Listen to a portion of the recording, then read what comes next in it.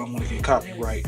I already got banned from Twitch because of some stuff on Omegle that popped up, so we ain't trying to get banned from too many places at one time. But today we are watching the NFL draft together. We're probably going to be following coverage today from this, as well as a couple other people, man, so bear with me. We're probably going to have a couple of different perspectives on this, but as a Raiders fan, I'm excited.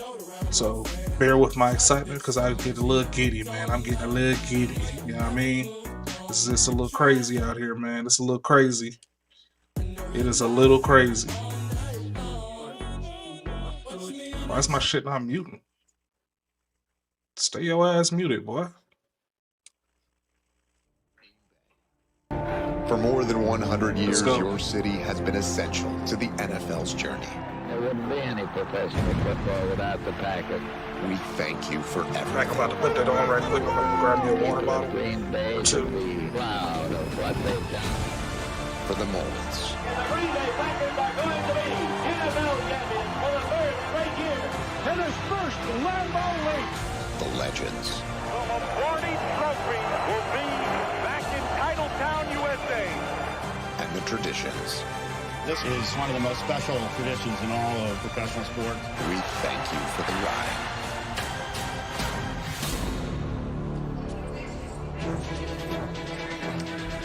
Welcome, everybody, to Green Bay, Wisconsin, and to night one of the 2025 NFL Draft, presented by Courtyard by Marriott. You can see this place has filled up in the shadow of Lambeau Field. We have an estimated 250,000 people who have come here tonight to watch all 32 National Football League teams have their shapes completely remade, as each of them has a selection in tonight's draft. At least as of now, we are expecting a great many trades along the way. Adam Schefter will be here with all of those. The fans are ready to go. The commission will be out here shortly. The players are ready to go.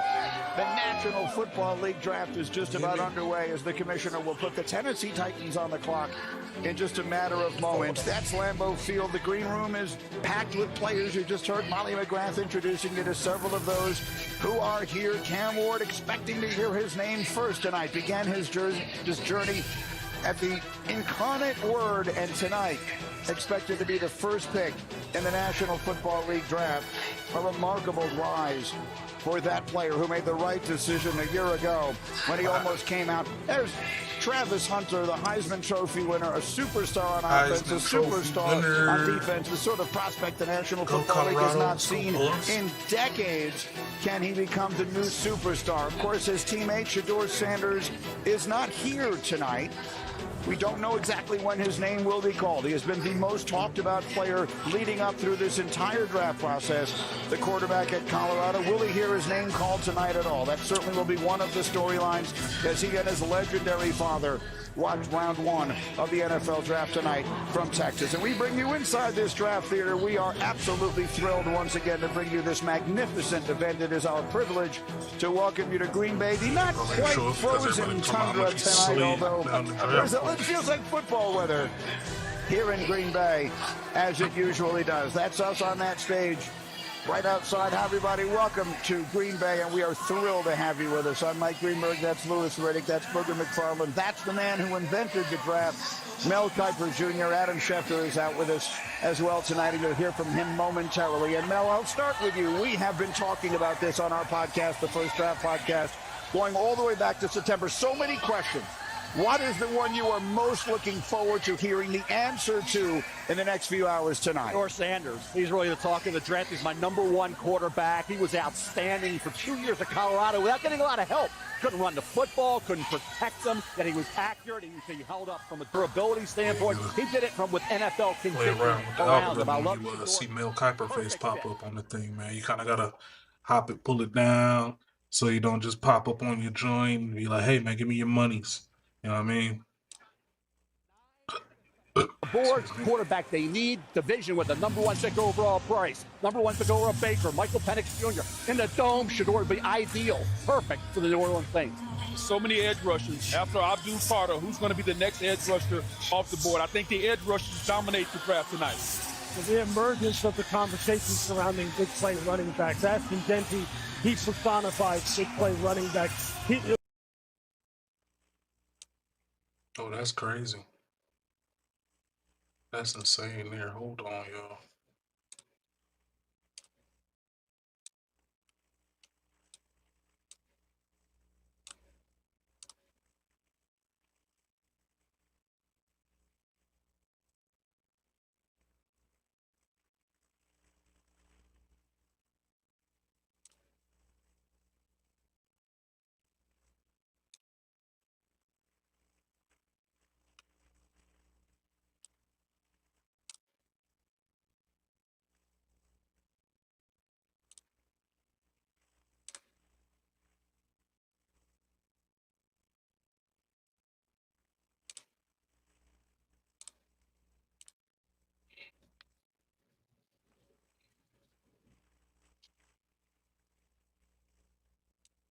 Mm.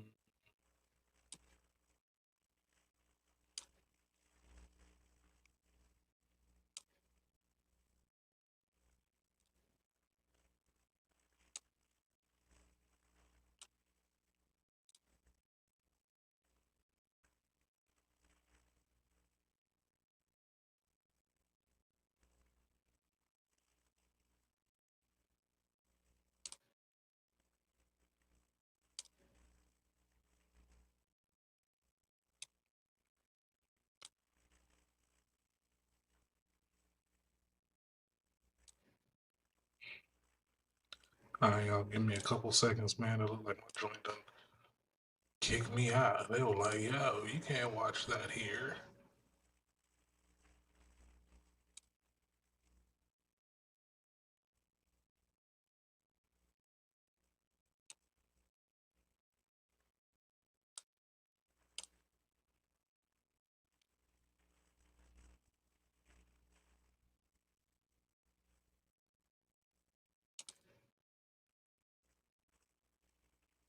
Yeah, give me a few seconds, y'all. We out here doing some build it as you fly type shit.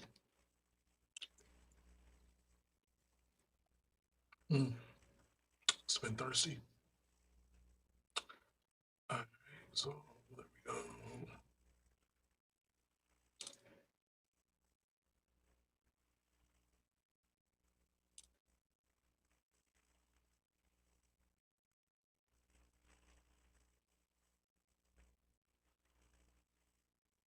Put this shit on fire like a tacky, nigga. Oh goodness, this thing is taking forever. Make it last forever.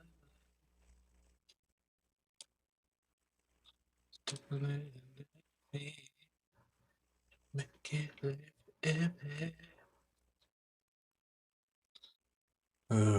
All right. As we're waiting on something to happen real quick, man, we're waiting on to download this VPN real quick because it's not letting me watch anything without the VPN.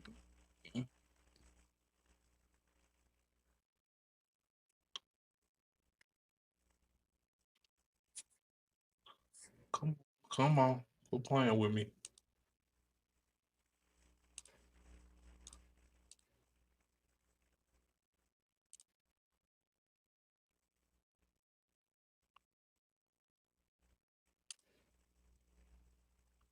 Yeah, I'm cool off you then. It is what it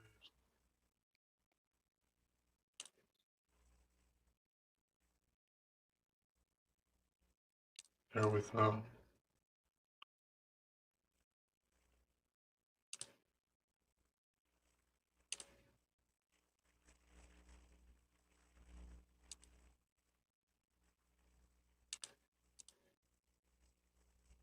Okay.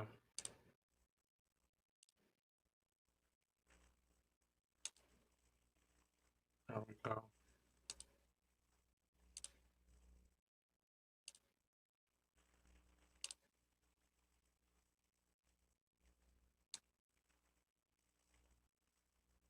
Let's go.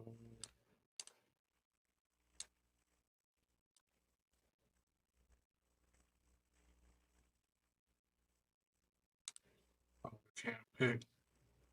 I can't pick.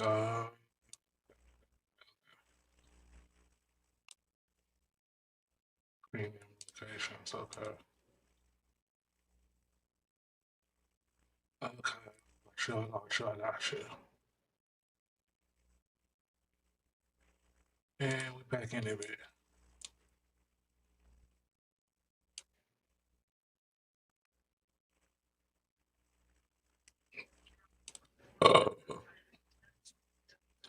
Back in a bit.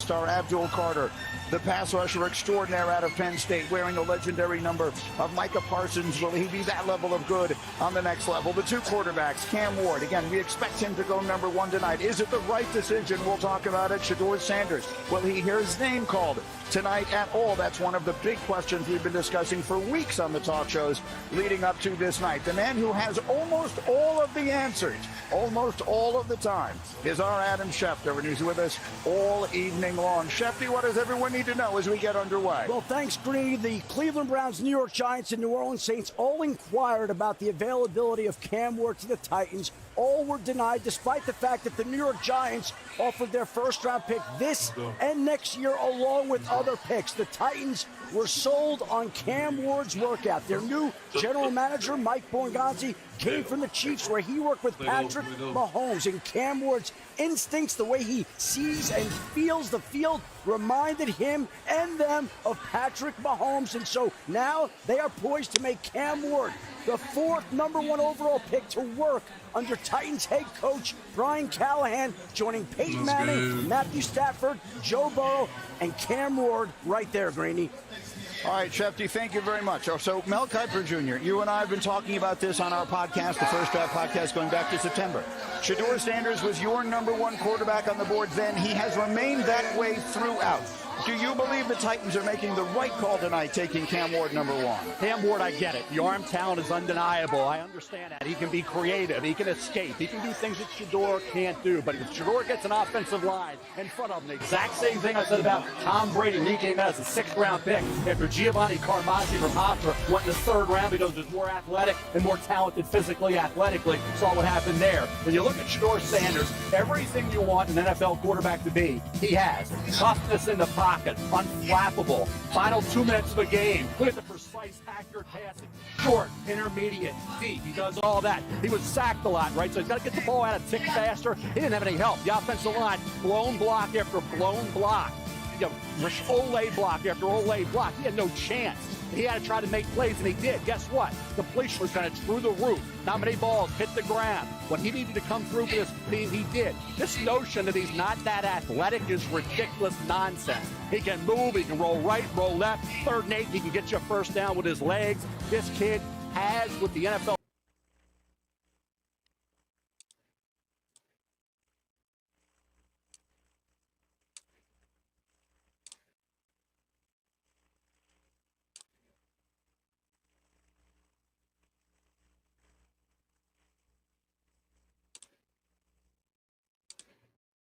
Damn, what just happened?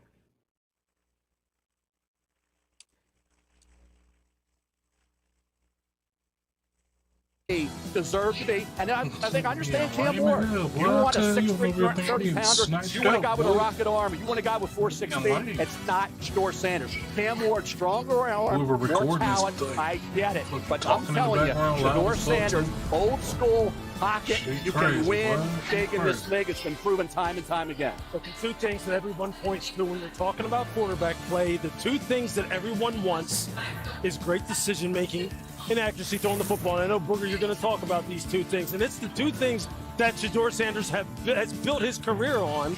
And yet we continue to try and knock this young man down for things that really people don't hang their hat on. He has plenty of horsepower in his arm. He has plenty of mobility, as you mentioned. I don't understand it either, but I'll tell you this. I believe the Tennessee Titans are making the right pick with Cam Ward because he does all the things that Shedeur can do, and he does have special horsepower.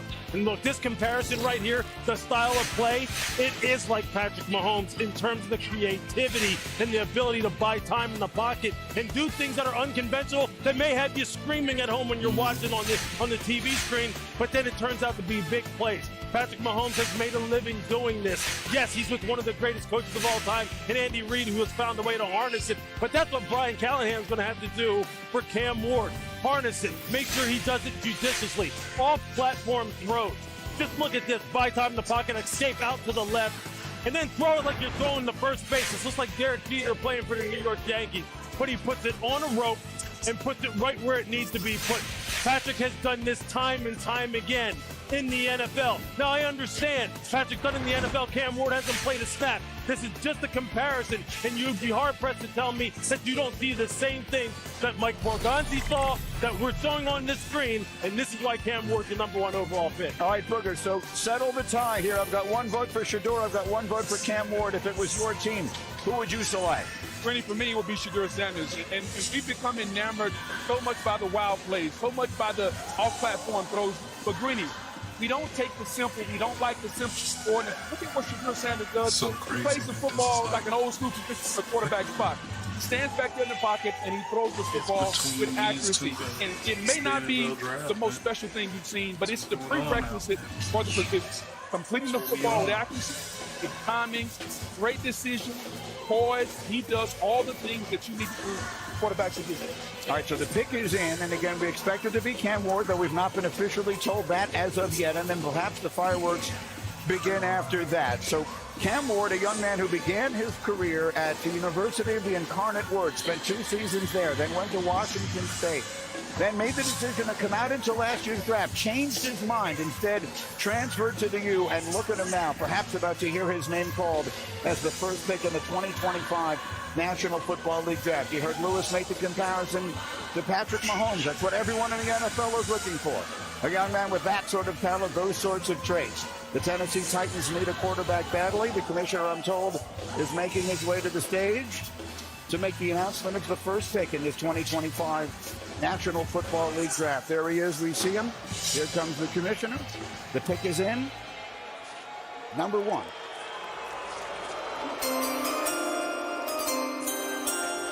Come on. With the first pick in the 2025 NFL Draft, the Tennessee Titans select Cameron Ward, quarterback, Miami.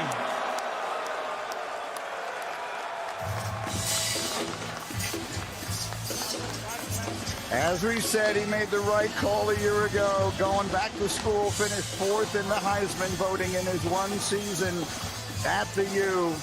Started 57 games in college, and I am being told as he makes his way to the stage, we will watch Cam Ward make his way to the stage, but I'm being told we have major breaking news. Adam Schefter, what do we have? All right, Greeny, we have the first trade of round 1. The Cleveland Browns have traded out of the 2nd overall pick. They're moving back to #5 to the Jacksonville Jaguars spot. In return, the Browns will get the #5 overall pick, a 2nd-round pick, number 36. We all knew that, 4th round though. pick, number Everybody 126, and We all the knew that was first-round pick of the Jaguars in 2026. The Jaguars, in turn, get the #2 pick, a 4th-round pick, and a 6th-round pick. The Jaguars are on the clock. The youngest general manager in the NFL, James Gladstone, at the age of 34, new regime in Jacksonville, is taking a huge swing at the 2nd pick. He picked and they number are 2? targeting Travis Hunter. All right, that is a remarkable development immediately here. Oh, and they're so as you picking see number 2 Cam and they Ward traded having with his moment with Cleveland. the commissioner, this is something that we knew would happen. We did not know we would have a trade as early as #2. Mel, Jacksonville giving up a lot to move up here. Is Travis Hunter, if indeed that is the player, Go Cam is Ward. he worth all that they apparently are giving in return? Think about Jacksonville right now. Liam Cohen, right? Head coach. He wants offense. There's no question. Help out Trevor Lawrence, right? What can Travis Hunter do? He can bring you juice to an offense. He can be a playmaker. He can be a touchdown maker. They need help at corner. That's a neat area for the Jaguars. He can be strategically worked in at cornerback late in the first half, late in games. These games are decided in the 4th quarter. Travis Hunter, the Jacksonville Jaguars, all about Trevor, all about the cornerback spot, 2 for the price of 1. Travis Hunter is, in my opinion, the best player in this draft. I don't think, when you think about what he can do, I understand it's tough in the NFL to play both ways. It's going to be very difficult. He may not be able to do it more than a year or 2. But I think you could always work him in on the other side of the ball. He's going to be offense with Trevor, and then on defense with the cornerback spot being the lead area, he'll figure it out. He is not had the benefit in college up until this point of being able to just focus on one position. So how can you be great at one spot when you're playing both ways? You're out there all the time. Yet he was. He's special, and for Jacksonville to give up what they did, it tells you they believed he was the number one player in this draft, and they needed him on both sides of the ball. And Greeny, we're talking about a unicorn, something we've never seen before, and for them to give this up, they believe he's that. And for all this talk about can he play both sides in the NFL, think about this. The NFL game is slower.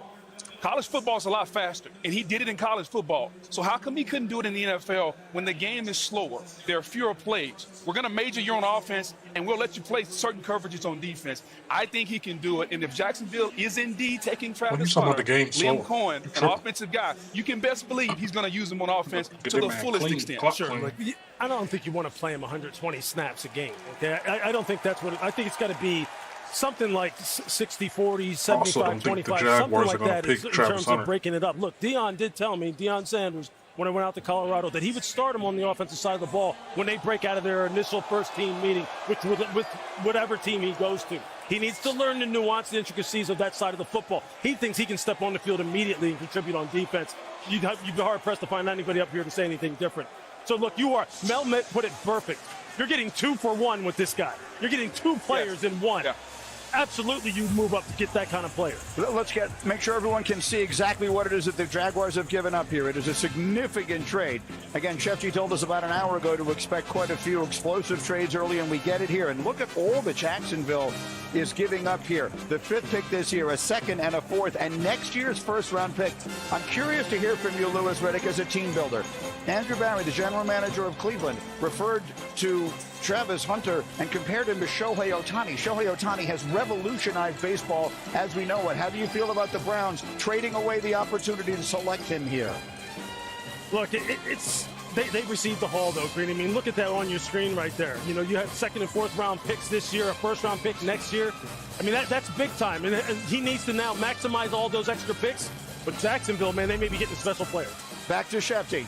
Here's what we got, Greeny. These two sides have been working on this trade for 2 weeks, and it changes the shape of this draft and Cleveland's approach to quarterback because the Browns now have 2 second-round picks at the top of this draft, and they also have 2 ones next year in what's expected to be a more quarterback-rich draft. So they could opt for quarterback here tonight or tomorrow or opt for 2026, but they have options. And the Jacksonville Jaguars instead have what they believe will be the best player in the draft. They're moving up to get that type of player. A huge swing from both teams, but both sides believe it's worth it.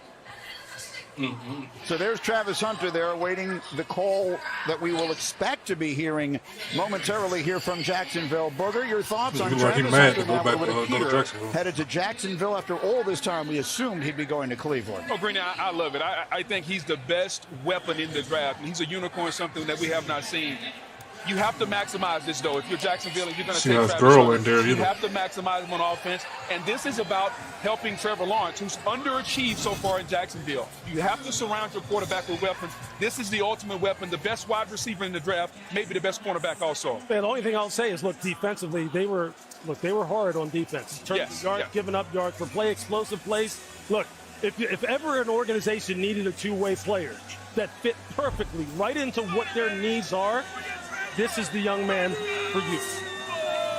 This is the new National Football League. This is a league where we did not used to see this sort of wheeling and dealing. This is becoming much more commonplace. Young general managers in place, as was pointed out by Adam Schefter moments ago, and one of the youngest and the newest in the NFL making a dramatic move here. The pick is in. The Jaguars expected to make it here any moment here. We'll hear from Roger Goodell on what direction it is they've chosen to go. Huge trade being made immediately, and the commissioner making his way to announce the trade to this crowd and the 2nd pick in this year's draft. My man.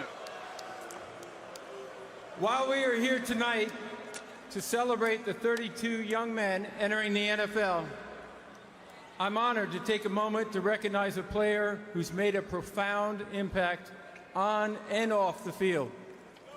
The Walter Payton NFL Man of the Year Award, presented by Nationwide, recognizes one player each year who best represents greatness and compassion both on and off the field and in the community.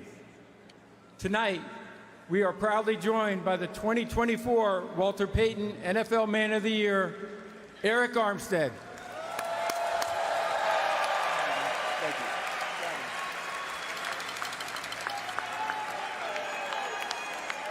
First off, Duval.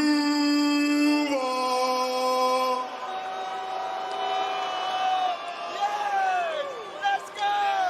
Let's go! I want to say thank you to the commissioner. Thank you to the Payton family and the NFL and nationwide. And also, too, tonight I want to encourage each player embarking on the NFL journey to identify a passion close to their heart and act upon it. Use your platform to make your community, the league, and this world a better place.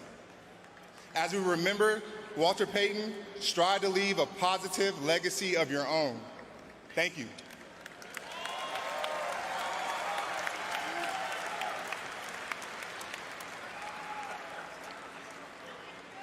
We have a trade.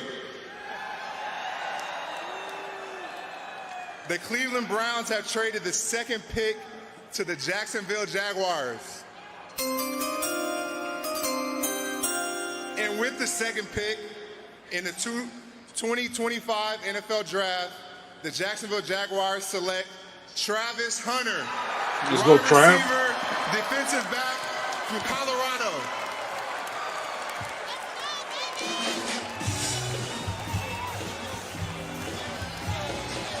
Go, Trav. That's right. They get two for the price of one. Star on both sides of the ball, but making history is nothing new for this Heisman winner. He was widely considered the best player in the country coming out of high school in Georgia. Chose to play for Coach Prime at Jackson State, making him the first five-star recruit ever to play in an HBCU. And then last year at Colorado, he became the first player ever to win the Biletnikoff Award as the nation's top receiver and the Bednarik Award as the best defensive player in the country. And now he is the second pick in the National Football League draft. Mel headed to Jacksonville. What Brian Thomas Jr. and Brenton Strange, former second-round pick out of Penn State, that Liam Cohen and Trevor Lawrence seem to really like. Now you got a guy like Travis Hunter on the offensive side of the ball, which he was dynamic at Colorado. Talking about the ball skills. How about the football IQ? How about the work ethic? How about counting players on the field, guys, during a game when he's out there playing on both sides just about every play? He's worrying about how many players were on the field. That's the underrated part of Travis Hunter, his passion for the game, his knowledge of the game, that football IQ. There are a lot of great players who have played in the National Football League, all right? A lot of great pass catchers in particular who have fantastic ball skills. I was fortunate enough to play in an era where a lot of them really made their name. But this guy right here, I'm telling you this, when I was out there at his pro day and he was catching the football and running routes, one, the ball never touched the ground, and two, he didn't have gloves on, and you couldn't hear the ball hitting his hands. Some of the most natural hand-eye coordination and ball tracking I've ever seen in my life, and I've seen some great players. This guy truly is, as Deion likes to put it, he's him. He's different now. He's different, and that's why Jacksonville went ahead and did what they did, because they said, look, he's too good to pass up. Mel coined it perfectly. I said it just a minute ago. He's 2 for 1. That's what you're getting, and you'd be foolish not to utilize him as such. And when you're getting 2 for 1, I think it's important to talk about the stamina. Guys, it's hard playing football on one side of the football. Lewis, you know, you and I play defense. It's hard to play defense. And then to go sit on the bench and pop right back up and get back up and play offense. I don't think America understands the stamina that this young man has and how hard he works in the offseason to prepare himself. This is truly something, Greeny. I've been around this game a long time. I've never seen anything like this. It's a reasonable question to ask how much he can play on both sides of the ball. We understand that he can play one side and dabble on the other, but realistically, as brilliant an athlete as he is, and I sell him short in no regard, he's as good as we've seen in a long time. Can he realistically play full-time on both sides of the ball? No, you're not going to play him 120. Again, you're not going to play him 120, 130 snaps a game for 17 games and expect him to last a decade or longer. It's just not going to happen. You have to be judicious with it. I just said it has to be a 60-40, 75-25, 70-30 type of split. The question is, where do they use him first? Is it primarily offense or defense? All right, Molly McGrath is standing by, and she's got the number 2 pick in the draft. Verizon Business takes us down to the stage. Molly. Thank you, Greeny. Travis, Jacksonville traded up to get you. What's your reaction to how all of that unfolded? I mean, they ain't talking to me since the combine, so I'm super excited to be able to go back home and be able to play for an organization that thought I was worthy of trading up and getting. What kind of conversations did you have with the Jag staff about where they see you playing for them? I mean, they told me they was going to let me go out there and do what I do, so they put me on phone with both coordinators, so I'm going to just go out there and just do what I can do. Travis Hunter, a history maker, the first player in the draft era to be announced at both positions, receiver and defensive back. Congratulations. Yes, ma'am. Thank you. Greeny. You mentioned that he's going home, Molly. His hometown in Georgia is about 374 miles from Jacksonville. And we talk about the history that he is making. Well, we are in the shadow of Lambeau Field, the legendary Green Bay Packers. Don Hutson is the only player in NFL history to catch 400 passes and make at least 10 interceptions. He did all of that without wearing shoulder pads, by the way. Will Travis Hunter be the first ever to do it with shoulder pads? The last player to play consistency on both sides of the ball was his coach, Deion Sanders. Primetime, 1996 with the Cowboys. He made 8 starts on both offense and on defense. Obviously, one of the great players of all time. We'll see if his protege is able to follow in his footsteps. So, fireworks early here tonight. Jacksonville making the trade, moving up to number 2.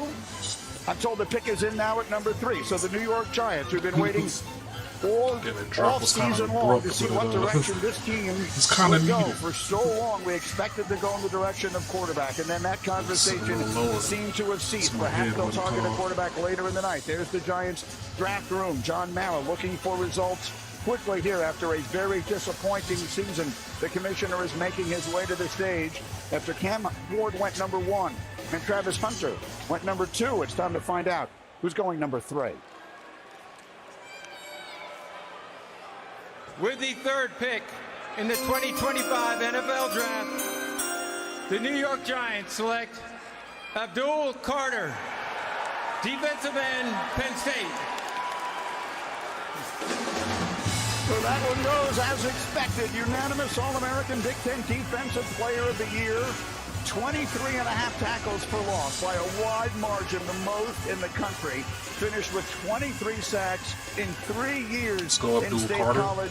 And Mel was all over the field in that semifinal loss to Notre Dame, which proved to be his final game as a You think about Abdul Carter, you think about what he was as an off-ball linebacker for 2 years. He had 17 tackles for loss and 11 sacks over a 2-year period. They unleash him off the edge this past year. He goes to 24 tackles for loss. Talk about more than over a 2-year period. 24, 12 sacks as opposed to 11 over a 2-year period. Double the number. So bottom line is, when you put him off the edge, you can play him off ball. He can steal the edge, play the run, plays the end with passion. They dropped him in the coverage. Did a really good job there. The bend, the wide variety of moves that this young man had.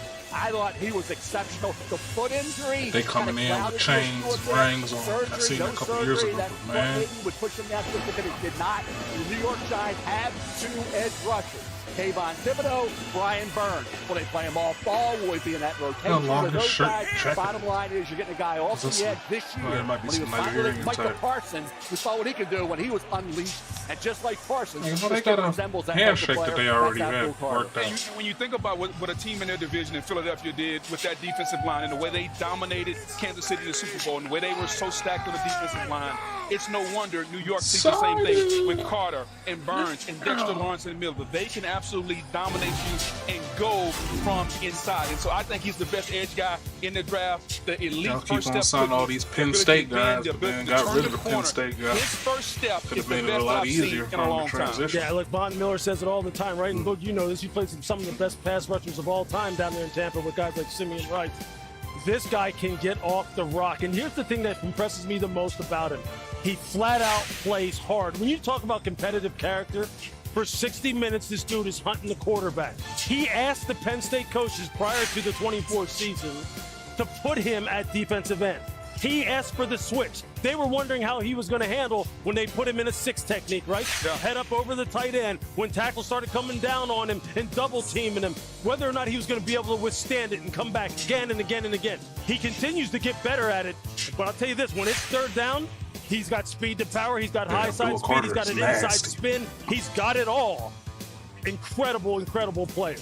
He wears the same uniform number that Micah Parsons did. Will he follow in those footsteps as far as effectiveness in the NFL. Verizon Business takes us down to Molly, who is standing by with the third pick of the draft. Molly. Let's go, Carter. Thank you, Greeny. Abdul, your dad trained you your entire childhood. What was that moment like after your name was called with your dad and the rest of your family?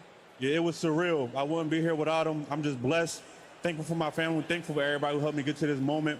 And I can't wait to celebrate this moment with my family. You grew up in Philly. You grew up an Eagles fan. How are you going to bring the Giants back to dominance in the NFC East? Yeah, I'm all New York. New York getting everything from me. All the passion that I have, all the love that I have, all the excitement. On third down, they're going to get loud. I'm going to get that big play, make my best pass rush, make that big explosive play. All right, congratulations, Abdul. Thank you. Greeny.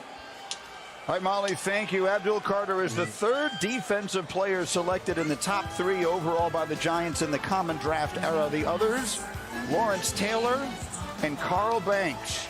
So Travis Hunter is off the board. How about his college teammate, Shedeur Sanders, waiting to hear his name called as round 1 of the NFL draft continues from Green Bay on ESPN. Why they doing my boy Trav like that?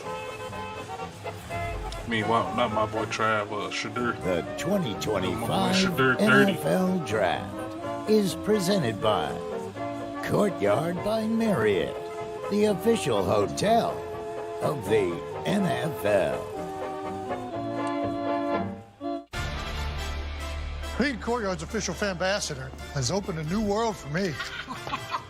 Now I get to hang out with NFL fans all season long. Butterfly. Wait, what?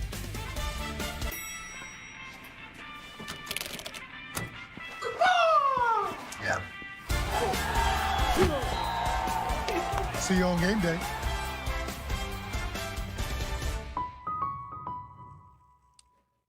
Today, my boy becomes one of us! Let me show you why I stopped paying for all my other sample libraries. This is all paid. You all need to see this. This this. has sound, samples, We don't have to kill instruments, them. effects, What's he everything you doing? could ever need. All of I won't hurt you. I'm not one of them. Brandon, I love you. I miss you. I know everybody that watches the show that remembers the great Brandon Jasper. He's smiling down right now. Honestly, I would love to know who Brandon is.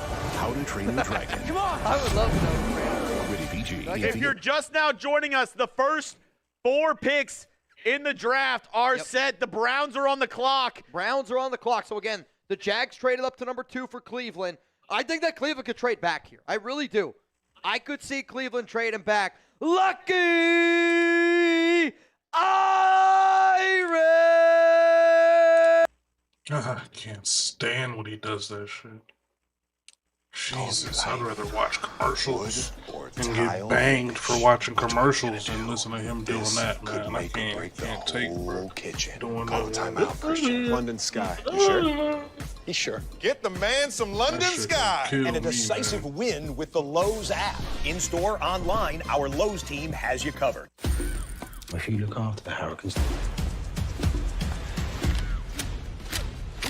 they will look after you.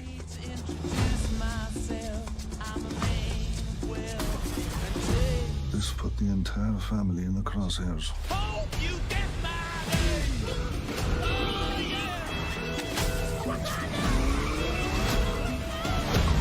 It's the New World Order. Mobland, new series now streaming on Paramount Plus. Hey, you know you're not actually allowed to drink in a beer commercial? Since when? You gotta wait till it's done. Oh.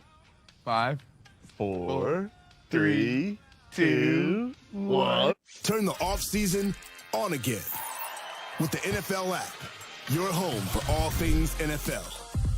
Get the news, the highlights, and more access with a subscription to NFL Plus for the picks, the moves, the plays, all in one place, all year long. Welcome home.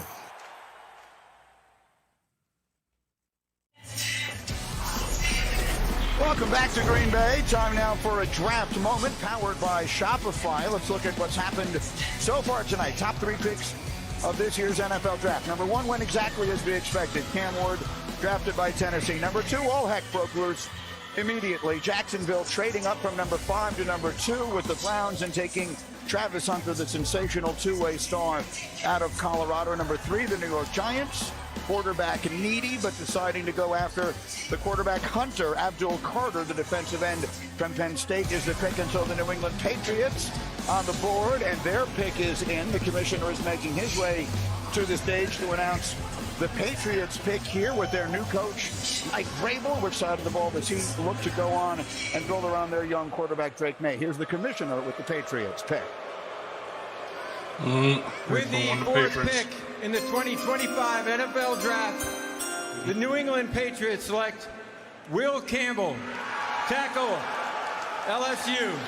Lit, that makes sense. Here's a young man who has been a star for a long time. Came out of Monroe, Louisiana as the highest rated offensive lineman that state had produced in 7 years.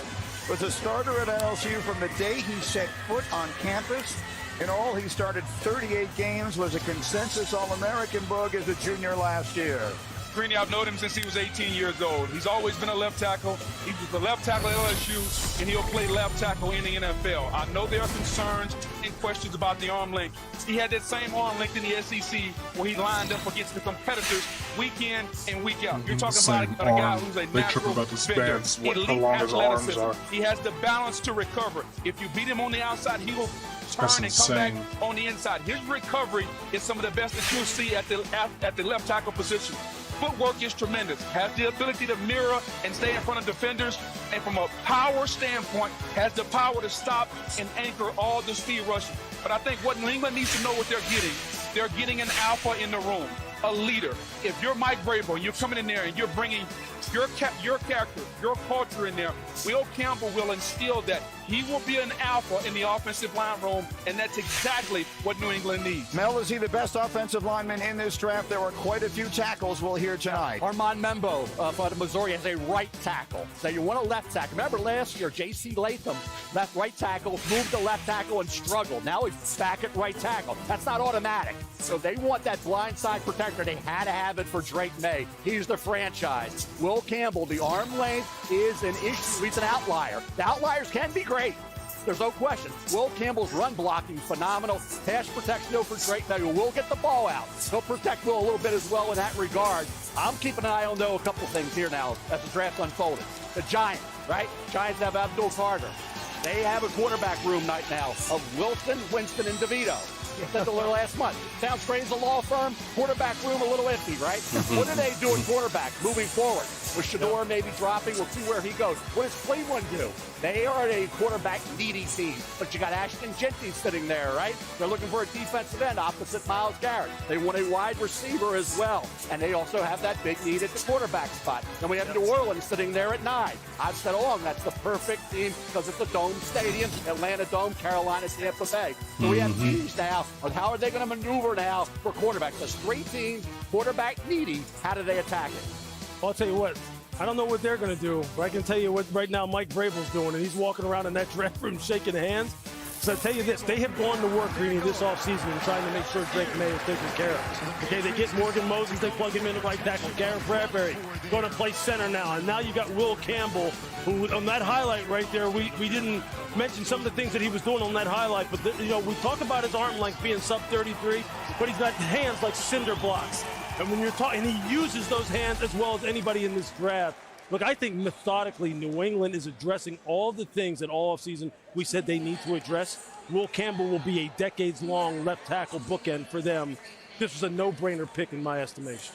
It was the expected pick. So the players that have been drafted thus far, for those of you who've not followed the process all through the last few months, they've been the players that we were expecting to hear called tonight. Obviously, the huge shocker was Jacksonville trading up to number 2, and so the Browns are now on the clock. They will make the next selection having traded back at number 5. In the meantime, Horizon Business brings us back down to the stage, and Molly is there with Will Campbell. Molly.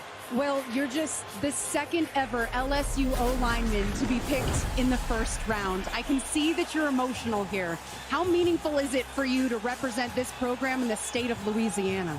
It means everything. They did so much for me and my family, and for me to be able to represent them the right way, I'll never be able to repay them for what they did for me. I know you spent a lot of time with Patriots staff and head coach Mike Vrabel. What do you like about the culture that he's building there in New England? that logo speaks for itself. But, you know, Coach Vrabel is a guy who I want to play for. He's a football guy, no BS. And I've loved everything that everybody in that building's about since the first time I stepped in there. So it's a complete honor to be able to have this hat on right now. Well, one thing's for sure, quarterback Drake May has to be happy about this selection. Congratulations, Will. Thank you. I appreciate it. Greeny. You can hear the awe in his voice. What a wonderful moment. Reminder that this night is not just about the analysis, but it's about the opportunity for these young men. By the way, the older football fans in our audience will appreciate this. Mel, the Patriots have drafted a top 10 offensive lineman only once in the common draft era. It was John Hanna, who was 4th overall in 1973 and may very well be the greatest guard that ever played. Yep, no doubt about it. They are hoping that obviously with Will Campbell, you think about what he can be at that left tackle spot. One of the more critical picks so far in this draft was Drake May is going to have to be that franchise quarterback they hope he can become. All right, we're at number 5. Again, this is the Cleveland Browns. They traded back. Originally had the 2nd pick, moved back here to 5. And here comes the commissioner to announce the selection. With the 5th pick in the 2025 NFL Draft. Let's go. What's going on? The Cleveland Browns select Mason Graham. Let's go, Cleveland. Defensive tackle, Michigan. Defensive tackle. After all of the speculation about all of the surprises we may get outside of the trades, these have been the players we were expecting. Mason Graham is a 2-time All-American from Los Angeles. He was the defensive MVP of the Rose Bowl the year the Wolverines won the national title. Was a star wrestler in high school as well. Jim Harbaugh called him a gift from the football god when he brought him to Ann Arbor, and Nell Graham lived up to the hype. Everybody said Graham was dropping. And there was even Walter Nolan could maybe go ahead of him, defensive tackle out of Ole Miss. But Mason Graham, 3rd on my big board. Cleveland made that deal, kind of threw it out of whack a little bit. A little bit of a curveball with Mason Graham, not on that one grade, but on the fact that they have other neat areas. But defensive tackle was one of those. Mason Graham, heavyweight wrestling champion. And you can see that in terms of leverage. Low man wins in the NFL. The versatility, the violent, active hand, the reactability, diagnostic ability. Stats were not off the charts, but if you watched him, he was disruptive, Bug. He made an impact game in and game out. Consistency, the ability, I think, to impact the football game where quarterbacks hate it the most, up the gut. When you play that position, Greeny, inside, you better have a couple of things. You better have a quick first step. You better use your hands well, and you better have great balance. He has all 3 of those things. He can make tackles from tackle to tackle and even outside the tackle. I love his motor. I love his disruptiveness and his ability to use his hands. You have to have strong hands to control the center, to control the guard, to get those guys off you. People think that nose tackles and 3 techniques can't make plays. He is a disruptor, a playmaker. Here's the thing I want to see. Can he continue to get better as a pass rusher? Can his pass rush arsenal continue to get better? Because right now, it's not up to par with what we've seen in the likes of Grady Jarrett or Aaron Donald, those impact, or Chris Jones, those impact 3 techniques. He's got to get better as a pass rusher. Yeah, that was one of the things that I struggled with when evaluating him was, look, there's no question he's a great player. You talk to the people in Michigan, they love him. They love all the things that Boogs just talked about, specifically his motor. They love him when he's on the move, when you're running games and stunts, and he's the looper, when he's a guy who you can kind of like get on some edges, get some angles. Look, he'll be working with one of the best pass rushers in the NFL, Myles Garrett, but can he produce rushing the pass? Let's go to the stage, Verizon Business, and Molly McGrath. Take it, Molly. Thank you, Greeny. Mason, you are a tone setter for Michigan's defense. What kind of attitude and toughness are you bringing to Cleveland? I mean, just fierce competitor. I want to come in there and win, get to the top and then, win a Super Bowl. So that's, my one mission coming in, and that's what I'm going to do. A Michigan man is going to the state of Ohio. How are you going to make amends with those fans after what you did to the Buckeyes the last 3 years? I'm sure we'll get along pretty well coming here pretty soon. All right, good luck. Thank you. Congrats. Thank you. Greeny. That's exactly right. Heading into what would have been considered enemy territory previously, but now the new favorite son of the Cleveland Browns, Mason Graham, an outstanding player. So now the Vegas Raiders are on the clock, and what a fascinating decision they have ahead of them here. Early in this process, Mel, we were talking about Shedeur Sanders here. He has a long history with Tom Brady. That conversation has pretty much died away completely. That was part of the early discussion. That's not what we're expecting, at least here. They have Pete Carroll. You see him there in the draft room as the Raiders make their decision at number 6. What about Geno Smith now, right? Pete Carroll are tied together. Pete made Geno great, right? Made an outstanding quarterback in this league. He still has probably 3 years left where he can play at a very solid level. So for Geno Smith, to help him out. What does Pete Carroll want to do? Run the football. He had Marshawn Lynch. They drafted Rashad Penny. Didn't work out, but they still took him in round 1. You look at a guy like Ashton Genty, what he can do to this football team. I've been 4th overall on the big board. My philosophy is not my ranking. On value, on ability, he's the 4th best player in this draft. He deserves to be a pick this high. Based on that, I think the Raiders would look at the running back Ashton Genty over Armand Membo, the offensive tackle from Missouri. Yeah, look, this is a football team that didn't have a rusher go over 500 yards last year. You just can't have that in the NFL. So you would think that Pete Carroll, considering where he came from and what his philosophy is, he'd be sitting there going, how do we not take the guy? Yeah. It's a team that has a lot of holes, and so one might think that taking a running back is a bit of a luxury for a team with as many needs as this team has. We're going to find out right now. I see the commissioner making his way towards the microphone. Here come the Raiders at 6. Raiders. With the 6th pick in the 2025 NFL Draft, the Las Vegas Raiders select Ashton Genty. Let's go. Let's go. Boise State. Let's go. Well, we'll go over the numbers one more time. What a season he had. 2,600 rushing yards, 29 touchdowns. Ashton Genty. Won the Maxwell Award, What's the happening? Walker Award, and finished runner-up for the Heisman. Fascinating life story. His dad was a naval officer, so he played his first year of high school football in Naples, Italy, and was a quarterback. Ultimately wound up in Frisco, Texas, then to Boise for college, and now he is a Las Vegas Raider. Spectacular all-around running back. He was a workhorse. He only had one game where he had 30-plus carries in 2023. This past year, he had 8 games of 30 or more carries. He can be that workhorse running back for Geno Smith and for that Raider offense. You know about contact balance, game-breaking ability, explosive, right? How about catching the football? Let's go. He had 43 catches Ashton in 2023. Genty. Now, Generational running back. It's a lot, Let's right? go. Also, he's a little loose with the football. High and tight, right? He's got to learn that. 5 fumbles in 2023, 3 fumbles in 2024. That's 8 fumbles over the last couple of years. Penn State game, he had a fumble loss. Also had another fumble in that game. So in terms of a guy who can impact the game, running, catching, and guess what? He'll block. Is that last line of protection for Geno Smith. Ashton Genty will get the job done. He gets by those blockers.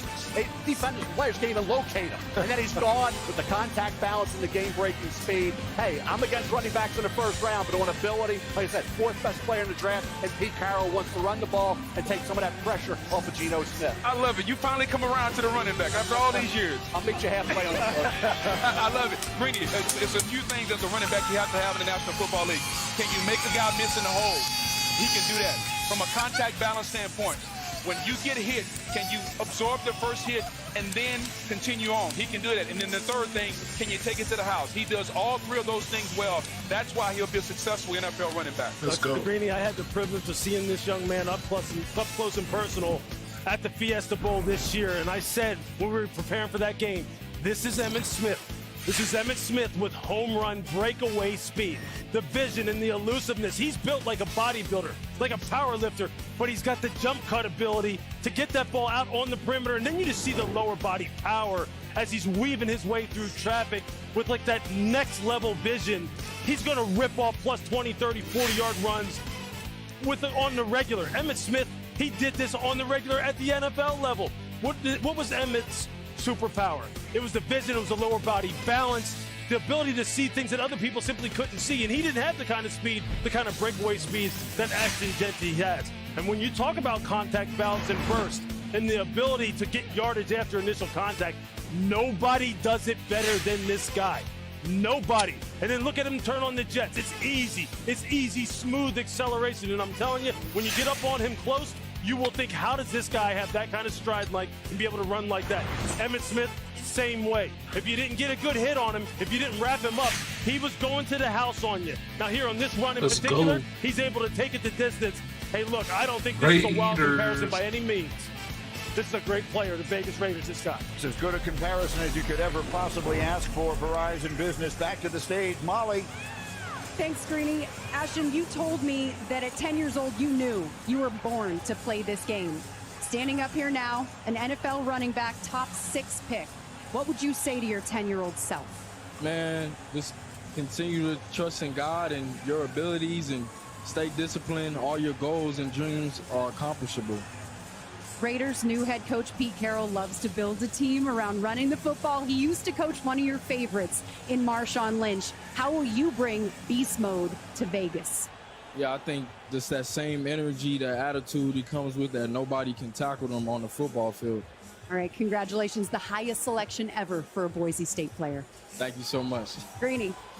Molly, the Raiders averaged 3.6 yards per rush last year, last in the NFL. Look at the celebration. Lone Star High School, Texas. Congratulations, you have produced a first-round pick in the NFL draft. We'll be right back.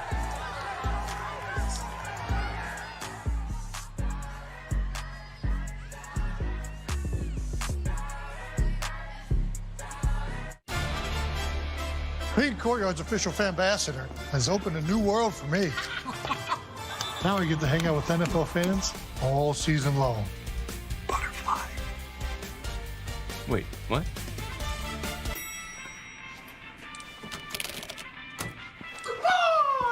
Yeah. See you on game day.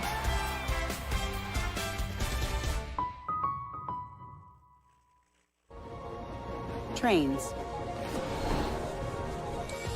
Trains that use the power of Dell AI and Intel.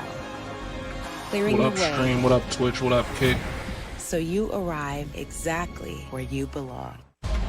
If it's war, I want to win. This is do or die. Make it worth it. Andor Season 2. New episodes Tuesdays. Only on Disney+. At AT&T, we confidently guarantee our network. Oh, no. What we can't guarantee, you and your teammates being too connected. What up, chat? Double oh no. I texted you guys I was gonna wear. I wore that last week. I got dressed first this morning. I thought you said you were gonna A wear connection means something. That's why with AT&T, we'll proactively make it right with a credit for a full day of service if there is a network interruption. That's the AT&T guarantee.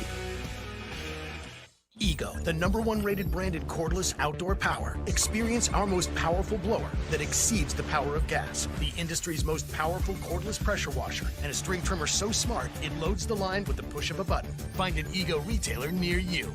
You know, Nationwide is so much more than a great insurance company. They're one of America's largest financial services companies, too. Just like I'm so much more than quarterback Peyton Manning. I'm also debating Manning. And honestly, this might be my best sport. I would argue that it's not. I think it might be. No, it's not. Is to. Is not. Is to. Is not. Is to times infinity, no takebacks. You can't do no takebacks. That's debatable. For your insurance and financial needs, Nationwide is on your side.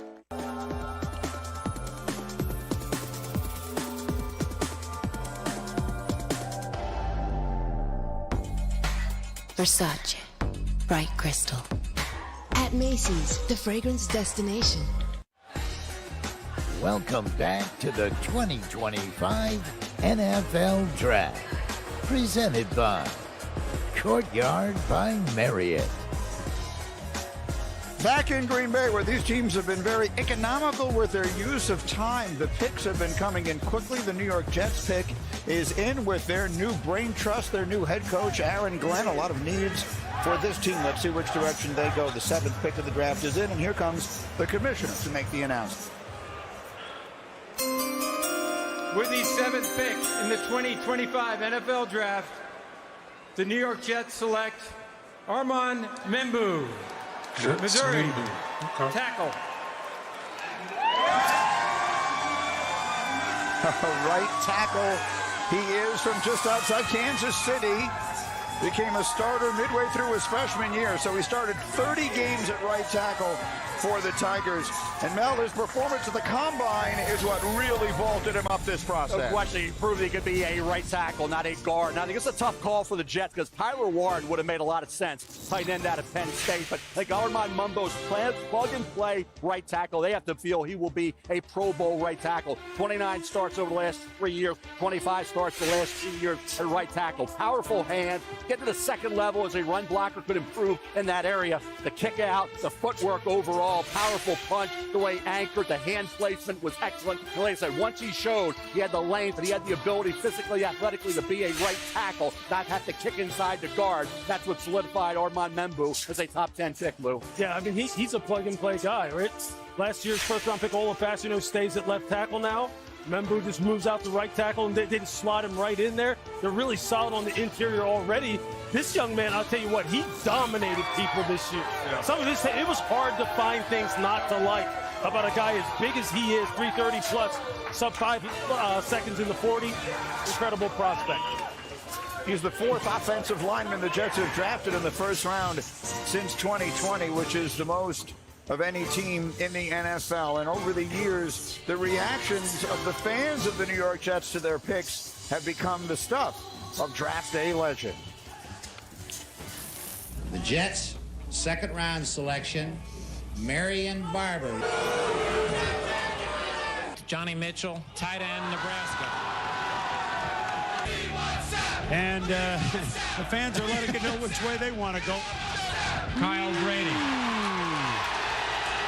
Mark Sanchez, quarterback, USC. Sam Darnold. Zach Wilson, quarterback, BYU. The New York Jets select Armand Membou, Missouri, tackle.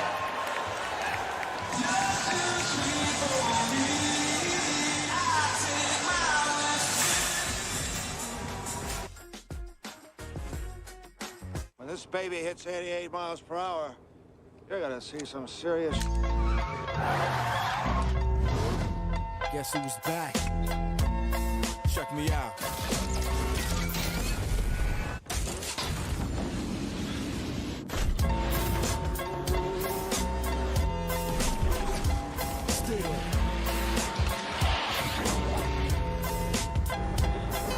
The best tires in the world have Goodyear written all over them. Still the beats bang, still doing my thing. Since I left, ain't too much change.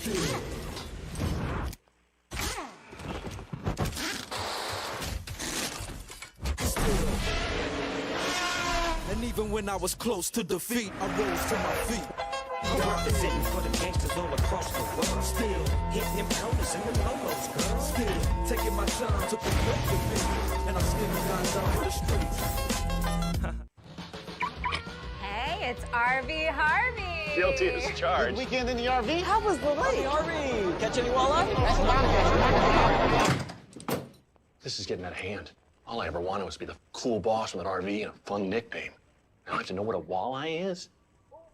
Hey, all that matters is that you bundled your RV and boat with your home and auto insurance. And got great savings and coverage. Sounds like an expert outdoorsman to me. I kind of overdid it with the decor, didn't I? Way overboard. You've earned this, so hold it up high. You don't just give an extra hand, you give your whole heart, because it feels good to raise up the community that raised you. You are a fighter, and this is your reward. Medela, the mark of a fighter.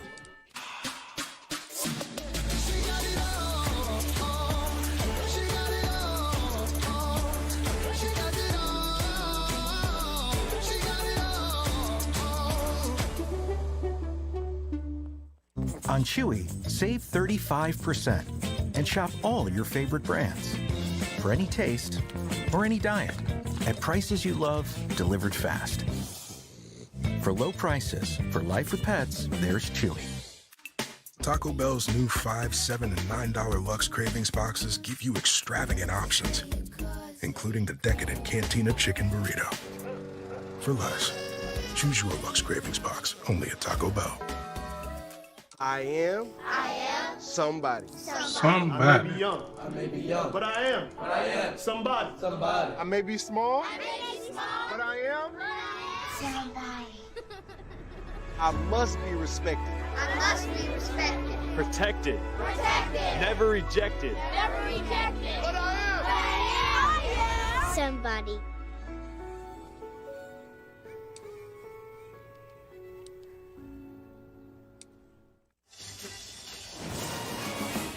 Back in Green Bay, Mel, let's look at your best available players, brought to you by Courtyard by Marriott. Not yet had any major reach, Greeny, in terms of the first 7 picks in this draft. Who's still available? Shador Sanders, quarterback, I think ideal for New Orleans. Tyler Warren, the Jets passed on Brock Bowers. Now they pass on Tyler Warren to take Armand Membu. So Warren's still available. Maybe the Bears coming up. Jalen Walker, edge and off-ball, versatile kid out of Georgia linebacker. Will Johnson, a little banged up.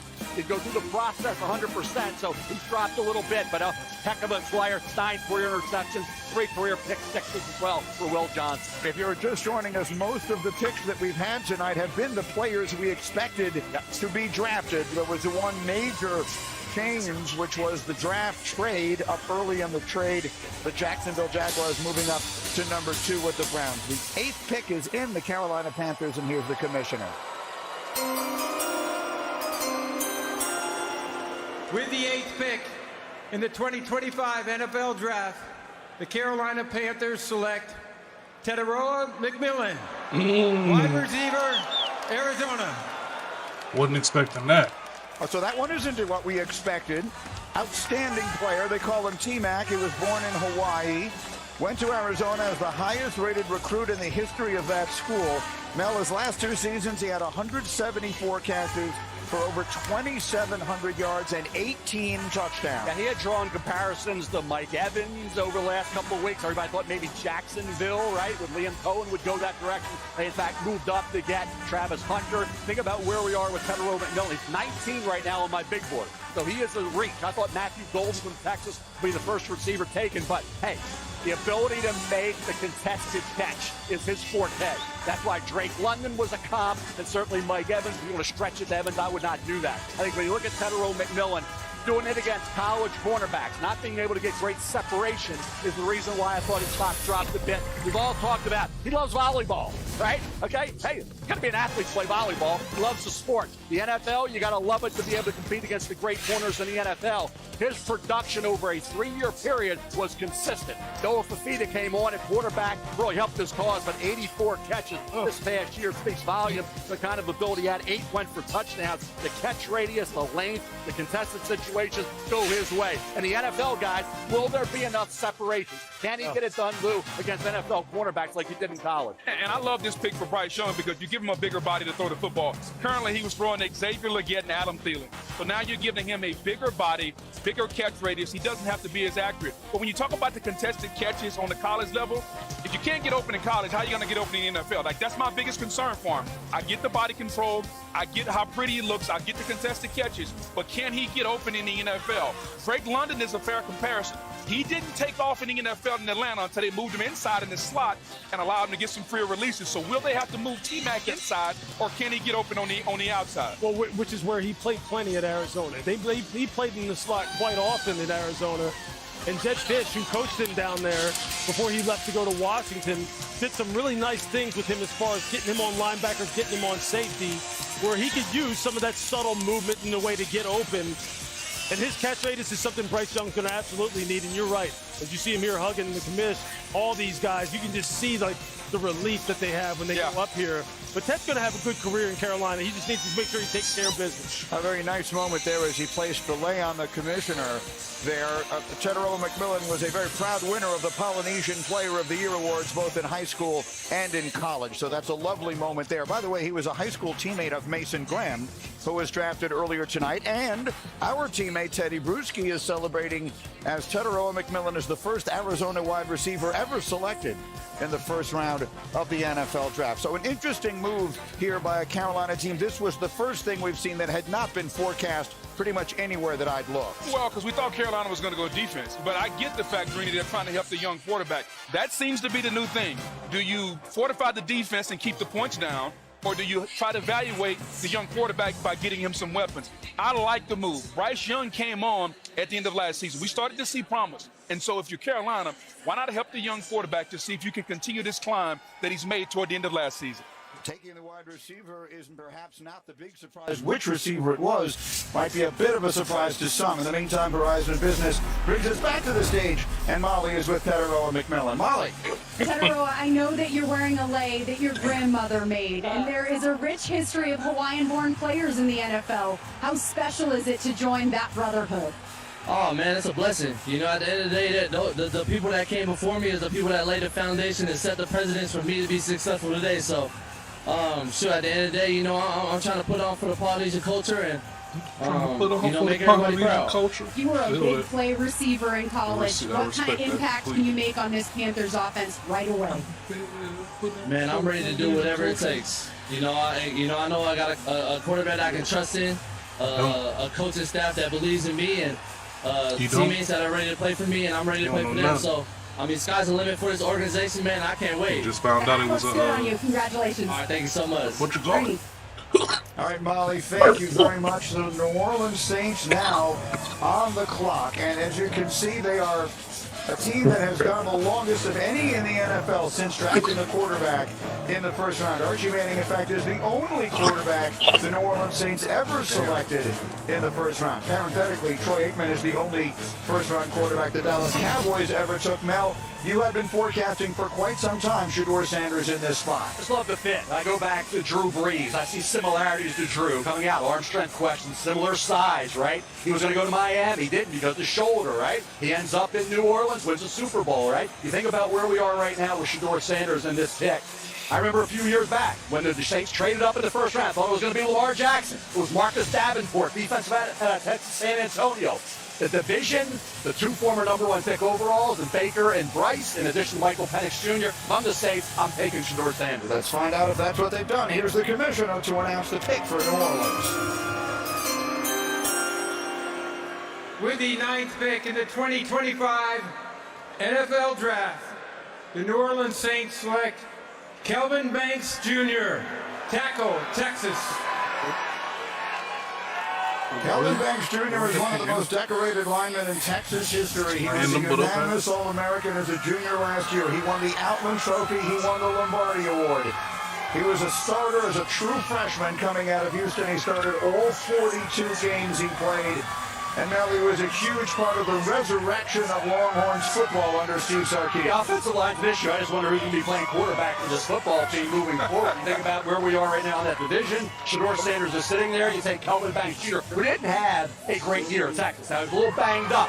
There were times where some guys were getting the best of Kelvin Banks Jr. You have to go back to 2023 to see Kelvin Banks Jr. at his best. Prior to that, when he came in, he was outstanding. In August, he was projected to be maybe a top 5 pick. Playing us this year wasn't a little banged up, Lou, but the talent, when you go back to 2023, when he was 100%, it was in abundance. Yeah, look, I talked to Steve Sarkisian recently about Kelvin Banks, and he could not rave about this young man more in terms of his competitiveness, how good of a teammate he is. He's a guy who overcomes adversity. Like, he had dealt with some things as far as health in his family. It never distracted him. He was continuously there for his team. As you mentioned, he wasn't 100% healthy, but when he is, this guy is smooth and fluid as water. Big, heavy hands, got a nasty playing personality. He can pass protect with the very best of them, and the New Orleans Saints need it. They're one of the very worst teams in the NFL in terms of pass block win rate in 2024. You're right, Mel. They better find a quarterback in order to protect and someone who can help them compete in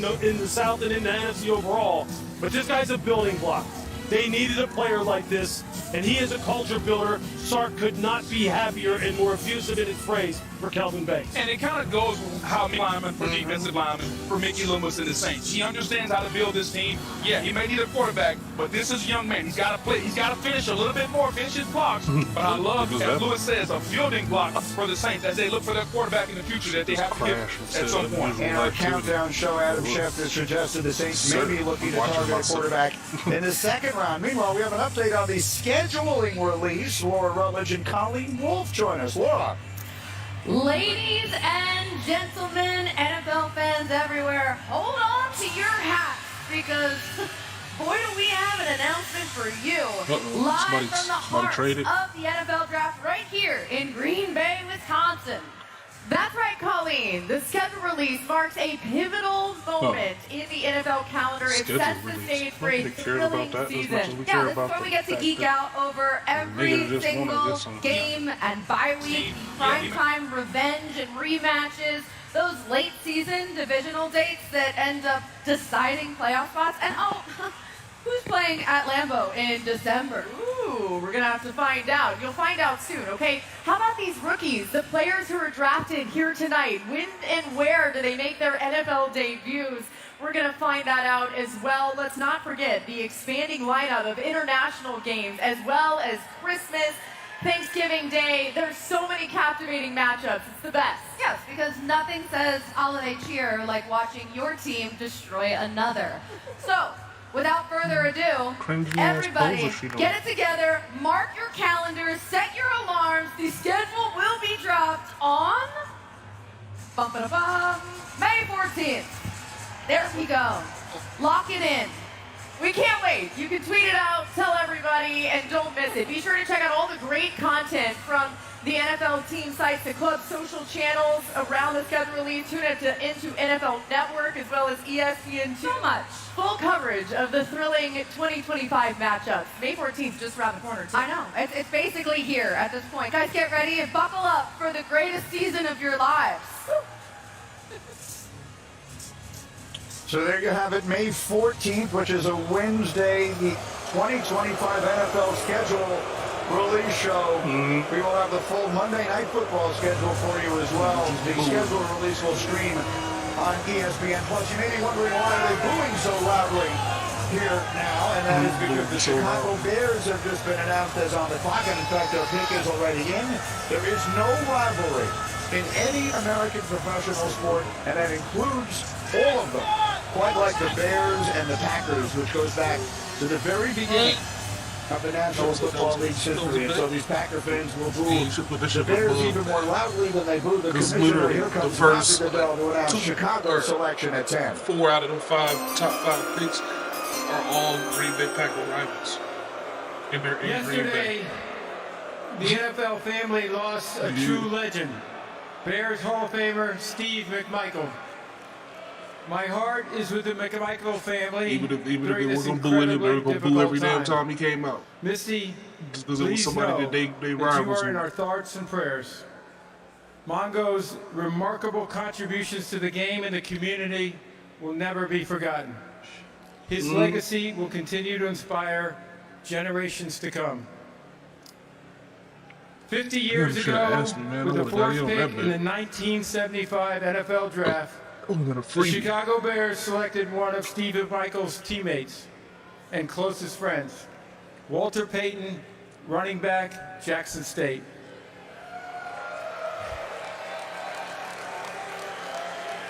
Walter would go on to rush for nearly 17,000 yards and 110 touchdowns over 13 seasons, all with the Chicago Bears.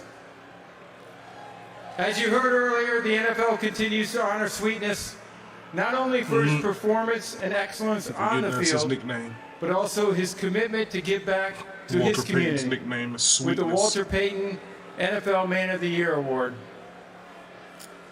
So with the 10th pick in the 2025 NFL Draft, the Chicago Bears select Colston Loveland, tight end, Michigan. Hey, let's go. Even though they didn't really throw it to Cole Kmet a whole lot, Cole is a damn good tight grew end up too. on a farm in Bliss, Idaho, which has a population of 258 people.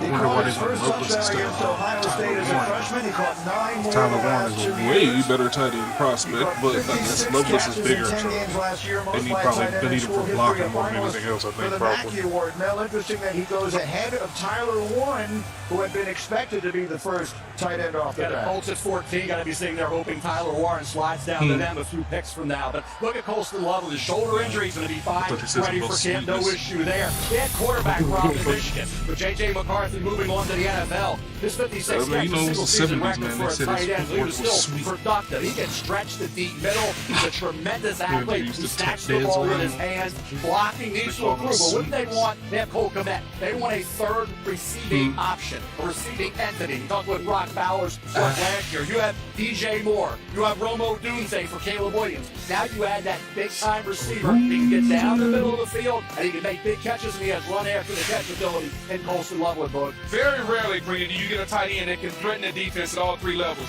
Short, intermediate, and he can go deep.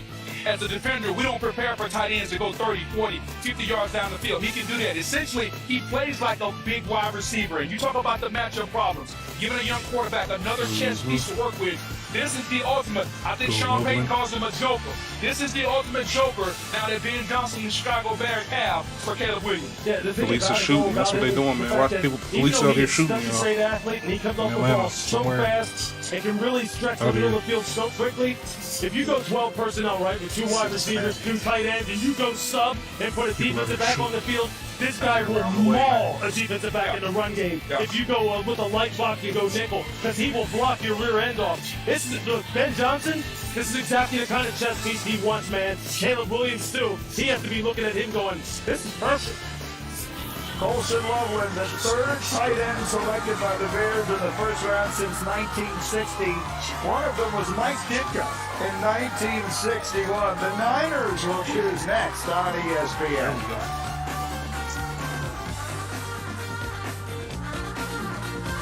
Let's go Raiders.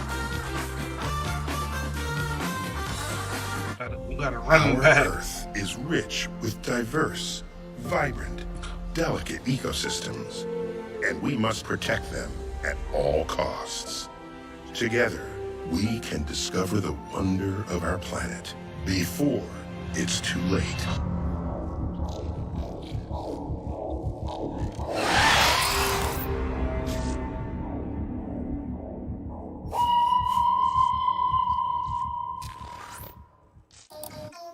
Order a 10-piece McNuggets meal with spicy nether flame sauce. And unlock epic add-ons in Minecraft. Only when you order on the McDonald's app. Let's build. Lowe's knows it's easier to make the right calls when you have the right team. McCaffrey looking lost. Hey, I'm looking for a one. I'm looking for a one. Could you put it aisle 27? Find what you need faster with the Lowe's app. Leave Amy? Is that Hidden Valley Ranch? This is the most flavorful day of my life. Easy Squeezy Hidden Valley Ranch. Only serious about flavor. Gatorade, the world's most superior sports drink, designed to rehydrate, replenish, and refuel. It fuels the best because it is the best. Gatorade, is it in you? Why do 80% of NFL players choose a Sleep Number smart bed? Because the higher my sleep IQ score, the better I play. But that's not the only reason. He likes his side firm. I like my side soft. Sleep Number does that. Effortless comfort all night. So sleeping on a smart bed is why you can play like this? Yeah, because I also like to sleep cool. And I like to sleep even cooler. And I really like it when we both get what we want. Sleep Number does that. Meet the Sleep Number Climate Cool Smart Bed. Sleep up to 15 degrees cooler on each side. Visit a Sleep Number store near you. Craving more football? Experience the game like never before. Every snap, every play. We take you inside the huddle. Bill Rachel, all right. On the sidelines. We're going to keep on. Into the helmet. The access, the action. You see and hear everything. More of what you love. The United Football League on ESPN. Saturday at 7. And Sunday starting at noon. Imagine if there's an ESPN Sportsbook app that linked to the ESPN app so you could track bets while you check stats. Go from streaming to betting in a couple taps. Personalized offers based on your fantasy team. You're literally describing ESPN Bet, which exists. It'd be a total game changer. It's one of my best ideas. ESPN Bet, the official sportsbook of ESPN. Sign up today and receive $100 in bonus bets when you make your first $10 bet. Welcome back to Green Bay. The San Francisco 49ers are on the clock at number 11. You're looking at a picture of Shedeur Sanders, who is in Texas tonight waiting to hear his name be called. Now, it has been one of the big storylines leading up to this draft that if Shedeur Sanders or any of the quarterbacks lasted beyond the ninth selection of the New Orleans Saints, take a look at the teams who choose here through the teams, if you will, up until the Steelers pick at number 21. Not any obvious expectation that any of these teams teams would need to select a quarterback. So, Adam Schefter, what should we be expecting? Well, Greedy, the wait is on for Mel Kiper's top-rated quarterback in this draft, and that is the next logical landing spot, the Pittsburgh Steelers at number 21. But there are no assurances that the Steelers take him, and if they don't take him at 21, then it's possible Shedeur Sanders could slip out of the first round and into the second round on Friday night. All right, Shefty, thank you very much. And obviously, at any point, a team could wind up trading up and in, so we'll have to wait and see how this unfolds. In the meantime, our house announcer, Alan Roach, has an announcement. Please direct your attention to the main stage video screens for a special message from United States service members stationed at Yokota Air Base in Japan. Hello from United States Forces Japan. I'm Sergeant Mitchell Johnson. I'm here with service members from the United States Army, Marine Corps, and Navy. We are proud to announce that this year we are celebrating our 250th anniversary. We are grateful for the opportunity to partner with the NFL Salute to Service and the USO in introducing the San Francisco 49ers 2025 draft pick.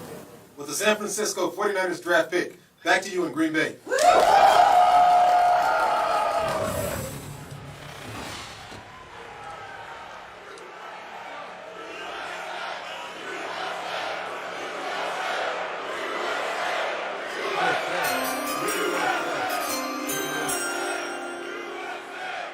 Thank you to our men and women who serve in the United States military for your sacrifices to defend our country's freedom.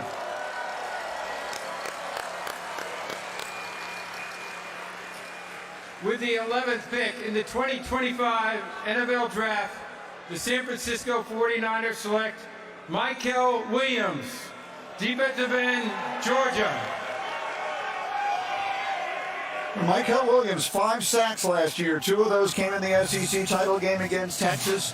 He was a 5-star recruit from Columbus, Georgia. 14 sacks in 3 seasons after starting his very first game as a true freshman, and still very young, Mel. He won't turn 21 years old until late June. Yeah, he had a high grade going into the season, Grady. Then he had that ankle injury, a left ankle injury against Clemson, came back from it and played and didn't shut it down. Continued to play, continued to be somewhat productive. He had 9 tackles for loss, he had 5 sacks, he forced a couple fumbles. He looks the part of an edge rusher in the National Football League. His side, his long arms, 34.5 arms, and huge hands. What he needs to do is get a more repertoire of moves going, coming after the quarterback off the edge. I thought he played the run great. He has a strong run defender off the edge, but as a pass rusher, I thought a little bit more work. That pass rush specialist that these teams have want to get the most out of Mykel Williams. He's got the things that you cannot teach, the traits, the height, the arm length, the ability to set the edge and play the run. We know he's technically sound playing at Georgia the way Kirby Smart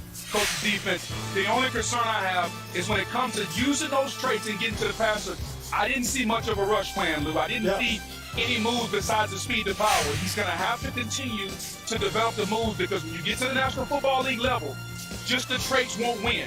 You have to have more than traits. You need to be able to have a pass rush arsenal. How are you going to beat the offensive tackle and get to the quarterback? John Lynch loves him. He loves defensive line. You're going to pair him with Nick Bosa, spread 2 bookends. But is he going to be able to live up to this feeling as far as the pass rush arsenal? I want to see that. Yeah, they needed to restock the cover in San Francisco on defensive line. This used to be, that position used to be the heartbeat of that football team, both lines of scrimmage, in fact, defensive and offensive line. They need to restock that. Mykel has not produced on a consistent basis the way you would think his measurables should bear themselves out. Mel mentioned the fact that he was injured. This year, he said himself, he played at maybe 60% most of the year. He's got to tie it all together. Robert Saleh, the defensive coordinator now for San Francisco, has to get it out of him. Mykel Williams, the first player ever out of Georgia to be selected by San Francisco in the first round in the Common Draft era. And so the Dallas Cowboys selection is in. An interesting one to make with their new head coach, Brian Schottenheimer. Here comes the commissioner to the stage. The Cowboys at 12, ready to make the selection.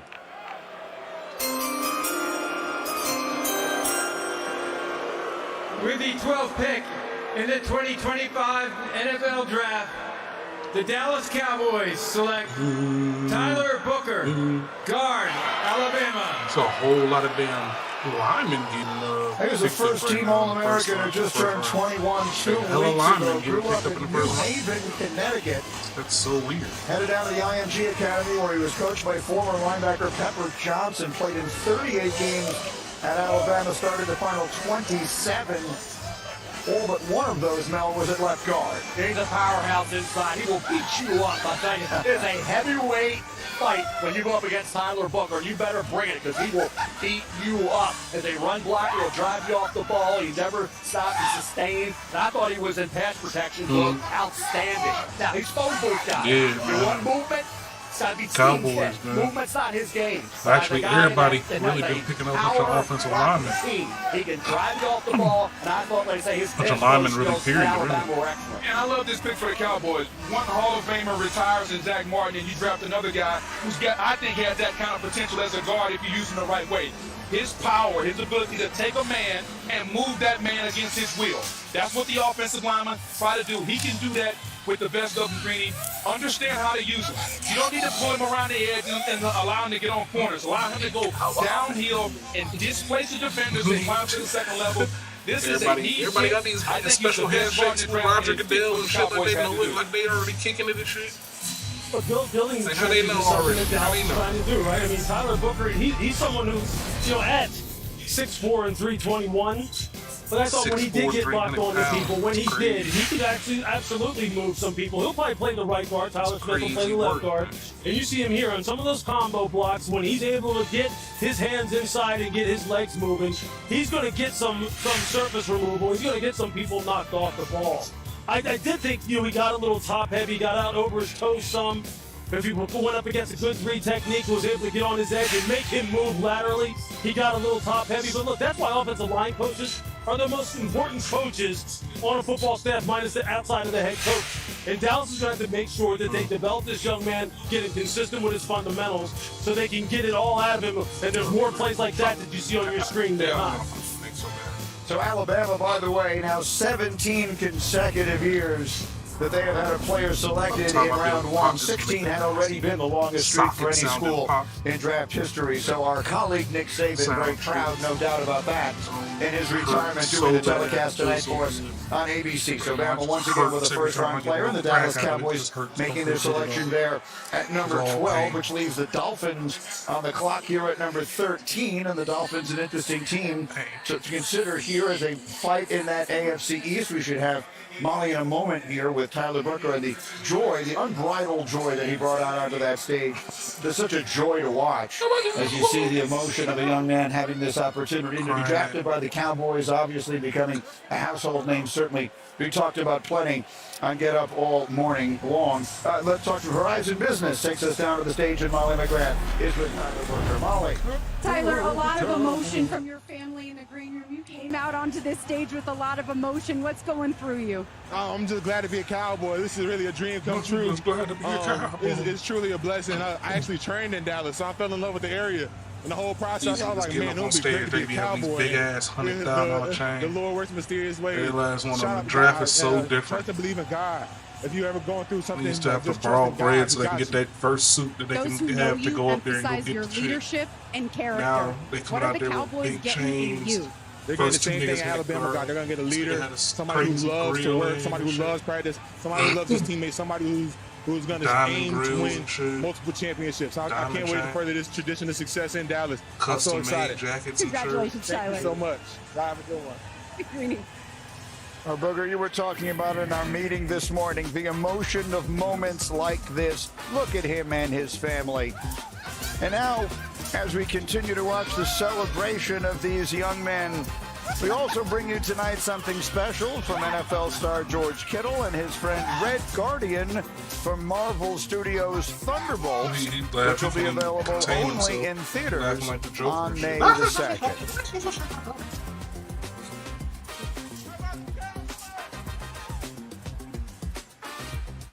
Red Guardian, what's up, man? My favorite late round pick. George Kittle. I wasn't picked that late. Many teams doubted you. Red Guardian was doubted too. Shouldn't you be like saving the world with the Thunderbolts? I'm looking for sleepers in later rounds. Maybe they will get their face on Wheaties box, like you. I'm not on a Wheaties box. You sure about that? You sure, huh? I mean, you could have picked a better picture at least. Look at that. Come on. Marvel Studios Thunderbolts, rated PG-13. Only theaters May 2nd. Put the From Marvel posted no Studios, version of this summer picture on top begins. of With the Thunderbolts! What? Thunderbolts. Delinquents. Maybe the new late round picks will get face on these box like you. Never on these box. So you say. Pull out a box and this nigga got to post a Polaroid taped onto the damn box. He's facing. Marvel Studios Thunderbolts. Can't call ourselves that. Rated PG-13. Get tickets now. Dad, those are the Adidas I've been looking for. Hey! Wow, look who's getting their fix for kicks and dicks. I know, there's so much here. Plus all the fancy styles that just don't miss. I need these in a size 6. There's even more kicks when you click on Dix.com. Or like kick sporting goods, right? Make it, ring girl, make it. You again. Everybody's loving that Grubhub deal with Prime, huh? Amazon Prime member, you can get $0 delivery fees on Grubhub. Go to Amazon.com/Grubhub, activate your free Grubhub Plus membership, and start ordering with $0 delivery fees on Grubhub for top restaurants and your go-to spots. Eligible orders only. Terms and additional fees apply. Should we just start carpooling? I can control the radio. Never mind. $6 never tasted so good. IHOP's Breakfast Faves combo is now just $6. Featuring IHOP's world-famous buttermilk pancakes, crispy hickory smoked bacon, and 2 eggs cooked to order your way. All for just $6. Part of the new $6 House Faves menu. I don't really like committing to things. I'm scared. But when Verizon announced that I could lock in a low price for 3 years, I mean, yeah, that's what I'm talking about.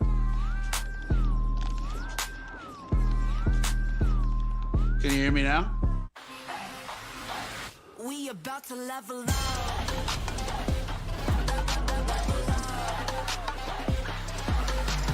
We about to level up. The new star of the seas. Book your vacation today. This is the legendary light beer. If this can could talk, it'd tell stories. And if you've had one, you probably got a story worth telling. Here's the 50 years of Miller Time. I got something coming up.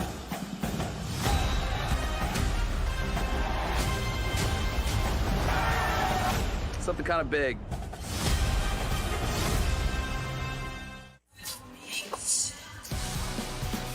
Welcome back to Green Bay, where the Miami Dolphins are currently on the clock. We are a dozen picks in to round 1 here of the 2025 National Football League Draft.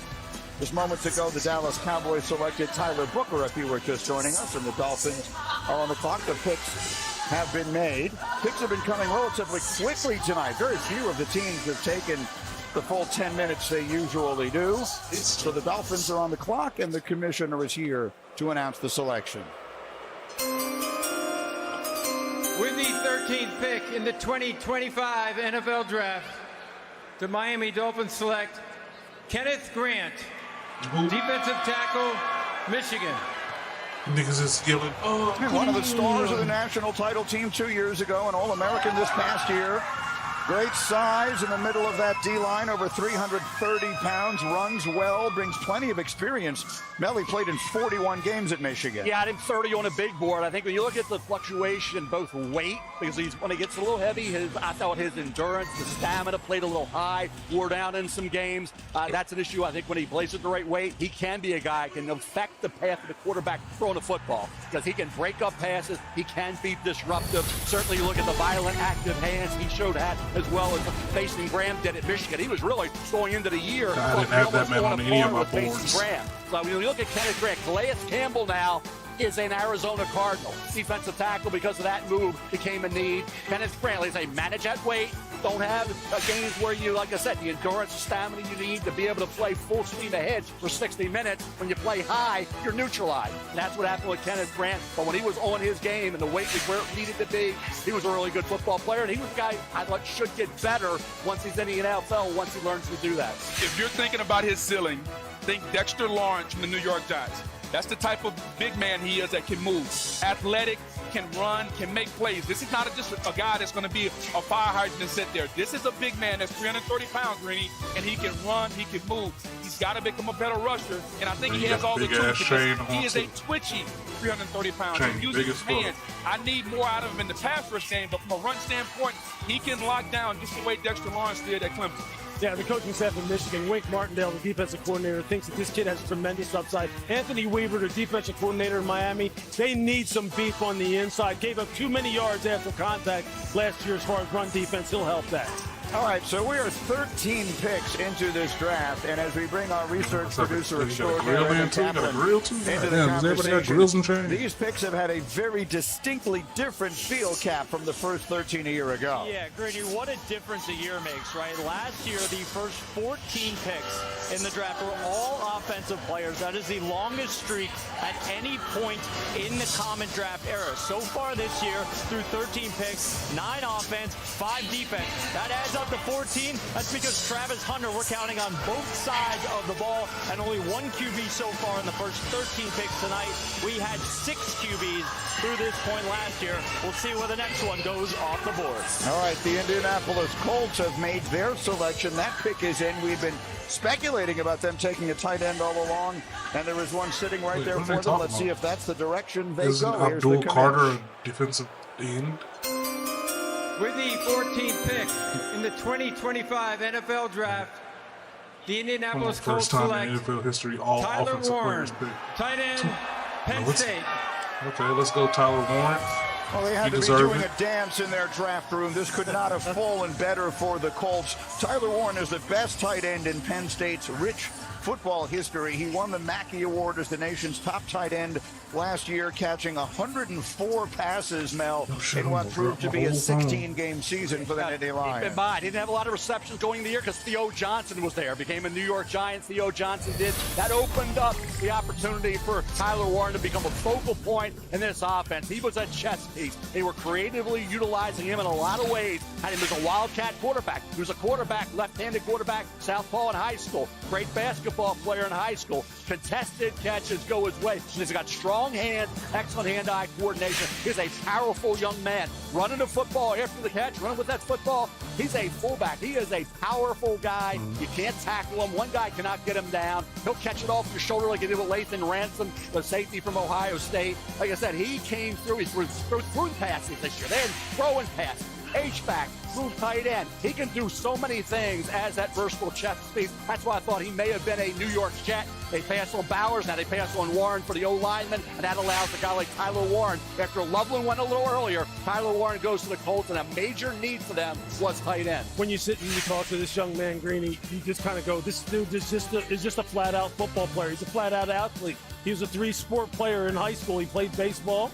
He played basketball. You see some of his basketball highlights. They're ridiculous. They're throwing alley-oops and stuff. So he's going up and getting the ball like this over top of people's heads. We got to talk to him a couple times this past year, man, and and then on top of it, he's so smart. The ways in which they use him. I mean, in Indianapolis, Shane Steichen's going to be like, hey, look, man, we can put this guy just about anywhere because he's just so smart, has so much mental horsepower, is so versatile. You're right. I mean, he fell right to him. And how cool is that if you're the Indianapolis Colts right now? You got maybe the best player at the position, and he fell right to you. You didn't have to do a thing. This is just a listing of all the different places that he lined up over the course of his college career. By the way, the last time the Colts took a first-round tight end worked out pretty well. It was Dallas Clark, who was an all-pro. And again, the celebrations are on in the hometowns tonight. Mechanicsville, Virginia, is where Tyler Warren is from. And as they were celebrating in his home in Glen Allen, they were also celebrating at his high school. Congratulations, guys. You produced a first-round pick in the NFL Draft. We'll be back in Green Bay in just a moment. Let's go. You're watching the 2025 NFL Draft. Presented by Courtyard by Marriott. Hey. Aunt May. Thanks so much for hosting, sweetie. I hear you found someone special. Yeah, he's a keeper. Is that dog food in the fridge? It's not dog food. It's Fresh Pet. Real meat, real veggies for Peter. Bats, Peter. Should have known.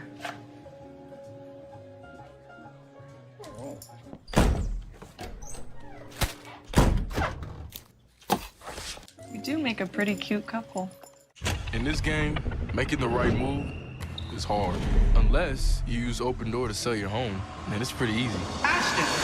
Ashton! I need the bathroom. Almost there, Mom. Open Door, here for life's big moves. From the #1 rated brand in cordless outdoor power, the Ego 22-inch aluminum deck mower with Select Cut is the most powerful mower in its class, featuring an aluminum deck that allows for extreme blade speeds, producing the perfect razor-sharp cut. Designed for durability that's guaranteed. I'll deny it. If you didn't, all powered by deny Ego's patented 56-volt arc lithium battery. What? One battery powers all tools. Find an Ego retailer near you. If you keep making that face, it's going to stay like that. I'm trying to get my own car insurance. USAA. Grandpa was in the military. He shared membership with your mom so she could share with you. Easy. USAA. Check if you're eligible today. Bounty Mega Roll lasts longer, so you can tackle applesauce and avocado, berries, butter, coffee cream, drippy fingers, deviled eggs, and empanadas red and green. Bounty Mega Roll lets you clean spills without running out. And Mommy's glass of Zinfandel. Bounty, the quicker picker-upper. Check out the new whip. Tight, fully custom. How many Bud Lights can you fit in that puppy? As many Bud Lights as it takes. That's a lot of Bud Lights. You have to give me one of those. Crazier now. We was trying to kick it. We're here at Blackberry Friday, where everyone wants the unique taste of new Dr. Pepper Blackberry. She's gaining weight and her teeth are separating from her. Blackberry flavor. Please remain bold and sweet. Try new Dr. Pepper Blackberry.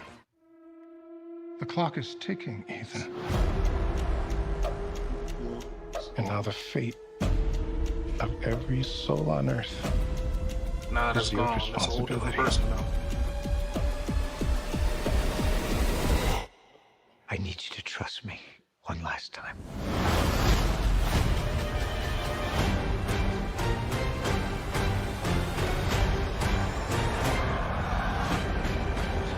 We ain't got the same smile. $5 duo at BK. Step up to the plate and have it your way. Get two of your faves, it's up to you. Just figure it out, then hit the drive-thru. BK, have it your way.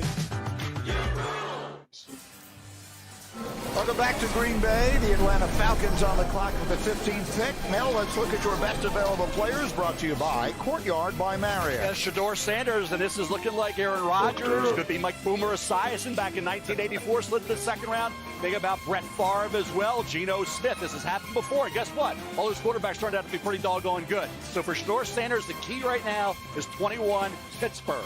Against Pittsburgh, who maneuvers to go get Shedeur Sanders, or they wait until he falls in their lap, right? That'll be interesting, because guess what? He will come back to haunt some of these organizations that pass on him. Count on that.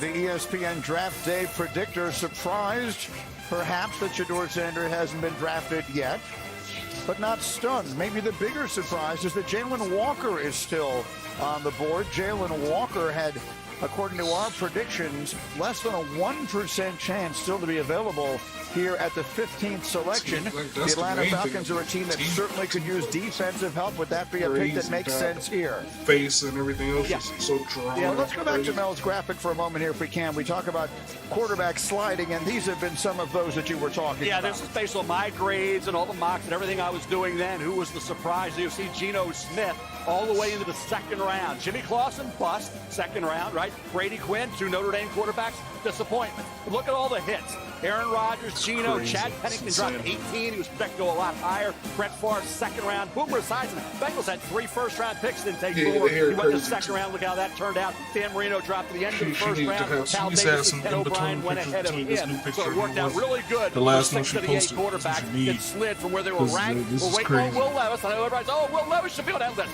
Guys, more 2 years, guys, okay? I'll wait on Will. Maybe Will is one on that list. He will be. That's what people We'll see will how be it saying. works out. But 6 of the 8 that Slid hit. I think Shador Sanders will as well. Look, it's always important to the players when they go because you want to get drafted as high as possible because there's some satisfaction that comes with that. But where you go ultimately is what matters even more.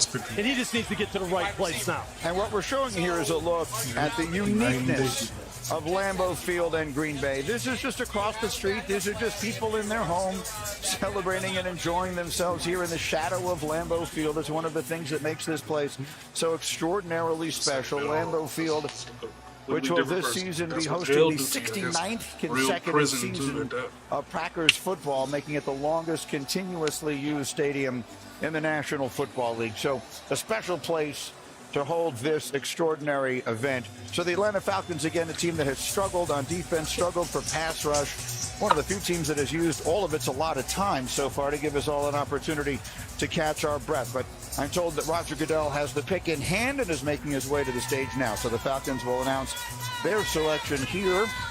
It will be Atlanta, then the Arizona Cardinals on the clock after them, then Cincinnati, Seattle, Tampa Bay, and Denver rounding out the top 20. Here's the commissioner with the Falcons selection. He's still going boom. With the 15th pick in the 2025 NFL Draft, the Atlanta Falcons select Jalen Walker, defensive end, Georgia. About time. This is the first time in Atlanta's history That's a name we expected that they to hear actually earlier. He won the Butkus Award last drafted year, the nation's a best fucking player from linebacker, Georgia. 61 tackles and 6.5 Jesus sacks Christ. for the Bulldogs as they won the SEC. He was a 5-star and a Gatorade Player of the Year coming out of high school in North Carolina. Carolina took Tedero McMillan, didn't take Jalen Walker. That allows them to slide down here. Jalen Walker led the Georgia Bulldogs in tackles for loss with 10.5 and sacks with 6.5. He was off ball as well, getting after it. He was coming off that edge. And what does Atlanta need? They need an edge rusher. For Jalen Walker, this guy is heavy hands. He jolts that opponent back. He's quick to trigger as an off-ball linebacker. Physical, taking on blocks. This kid, number 11 in every game Georgia played this year, guys. Top. Interesting, Mel. He's an off-the-ball linebacker, but the best thing that he does is rush on the edge. Very, very similar to a linebacker that plays for the Cowboys named Michael Parsons. His ability to line up at multiple positions and wreak havoc on the quarterback. He can play off the ball, he can play on the ball, but he was absolutely dynamite coming off the edge. Just ask the Texas Longhorns. They could not do anything with him. You're going to block him with a tight end, a guard, a tackle. It does not matter. Heavy hand, and at an undersized rusher, Lewis, to me, he reminds me of James Harrison. I'm not concerned about that he's only 6'1". We saw James Harrison at 6'1", play outside linebacker for the Steelers and dominate. Coming off the edge, rushing against offensive tackles. I think Jalen Walker can do the exact same thing at the same height. Yeah, look, James Walker's a freak now at 5'11", 250 or whatever he was. You know how good he is. Yeah, exactly. Look, Jalen's interesting because it's not a whole lot of technique involved with him. He just plays so hard, and he's so explosive, as you can see, through his core, with his hands, and he never gives up. Effort sacks are something that they're not effort sacks to him. They're just normal. That's just the way he plays. It'll be interesting to see what Raheem Morris does with him and where he plays him because he does play all over the place. 2-point, hand down, off the ball, spy guy. I said in my notes, I said, this guy's going to be a hell of a blitzer. I pity any running back who has to step up in the A-gap and take on this dude. Let's go Atlanta for finally you making better a have a draft strong pick neck. that makes sense. You for better be able to play low because this dude is first coming time now. I've ever And watched he comes Atlanta with make a a lot draft of pick, and I was fury. like, oh, that makes sense. I'm looking forward to see what they do with him in order to get the pass rush they need. Well, and to that point, if at first you don't succeed, just keep trying and trying again. The Falcons have been trying to fix their pass rush since Vic Beasley. This is another effort for Raheem Morris and this defense trying to fix this pass rush. Hopefully it works for him this time. Yeah, absolutely. It's interesting that Mike Green is still on the board for Marshall, who is fantastic. Yes. Well, this is the first time the Falcons have used a top 15 pick on a defensive player since Vic Beasley in 2015. And we'll continue from Green Bay in 30 seconds after this word from Thrivent. For some of us, personal finances aren't just personal. We use money as a tool to help all the people we hold in our hearts. Loved ones, neighbors, the communities we call home, and the causes we care about. At Thrivent, we help you plan your financial picture with the bigger picture in mind. Because the most important thing isn't what you're planning for, it's who. Thrivent, where money means more. All right, and so we continue here live from Green Bay, where the Atlanta Falcons have just made Jalen Walker from Georgia the 15th pick in the draft. The Arizona Cardinals are on the clock now. They will select next, and Cincinnati, Seattle, Tampa Bay, and Denver will round out the top 20 picks before we get to Pittsburgh at number 21, and that's the next spot where we might expect to see a quarterback. Mel, how about Arizona and what we should expect from the Cardinals here at 16? Well, I talked about Calais Campbell going back there, so you look at that defensive tackle, you think about a guy like Shanae Barron or Will Johnson, cornerback there, and being very versatile, and then Matthew Golden, that third receiver, that speed option. Matthew Golden ran 4.29 on the heels of a heck of a year. He was the go-to guy for the Texas Longhorns. I was surprised Kettle McMillan went ahead of Matthew Golden. Matthew Golden, after coming over from the Houston Cougars, was outstanding. You know, he had the 2 drops all year, concentration drops. This kid comes to play. He's a professional playing that wide receiving spot. So they have some really good options set up here. I think we'll see where they go. Do you go defense? Because like I say, Calais Campbell is there. Could he mentor a young defensive tackle? Or do they go corner or safety like Barron or Will Johnson, or help out wide receiver with Kyler Murray getting Matthew Golden? Well, that's what I was going to say. And you talk about helping a young quarterback. It doesn't necessarily need to be wide receiver. You can help him with an offensive tackle also to protect him up front. That seems to be the thing, helping these young quarterbacks. Look what they did in Carolina. They went and got a receiver. Help the young quarterback. Look what they did in Chicago. Went and got him a tight end. You got to help him, whether with some weapons on the outside or protection up front. Yeah, look, Jonathan Gadden, the head coach down there, former defensive coordinator, basically runs the defense. They just can't rush the passer very well down there. They need some juice off the edge. They need some juice on the inside. Look, they went and signed Josh Sweat from free agency. Josh Sweat from the Philadelphia Eagles, who wound up pairing it up in the Super Bowl against Kansas City. And you're right, they still do need wide receivers. And they drafted one, obviously, last year high in the draft, and Marvin Harrison Jr. had something of an up-and-down season in his first year there with Arizona when their quarterback, Kyler Murray. So the Cardinals pitch is in, and the commissioner is making his way to the stage for the announcement of the Cardinals at 16. With the 16th pick in the 2025 NFL Draft, the Arizona Cardinals select Walter Nolan, defensive tackle, Mississippi.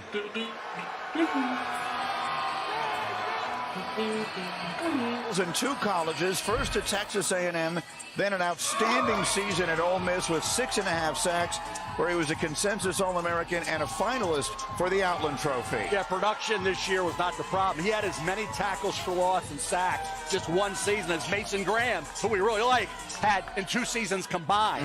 So for Walter Nolan, the talent, I like the versatility, guys. You can move him around, and he can be disruptive. But I think the fit.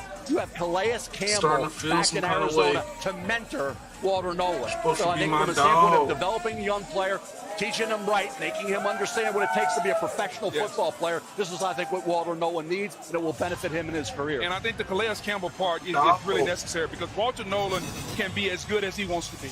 He can be dominant, Greeny. He has multiple position versatility, but I'd line him up at 3 techniques. Because a guy like this has to get vertical, that can hit gaps and get to the quarterback. Pick a defensive tackle this high, you're expecting impact play. Not just tackles for loss. Getting the quarterback, and they need other stuff too. He's the twitchiest defensive tackle in the draft. He's got that He can get upfield and get around the offensive guard and get to the quarterback. My only problem with it is I didn't see it consistently enough. He was a 5-star. Tripping, man. The Raiders picked the right person this time. He's been Raiders picked the right person this time. He's worn that burden. So now as he takes it to the next level, can we get the prize out of him? Can we get the sacks? Can we get the right person this time? We got ourselves that fucking running back, one of some lifetime generation running back. Players, right? Because I'm happy. Not every player does it all the time. You just want to see that that the pendulum swings to them being much more on than they're off. Walter, when he's on, you talk about taking gaps, playing on the offensive side of the line of scrimmage, when they move him on stunts and he's slanting and he's running TTs inside, meaning tackles, he is disruptive as heck. But then he'll just disappear and he'll get stuck on blocks and he's trying to chase the ball. If he can just smooth that out, they got a heck of a player. Booger, you said it. ESPN ranked him the #1 recruit in the country coming out of high school in 2022. Everybody can pass up on Shedeur. We can pick him up in the second round. He's an Arizona Cardinal. The celebration is on with the family, the Cincinnati Bengals. Joe Burrow's team on the clock. We'll hear from them after this from Green Bay. Pick that nigga up in the second round. We pick him up in the second round, then we good money. We good money, man. What up, everybody? Welcome to the stream, man. We over here streaming the why I do what I do. 2025 NFL Draft. Ashton Jeanty was picked up by the Raiders. My Las Vegas Raiders picked up Ashton Jeanty. That's family. Best running back on the board. Every step along the way. Lego. The spotlight may follow me. Shedeur has not got picked up yet. We still got the possibility of picking up Shedeur. It's always in the second round. We have high draft pick in the second round still, so we might have a good chance still. I think we got number 13 in the second round. Being Courtyard's official fan ambassador has opened a new world for me. Now we get to hang out with NFL fans all season long. See you on game day. Trying to get it, you know what I mean? Trying to get it. Did they just hop from a baseball game to a show on Max without leaving DirecTV? It's like all their apps and channels are trying to get it, man. Oh, feel it, man. I feel connected. it. Shows, movies, sports, cooking shows. Still kind of crazy though. Tell me, how does Jacksonville DirecTV put all your went favorite up and stuff picked on up one Travis home? Hunter. Everybody just figured Cleveland was gonna have him up. There's a lot. Or mind control. Were you recently electrocuted? A better way to watch whatever you want to watch. Well, I for one am intrigued. God dang. Looking for a reason to try Whoa, the I gotta send $5 that meal to you. deal Oh my with new god! I value. just randomly opened up my Here's Instagram one, and then I see this is the first fucking video. Jesus Christ! Get more than you expect with the $5 meal deal with new McValue. Lowe's knows it's easier to make the right calls when you have the right team. Dak going for it, and he fumbles. Brilliant recovery with the Lowe's app. He always delivers. And so does the Lowe's app. In-store, online, our Lowe's team has you covered. Death is coming for us because we were never supposed to exist. If you can see how all of this fits together, we might have a chance. Final Destination, Bloodlines, May 16th, rated R. Turn the off-season on again with the NFL app, your home for all things NFL. Get the news, the highlights, and more access with a subscription to NFL Plus for the picks, the moves, the plays, all in one place, all year long. Welcome home. The Copa del Rey Final and El Clasico on ESPN Plus. Copa del Rey Final up for grabs. A throne to claim. Brilliant effort, exciting game. Legacies to defend. And there's the goal they were looking for. History to be made. But Mbappe's through here with the jump. What a classy finish for Real Madrid. Gotta love it. You have to love how there's certain players in the draft And that is it. that make have the ability to make the entire team feel like, okay, yeah, now we're gonna go to the playoffs, or now we can win this or something. Welcome back to the 2025 NFL Draft, presented by Courtyard by Welcome Marriott. back to the 2025 draft in Green Bay, Wisconsin, where we are now on pick 17. The Cincinnati Bengals, a team that lost Sam Hubbard, a defensive end, to retirement offseason. They're still talking to Trey Hendrickson about a new contract, but the two sides still have not gotten close to a deal. So in the interim, the Bengals are expected to look at this spot for more pass rush help. All right, Shefty, thank you. And that Bengals pick is in. They have the three big players to deal with during this offseason, and thus far, Hendrickson is the one they have not. They've taken care of the two wide receivers. So the offense looking good. The defense, major questions. Here's the commissioner to announce the 17th pick as we begin the second half of the first round of this draft. The commissioner enjoying the musical performance. And here's the selection. With the 17th pick in the 2025 NFL Draft, the Cincinnati Bengals select Shemar Stewart, defensive end, Texas A&M. All right, so he was a top 10 national recruit coming out of Miami. And does he ever look the part? The athleticism off the charts. But, Mel, we've talked about it throughout this draft process. Just 4.5 sacks in 3 seasons at College Station. So it's a difference between the traits and the production. Problem is, Greeny, some AOGs block the LTP. That's AOGs, another occupation guy, right? The guys will not be playing professional football, neutralized and handled Shemar Stewart. 1.5 sacks the last 3 years. That's That's 4.5 for his career. The last 7 games of the year, 3 successive seasons, he didn't record a sack. This against college offensive linemen. Now, if you want to say, boy, beat Danielle Hunter, could he? Danielle Hunter had 4.5 career sacks, 1.5 his last year at LSU. He's got 99.5 sacks. He averages 11 sacks a year in the NFL. But that's an outlier, right? Will Shamar Stewart, who we talk about an LTP or looks the part, 6'5", 267, 4'5", 40, 160, 10, 34 1/8 arms, and a 40 vertical. Are you kidding me? He should be getting double-digit sacks, Bug. What's the problem? Mel, here's the thing I'll tell you.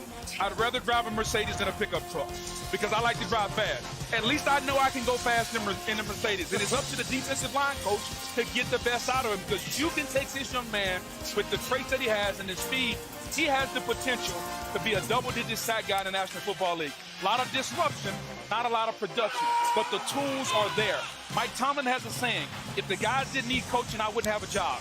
He needs coaching. He needs to understand his pass rush move and how to finish at the quarterback. That's what the NFL is about. I love this pick for the Cincinnati Bengals, and I just wonder how this is going to impact Trey Hendrickson and what they do with him. You know what? They need somebody like Trey Hendrickson around to show this young man how to rush the best, right? Think of some of the players that you played with. When you have other guys, you can sit and watch. Look, it's not just going to be on their new defensive coordinator, Al Golden. He can't just be the one who's going to teach this young man how to pass rush. There's got to be people in the locker room that are going to help him as well. He plays hard as hell. I mean, hard. They move him from a 9 technique outside the tackle. They'll put him over the nose. And he can collapse the pocket, but he just doesn't have a plan. Verizon Business takes us back to the stage. Molly is with Shamar. Molly. Thanks, Greeny. Shamar, scouts and GMs all rave about your physical gifts. You have a longer wingspan than LeBron James. How were you built to play in this league? Man, I'm built for it. I'm made for it. I'm a hard body. I'm made from this. I'm ready. The Bengals' new defensive coordinator, Al Golden, known for his aggressive style. How can he bring out the best in you? Man, just tell me going straight line, I'll figure everything else out. All right, well, Lamar Jackson and Joe Burrow's jobs just got a little bit harder in the AFC North. Congratulations. Thank you. Greeny. Molly, thank you very much. Shamar Stewart, again, the magnificent physical talent. The production that hasn't always lined up to it, but a player we did expect to hear his name early tonight. Mike Green still on the board. A lot of pass rushers in this draft. It was interesting to see in which order they would fall, and now they are starting to do just that. The Seattle Seahawks are on the clock, followed by Tampa and Denver, and we'll be back in 15 seconds after this word from Thrivent. With Thrivent, your personal finances aren't just personal. We use money as a tool to help all the people we hold in our hearts. Because the most important thing isn't what you're planning for, it's who. Thrivent, where money means more. All right, we are back in Green Bay. The Seattle Seahawks are on the clock in an interesting offseason for Seattle after they send away Geno Smith and they sign up Sam Darnold. So it's sort of a new era there with their second-year coach Mike Macdonald. What direction should we be expecting now for the Seattle Seahawks here picking at number 18? We talked about a lot about the interior of the offensive line, and Tyler Booker is gone, and there's other guys that are available, and I think we talked about versatility, Boog and Lou, and that's where Gray Zabel, North Dakota State. I know there's some teams in the late first round were hoping he would slide through the cracks, but the versatility to play every position on the offensive line, practice at center at the Senior Bowl. Gray Zabel, I know you could have gone anywhere he wanted. He stayed at North Dakota State, loyal to that program, and he can play anywhere on that line, but he could be a Pro Bowl guard at the pro level. Especially if they feel really good about their 2 tackles, those young tackles they've taken in the draft, Charles Cross and Abraham Luke. If they feel really good about those tackles, Seattle got to pick up. Attacking the interior of the line is the way to go. A quick notice, we await the commissioner. There's been one trade so far that's used in any first round in the common draft era. We're going to watch the last 32. We're 25 right now. Here's the commissioner. Oh, wait, no, we're not. We're 18? Jesus Christ. 18th pick. Not a long way to go. In the 2025 NFL Draft, the Seattle Seahawks select Gray Zabel, guard, North Dakota State. So there he is, Mel. There's your guy. You just mentioned it. He had NIL offers to leave North Dakota State, but stayed in part so he could play with his brother. And as a result, he won his second FCS championship last year, got invited to the Senior Bowl. He was great there. This, by the way, is the 4th year in the last 5 the Bison have had an offensive lineman selected in the draft. Yeah, you look at it, start the first 3 games at left guard in 2023, moved to right tackle for the rest of that season. This past year, he's at left tackle for North Dakota State. He's getting the job done again, getting it done there. Started the final 36 games of his career. 41 overall at left tackle, left guard, and right guard. As they practice at center at the Senior Bowl in Lewis. The technique and a fiery approach. He's got a defensive mentality. Gray Zabel, I know, down in Mobile, impressed a lot of offensive line coaches. No doubt, especially with his play on the interior, center, and guard. You go back to 23, as you mentioned, and you watch him there where he started those games at left guard. He looked like a Pro Bowler. He looked like a guy who's going to be all rookie immediately, and he's going to challenge for a Pro Bowl spot. The arm length does show up in tackle for him. He doesn't have that kind of physical range to deal with some of the pass rushers he would deal with in the NFL. But at guard, he's plug and play. So he's headed to Seattle. The Tampa Bay Buccaneers will be next. Congratulations to Gray Zabel and his family. Again, the Bucs are on the clock, then the Broncos, then the Steelers. When will we have our next quarterback selected? We'll find out shortly. We're live in Green Bay. We're back in a moment on ESPN.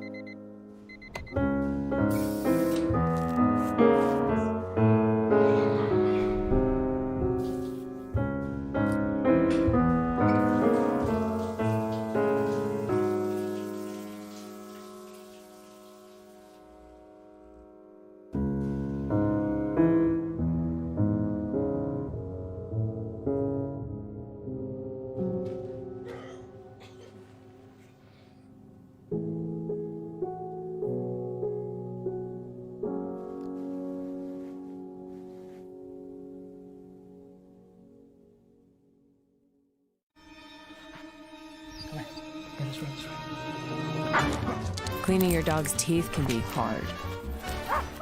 But not with Greenie's dental treats. Greenies. Make health a treat. Also, try Greenie's dog food and toppers. I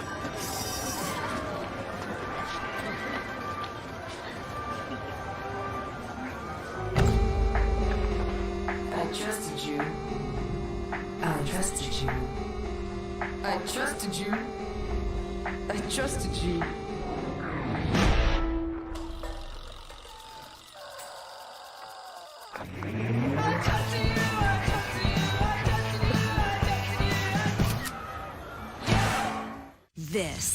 This is a meal.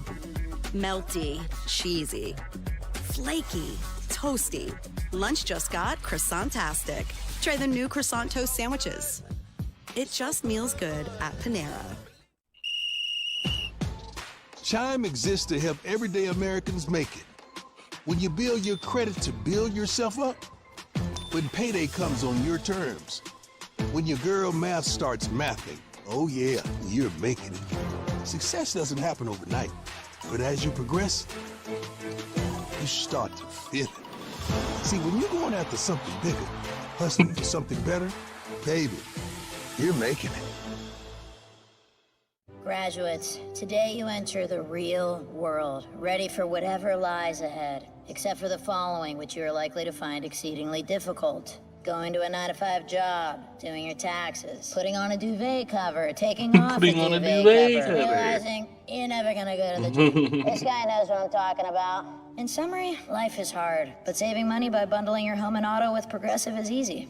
Oh yeah, deciding what's for dinner every night for the rest of your life.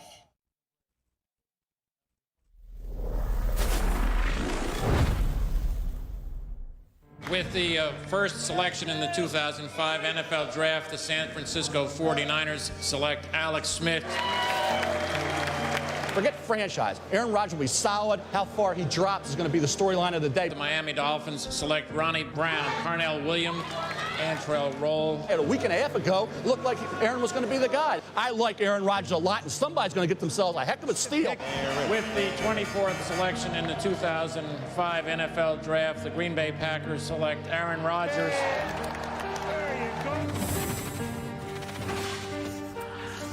We're back in Green Bay. Time now for a draft moment brought to you by Ego.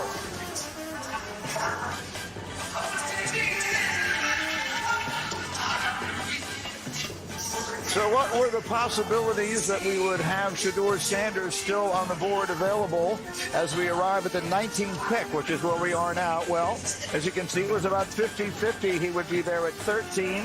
The percentages continue to drop, and we were a few picks away from the Steelers at 21. Adam Schefter, what can you tell us? Well, Greeny, we're not going to see Shedeur picked at 19 or 20. The Buccaneers are sticking at 19. The Broncos are sticking at number 20, and that would bring us to the Pittsburgh Steelers at 21. That is the pick that a lot of people have wondered whether the team would take it. He's got some support within the organization. Mike Tomlin is a fan of Shedeur Sanders. Offensive coordinator Arthur Smith is a fan of Shedeur Sanders.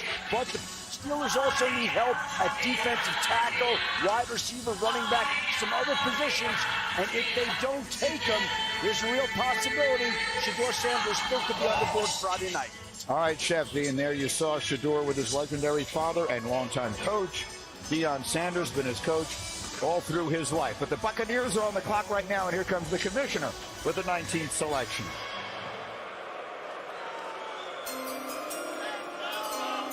With the 19th pick in the 2025 NFL Draft, the Tampa Bay Buccaneers select Emeka Egbuka. Wide receiver, Ohio State. That's a little bit of a surprise. A terrific player.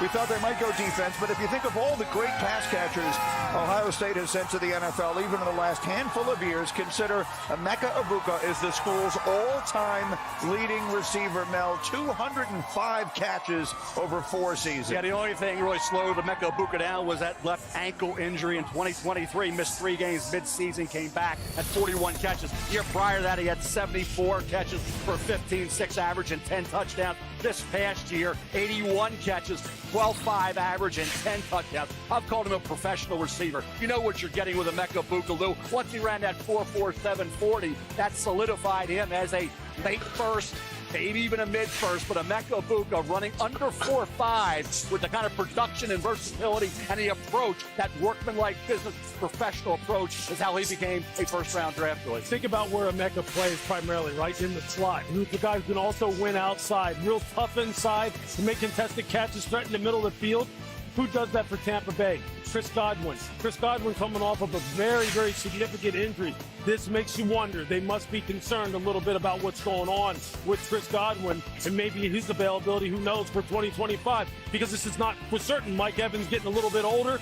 This is a little bit of a curveball of a pick. When you start trying to think about why this may have happened, you gotta have to start like following the breadcrumbs. It also makes you wonder, if you're Tampa, who's going to rush the passer? Greeny, you said we were thinking defense. Yes. They need an edge rusher. They signed Hassan Reddick on a 1-year deal. They need more juice coming off the edge in this Todd Bowles defense. Well, Booker, you live in Tampa. You've been telling me all along they were going to go defense. Everyone told me they were going to go defense, and then they didn't. But again, this is not in any way a reflection on Emeka Egbuka, who was a terrific player. There you see Todd Bowles, the coach of the Buccaneers. So the Denver Broncos are on the clock, and then the Steelers will pick next. It's been an intriguing night, and it's about to get all the more interesting. We're back in Green Bay in just a moment. The 2025 NFL Draft, presented by Courtyard by Marriott, is brought to you by Progressive. Protect your auto, home, and business today at Progressive.com.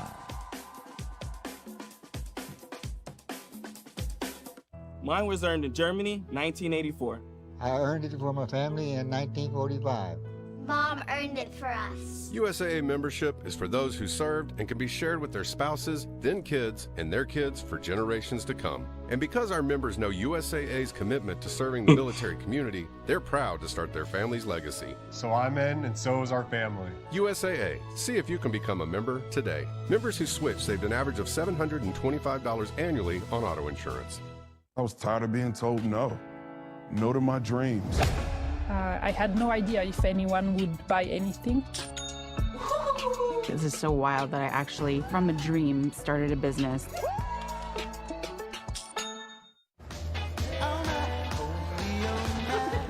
You did. I know. Is this yours? Yeah, Ma. No way. Yes way. Well, get in.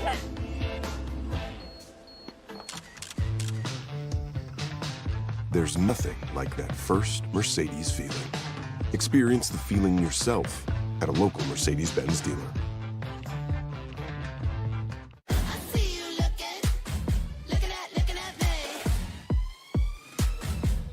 Really?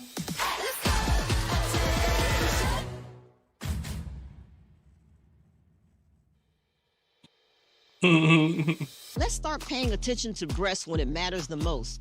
Early detection for breast cancer is a game changer, and why I'm able to be here today.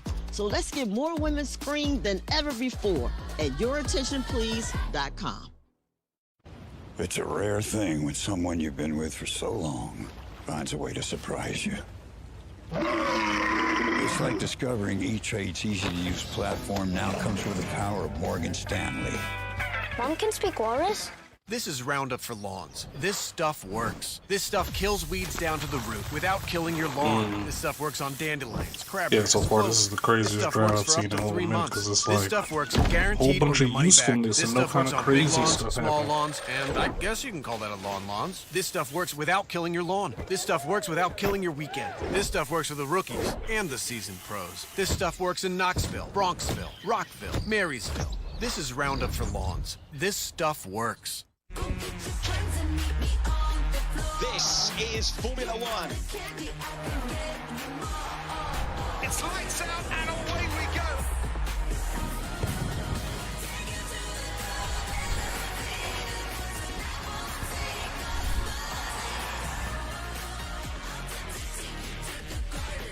The season continues in Miami, Sunday, May 4th on ABC, the exclusive home of F1. Welcome back to Green Bay. The Denver Broncos are on the clock at number 20, and right now it's time for a look at Mel's Best Available, brought to you by Courtyard by Marriott. Yeah, you got some good ones. Shador, I'm amazed right now that he's still on the board, as I was with Aaron Rodgers. New Orleans, hey, I'm going to wait and see who makes a move to get Shador Sanders before I start talking about those organizations that will haunt them. Will Johnson, we talked about the injury. That is affected where he went. Good corner. Had he been healthy through the process, would have been a top 10 to 15 pick. I love Amari and Hampton for Denver. I've said it for 3 months. They need a running back who's complete. He is to help out Bo Nix. Josh Simmons was the best tackle until he got hurt in October in that game against Oregon. That's why he's still available. Right tackle, left tackle could play guard as well. And I'm surprised Matthew Golden, once he ran 4.29 on the heels of a great year at Texas, on the heels of 2 really good years at Houston with the Cougars. Matthew Golden did anything and everything at Texas, got open, caught the ball, and then ran great. I'm really surprised Golden's still here at this point in the draft. Been an interesting night, very strange one in some ways. We had the enormous trade at the very beginning, Jacksonville moving up from 5 to 2, but that has been the only trade we've had so far in round 1. And I'll mention again, the fewest in any first round in the common draft era was 3, and that goes back to 1971 is the most recent time. So we've generally had a lot more than that. The Broncos pick is in, and here comes the commissioner with a special guest to make the selection. April is World Wish Month, and the NFL is proud to support the life-changing wishes that Make-A-Wish grants. Yes. One of those wishes will be coming true right now. Sam is a 17-year-old Broncos fan who has bravely battled cancer. There you go, Sam. Raise that fist up, baby. His wish is to announce the first-round draft pick for his favorite team. Please join me in cheering on Sam as his wish comes true. Take it away, Sam. Let's go, Broncos. Thank you. All right. With the 20th pick in the 2025 NFL Draft, the Denver Broncos select Jahdae Barron, DB, Texas. Oh, okay. That's actually a good pick. That's a good pick. It's a wonderful moment. Jahdae Barron, a young man, grew up in Austin, much decorated in his final season with the Longhorns. Mel, a consensus All-American, won the Jim Thorpe Award as the best defensive back in the country, had 5 interceptions on the season. Yeah, 2 Texas Longhorns ran great at the combine and needed to. Matthew Golden, I've been talking about the 4.29. How about Jahdae Barron running a 4.39 when some thought he'd run 4.45 to 4.5 at 5'11", 195 pounds. Plays everywhere in that secondary for Texas. Super smart, can blitz, intercepts passes. I talked about it. Doesn't miss many tackles at all. He had 67 tackles, 5 interceptions, 11 pass breakups this past year. Jahdae Barron did. Short tackler, instinctive, versatile guy. He play him anywhere in the deep patrol. Yeah, this is another guy that Steve Sarkisian, the head coach of Texas, just raved about. He raves about Barron because of the fact that he's a great locker room guy. He's a guy who can fit in with everyone. He's kind of a spokesman for a team. He kind of settles everyone down. And as far as on the football field, you're right. He's super versatile. Can play inside and outside. Has great instincts, great vision, route development and understanding, and the willingness to come up and hit, play strong at the catch point. That's what Vance Joseph's going to want out there in Denver, where they play some pretty good defense. Him and Patrick Surtain II, that's a pretty good group of corners right now when you're talking about the Denver Broncos. And as you start to look at it, he's a faster version of what Brian Branch does for the Detroit Lions. A multiple position player that can play inside, outside, that can play in the middle of the field. He can do it all, kind of a joker on defense. He will be used very well in Denver. Yeah.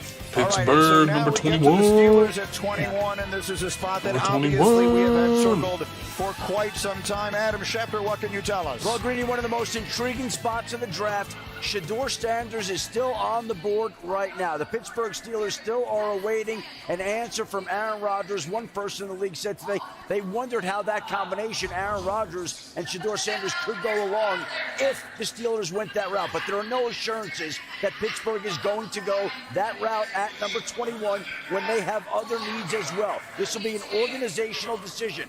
If they take Shedeur, he has a new home. If they don't, then we have entered into a really intriguing part of the draft where Shedeur Sanders and Jackson Dart are alive. And interestingly, the belief around the league is that the Saints and the Giants both really like Jackson Dart.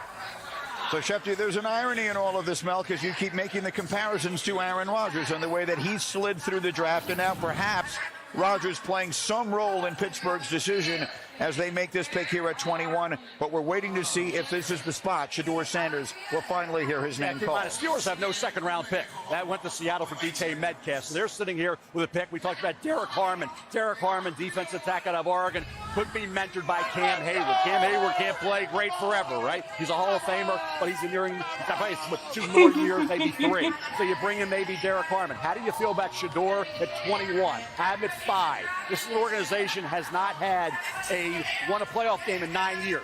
They haven't had any losing seasons in a long time. With 21, they haven't won a playoff game in 9 years. In this division, with Burrow and Lamar and the AFC loaded with great quarterbacks, and you have Mason Rudolph, and there's Shedeur sitting there, and you have no second-round pick. Where's the young quarterback coming in, Boog? I'm taking Shedeur Sanders. I prefer him in New Orleans. I don't know what the Saints were thinking there. That's their decision. I disagree with it. But if I'm Pittsburgh, Shedeur Sanders, the pass on him at this stage at pick 21, Boog, come on. All right, I'm told that the pick is in. The commissioner is making his way to the stage. Will this be the moment that we hear the second quarterback's name, or will the drop continue? Here comes Roger Goodell with the announcement. With the 21st pick in the 2025 NFL Draft, the Pittsburgh Steelers select Derek Harmon, defensive tackle, Oregon. Oh, wow.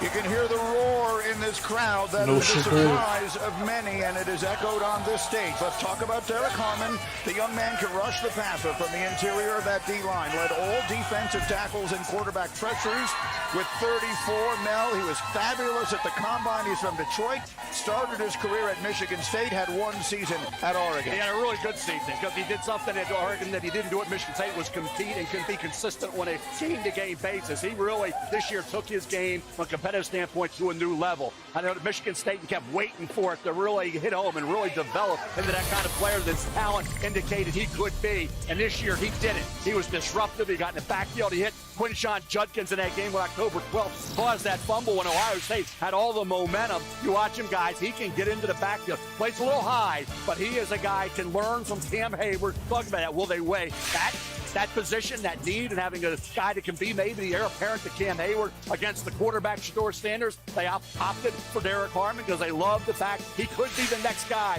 to take over for Cam Hayward. Well, no doubt. And you talk about Cam Hayward getting a little longer than two. This is something that Pittsburgh doesn't have, which is interior pass rush. You mentioned he led all defensive tackles as far as pass rush pressures from the inside. And when you look at Keanu Benton, who they took out of Wisconsin, he's played well, but getting to the passer hasn't been his forte. This is an opportunity to fortify the defensive front. Again, pass on the quarterback, fortify the defensive front with T.J. Watt. I like what the Steelers are doing. You just wonder, without Aaron Rodgers, who's going to play quarterback position for them? That's a great question. We don't know right now. No one knows. Guess it'll be Mason Rudolph. One wonders if they know. By the way, the Steelers' last first-round defensive lineman was Cam Hayward, whom they selected 31st in 2011. So there's the celebration in the Steeler draft room. The question is, when will the next quarterback come off the board? Come on back and find out. The Chargers are on the clock. We're back in Green Bay in just a moment.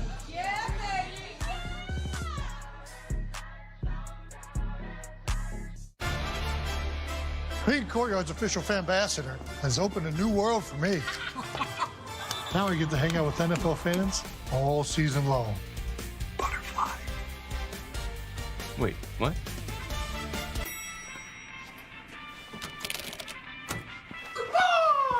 Yeah. See you on game day.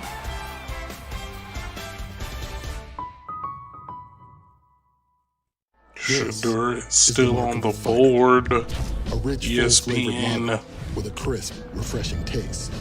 A reward for those. Cam Ward, only quarterback selected in the first round so far, which is unprecedented.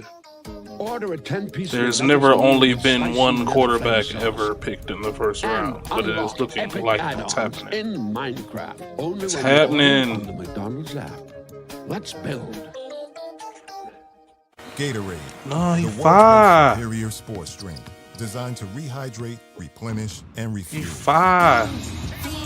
You just got to go to the right team, and all the right teams done pass, so you got to wait on the next team to still be right team. And it might not be any of these ones that's left, because all the rest of the ones is kind of good. Hey, Jake the State Yeah, shut up, bro. They want, man, they need Shedeur. They need Shedeur. They need him. He's a needed commodity. He's needed in the NFL. Golly, leave him alone. Hey, this is my living room. Shut up. Bundling, just another way to save with the personal price plan. The dog isn't allowed on the couch, Derek. Like a good neighbor, State Farm is there. From the number chill. He's cool, man. He still could be. He could still be, man. He could still be picked in the first round draft pick. Who is Shedeur Sanders? $6 never tasted so good. Shut up. IHOP's breakfast No. combo is now No. just $6. Featuring IHOP's world famous buttermilk No, pancakes, don't crispy say that. hickory smoked bacon, and 2 eggs cooked to order your way. All for just $6. Part of the new $6 House Faves menu. Verizon Small Business Days are back. Our experts? Welcome in. Closer than you think. Serving up deals, Okay, second round advice, pick. and If more. he makes it to the second round, Raiders gonna get his ass. April 21st through Fuck that 27th. shit. Let's take a look. Get started today. Lowe's knows it's If you easier make it to the make the second right round, call Raiders when gonna you get have him, the man. right Don't team. care. McCaffrey looking lost. Hey, I'm looking for a lawn. I'm looking for a lawn. Oh, Could you point me to aisle 27? Find Why what you you need playing? faster with the Lowe's app. I'm about to call them niggas up, man. Hey yo, John Spotted, Pete Carroll, Tom Brady. Yeah, it'll be interesting with Shedeur because I got a Get list Shedeur. of guys who were great in the NFL, but they were old. Pick up my boy Shedeur. And where they slid, how the NFL didn't really regard them highly coming out of college. That's a long list of names. The quarterbacks went on to be outstanding. Good crop on National that, Football too. League. Will Johnson, the injury affected him, pushed him down. Lamar and Hampton surprised. Denver didn't take once. Denver opted to go a different direction, and Denver took Shanae Barron, the cornerback safety from Texas. All of a sudden, Hampton could drop a little bit. His running back's not a big need. Please need here. Josh Simmons would have been a top 5, top 10 pick had not been for an injury. Medically, he should be ready to go for training camp. Here's Matthew Golden. He would fit with the Chargers. They're looking for as well. Who catches the football, has great speed with that 14-9. The Chargers need right now interior offensive line, wide receiver, tight end, and they could not stop the run. 27th in We talking about my boy DeMar. There isn't any question, however, this has become now the story of the night. Shedeur Sanders, according to our draft day predictor, there was a 96% chance that he would be selected in the first 21 picks entering this draft, 21 being the operative number with the Steelers. So we are now in that zone where we wait to see if any team chooses to trade up from the second round to make the aggressive move. We always act like we're in the 6th round of the draft right now, which Shedeur Sanders hasn't been picked. And we're still where Lamar Jackson wasn't taken. And last time I checked, Baltimore Ravens from Hayden Hurst, a 25-year-old tight end at the time, out of South Carolina tight end. And then they traded back into 32 to take Lamar Jackson. We're ready to pack it up at the end of day 1 and get ready for day 2, right? There's Lamar Jackson. That list of the pocket pass. Johnny Unitas, cut by the Steelers, passed over, right? Nobody wanted. Dan Marino passed over for Cal Davis and Ken O'Brien, right? Joe Montana went in the 3rd round. Kurt Warner, undrafted free agent. Peyton Manning, people have to think like Ryan Leaf over and put Bill Foley to take him number 1 overall. Matt Ryan. Jake Long went ahead of Matt Ryan. They took him so far something from Ken Henney over Matt Ryan. Pocket guy, how'd that work out, right? Drew Brees, 2nd round. Chargers, then Miami didn't take him. Goes to New Orleans, right? How'd that work? Brock Purdy, Mr. Irrelevant. Kirk Cousins, 4th round pick. They're all traditional drop back pocket passes. I didn't mention the greatest of all time, Tom Brady, 6th round pick. But just think about that list. The NFL didn't like him back when Johnny Unitas came out of Louisville. They didn't like him now. Now they can turn 9 out of 10 times by passing these guys. Look, I don't know if it's that the NFL doesn't like them. I think the NFL is saying that those quarterbacks, maybe like Shedeur Sanders, they don't do anything special. So we talked about earlier in the show about people getting wild with the off-platform throws and all these different things. Shedeur Sanders plays point guard for the Some pocket. fake person saying Michael Jackson to it. First of all, it was him, until it's clearly not. It does do something special. The first thing that quarterback whispering, guys who we respect for quarterback, that the first thing that they talk about when they're talking about what does it take to play quarterback at a high level in the NFL, they don't say wild throws, they don't say great tricks, they say exactly what you said in your own highlight. Decision making, yes. Accuracy. That's what they say. Shedeur has made great decisions in the pocket, outside the pocket. When he's getting his head knocked off, he's made great decisions. He throws the football with accuracy. The whole arm strength thing, I mean, come on. Look, how many times? He's a nice passer of the football. It's as simple as that. He just is. What this comes down to, I'm going to look at this from the team perspective, right? Every team likes teams like players. It's just a matter of what price do they want to pay. Right? So they figure for him, if we're judging the landscape right here, we don't need to pay top 15 prices, top 20 prices. Heck, we may not even need to pay first round prices. Does that mean I agree with it? What they need? No. That's Right. the most important position. Hey, they're taking all the teams that are passing on them right now, as Mel just mentioned, are taking a gamble. They're taking a gamble. The teams who need a quarterback, and if you pass on him, and he winds up having a Drew Brees type of career, a Tom Brady type of career, which he's totally capable of. You're going to sit back and teams, there's going to be a lot of revisionist history on you. I get that. There's going to be a lot of case studies done on why did people pass on him? Was it because they thought he was cocky? Was it because of his dad? Was it because he was too fresh? All the other Glad I can meet easily. Because it isn't because of how he plays the game. I agree with you. It's not how he plays the game. All right, we have only had one quarterback selected. We have only had one trade made. If Shedeur Sanders was going to get drafted here, it would have to be a trade because Justin Herbert is going to be the quarterback of the Los Angeles Chargers. So I said that facetiously. Obviously, this isn't going to be the spot. So the Chargers are on the clock here. Then we will have the hometown Green Bay Packers. So no doubt we'll get a jolt from this crowd. You see Jim Harbaugh's team has made its selection. Here's Roger Goodell. Roger Goodell. They're still booing his ass. 22nd pick in the 2025 NFL Draft, the Los Angeles Chargers select Omarion Hampton, running back, North Carolina. Now a player you back-to-back monster seasons for the Tar Heels. That's a good pick. 1,500 yards in 2023, over 16. Oh God, my knee just popped. Last year, 30 touchdowns on the ground, and he Okay, had that actually doesn't feel 67 bad. catches as well. Yeah, just turned 22 Thought it was on gonna March be painful. 16th. I thought he'd be a Denver Bronco, and he goes to the division. Now he can haunt the Broncos a little bit. Right? So the Chargers and Jim Harbaugh wants to run the football. Obviously, they got to stop the run, something they couldn't do last year as well. They want to run the football. Marion Hampton at 220-plus pounds, ran 4.46.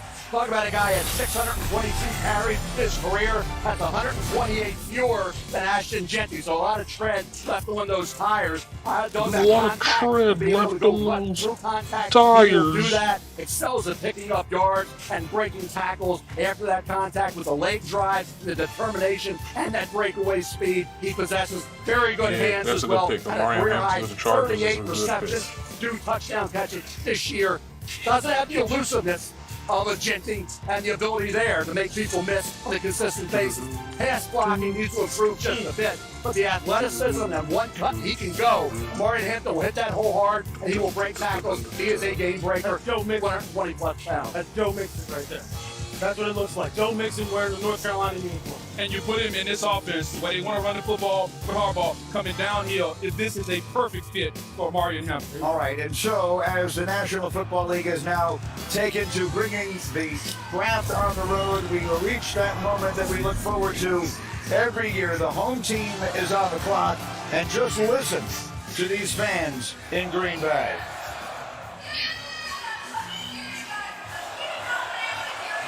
The Go Pack Go chants. Hundreds of thousands of cheeseheads as far as the eye can see. Hell no. These fans so excited. The people of this terrific city have been so excited to host this event. We have all felt it all week long. There's been no question about it. And so with all the energy here, the Green Bay Packers, part of that incredibly tough division now in the NFC North. A lot of interesting needs. Will this be the year that Jordan Love takes that step forward? What do the Packers need to do to make that happen? Quarterback's a positional lead area. They're always looking for edge rushers. Obviously, how do you know the wide receiver? They had that great luck in the second round, taking wide receivers, booking loose. So I look at that quarterback spot. Will Johnson's a guy. You talk about getting a value for a heck of a player. Had he been healthy through the process and not banged up? Will Johnson's a top 10 pick. So when is Will Johnson going to come off the board? We don't got Shedeur. Will Johnson's another guy who's projected way up there. We don't know what his 40 speed is. Those questions about his recovery ability to do. But as a corner who can anticipate and break on the ball, 9 career receptions, 3 career pick sixes. I'm going to have a big interest to see how far Will Johnson drops. Yeah, it's all about how comfortable teams are with the medical of Will Johnson. That's what it's going to be. And there's going to be some questions about it. He's in that area right like now. that. Anime cool. Anime cool. Anime cool. Anime cool. A guy who, again, Anime doing. Anime stuff. said, look, this guy has hands, has ball skills like Champ Bailey. The guy can snatch the ball and take the ball out of the air like that. The Pack doesn't need that. This comes down to the medical. Simple as that. Are they comfortable? What are you saying? Do they project forward how long he's going to wind up playing in the NFL? What's going to be the risk? All of that. That's what's going to come down to Will Johnson, because it has nothing to do with how this young man plays. He's fantastic. Especially with what they have going on with Jair Alexander. To me, this has got to be edge. Take off chips, I think, right? You got Mike Green. Barbecue with my honey or something. Last year. So edge or corner are at play for Green Bay. I think yeah, that underrated guy. So like Anime and Richard Yeah, it's going to go in the late first, early second. It's Donovan Ezra-Rocky. Yes. All this kid does is get after the quarterback. He was a sack machine, and he plays hard. Now he's 247 pounds. So playing the run is going to be a little bit of an issue. But then pass rusher, pure edge rusher, Donovan Ezra-Rocky was right there with the top guys. Speaking of edge guys, how about James Pierce? Yes. James Pierce is sliding down. James Pierce is a freak now. He is. Ran 4.4 to 50+ pounds. The Like, dude yeah. can flat out rush. But again, it's about trust. It's about how comfortable are you. Like, but there's no reason James Pierce should be on the board right now. When you watch his tape, there's no reason he should be on the board. But you're getting into that area of the draft, Randy, where teams have some questions, right?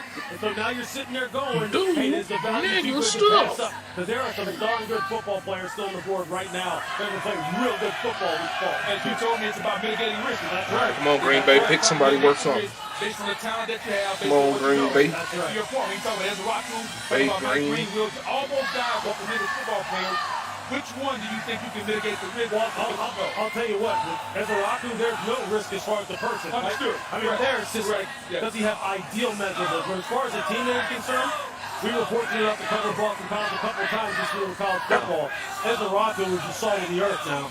He's a great kid, a great person. And I'll tell you, two other kids as UCLA Bruins. I call them having an entry with the Kentucky Derby coming up for Saturday in May, right? How about Olufemi Oladejo and Carson Schlesinger? Schlesinger off ball was everywhere making Best instincts in the draft. And Oladejo, when they moved them off ball to outside, was in there with the quarterback. Yeah. So those are two UCLA Bruins going to be really good late one, early two. Impressive. So all the speculation here at this desk has been about defense. I've had a lot of Packer fans come up to me this week and say, Greedy, we never take a wide receiver in the first round. It's funny to say that. Matthew Golden is still on the board, Mel. I've said his name about 5 times already with picks. Matthew Golden to me, people say, well, you have 1 year of production.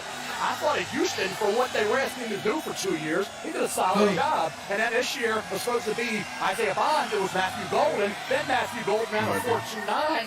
I don't know what else the kid needed to do. Yeah, you'd like to see 2 years in Texas, but he only had 1 season. And he did it all, and then he ran great. Matthew Golden here, are you kidding me? In the late first round? McMillan already went, and Abuka already went?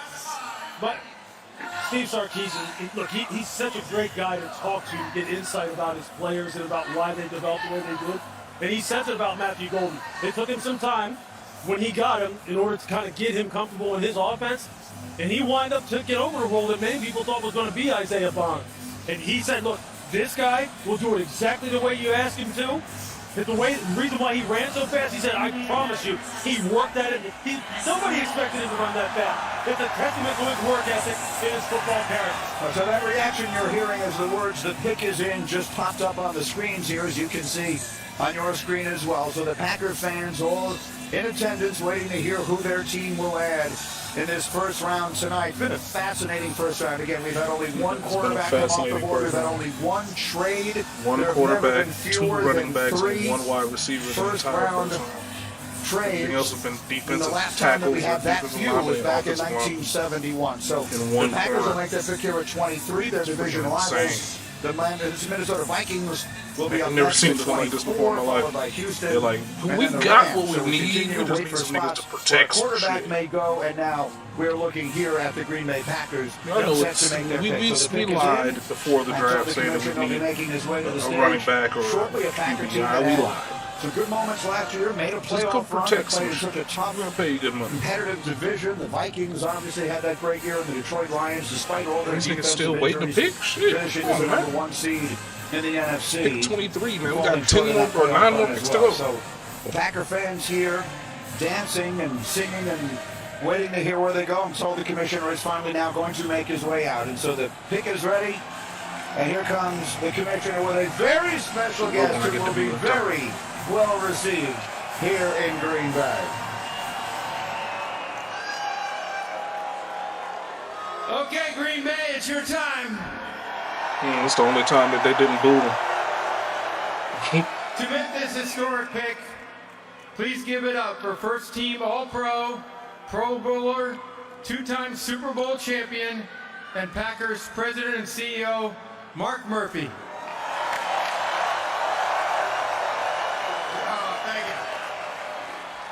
Thank you, Roger. How about this atmosphere? Isn't it unbelievable? Roger, thank you and the NFL for bringing the draft here to Green Bay for the best draft in the history of the NFL. Right here. On behalf of the Packers, Packer fans here in Green Bay, Wisconsin, and everywhere, because our fans are everywhere, It is my pleasure to welcome you all to the NFL Draft at Lambeau Field. It is our honor and privilege to host this wonderful event in our community, particularly since we are the only community-owned team in the NFL.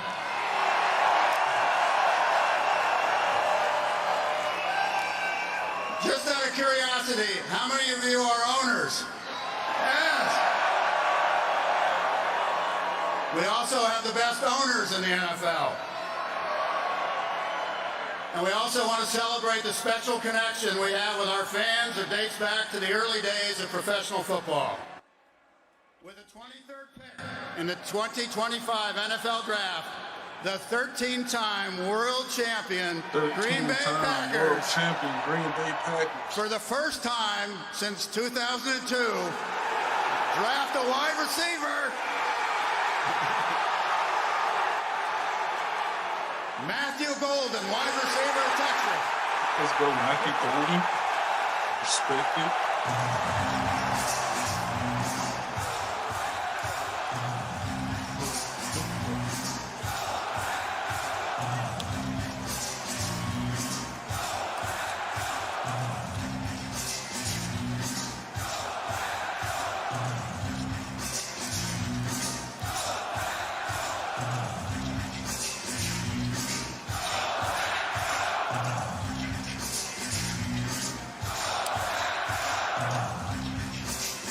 Who the hell is that? They keep that smacking chains together on here. This other ceramic sound and stuff.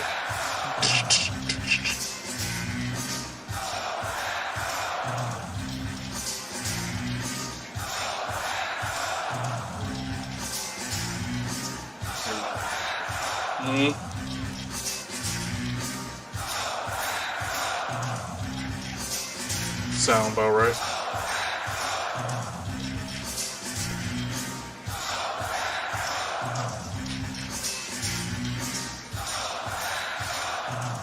Sitting here for a minute, man. My legs are starting to get a little hot. Get up in a minute.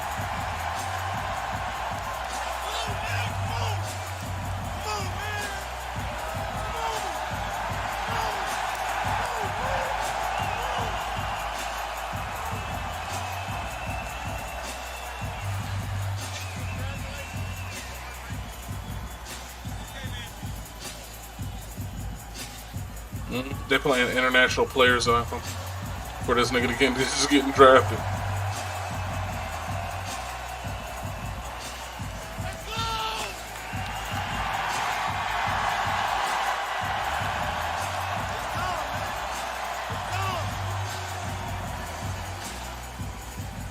It's on, man. It's on. It's on. For so many reasons, there is no other team in professional sports quite like the Green Bay Packers, and Mark Murphy did a great job of explaining some of those, and so that was the kind of moment you practically cannot get anywhere else in sports. Matthew Golden is going to address the crowd. Let's hear what he says. You're going to address the crowd.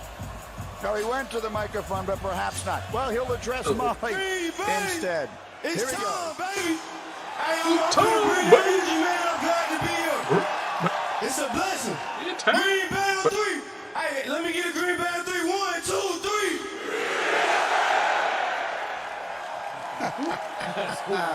How good is that? All right, Verizon Business to Molly, who is with the man of the moment. Molly. Matthew, that was a warm welcome from your new fan base. What is it like to stand here in front of all these Packers fans? Man, it's a blessing. You know, I put in so much work to get here, and I got my family here, man. It means the most to me, man. I can't thank God enough. I can't thank God enough. At Texas, you stepped up big when the lights were brightest. How will you do that here in Green Bay? That's what you should expect from me, man. You know, I'm a reliable target, and, you know, I get open anywhere on the field, man. Whatever the team need me to do, that's what I'm willing to do. But I'm bringing that dog mentality, know that. All right, welcome home. Thank you. Thank you. Guys. Mel, you mentioned the combine 4.29. That opened a lot of eyes. 58 catches, 9 touchdowns in his one season at Texas. The 16th ranked player on my big board. Packers getting him at pick number 23. We're talking about this year. 9 games, he averaged 20-plus yards per catch. Here he is with the Houston Cougars. Over a 2-year period, he had 76 catches, averaged 13 yards a catch, and 13 touchdowns at Texas this year. He was outstanding, and he came up big at critical moments in key games. SEC championship game against Georgia, really impressive with 8 catches, 162 yards. Quarterfinal playoff game against Arizona State, 7 catches, 149 yards, and another touchdown. He had 2 to 3 concentration drops. That was it. He's a guy who gets open. He can handle tight coverage. He catches the ball in traffic. He's tough across the middle. He's quick out of his break. He sells the route. And I was impressed with the consistency, game in and game out, to know that he was understated. He was underappreciated all year for what he did for an offense that needed him. And every time they needed a big catch, Matthew Golden got open and made, let's say, 9 games to average over 20 yards a catch. Is pretty impressive. And I was impressed with his ability to separate. That's what a quarterback wants to see. Separation from the defender, knowing that you can throw the football to him on time and accurately. And when you look at Green Bay, it's often said that Green Bay has a lot of receivers. They got a lot of number 2. Might he be the number 1 that they've covered? When you look at Romeo Doubs, Jaden Reed, Christian Watson coming off the ACL. So this is a justified pick for the Packers. All right, so the Minnesota Vikings are on the clock, and we've got Roger Goodell ready to make their pick. For every action, there is an equal opposite reaction. They will be booed as loudly as the Packers were cheered. Here comes Roger Goodell with the selection. Yep. With the 24th pick in the 2025 NFL Draft, the Minnesota Vikings select Donovan Jackson, guard, Ohio State. All right, so there's the reaction from the crowd. Versatility is the word that comes to mind. He started 31 games at left guard for the Buckeyes, then kicked out to left tackle and played great. So Donovan Jackson goes to Minnesota, but I'm told to go. Adam Schefter has breaking news for us.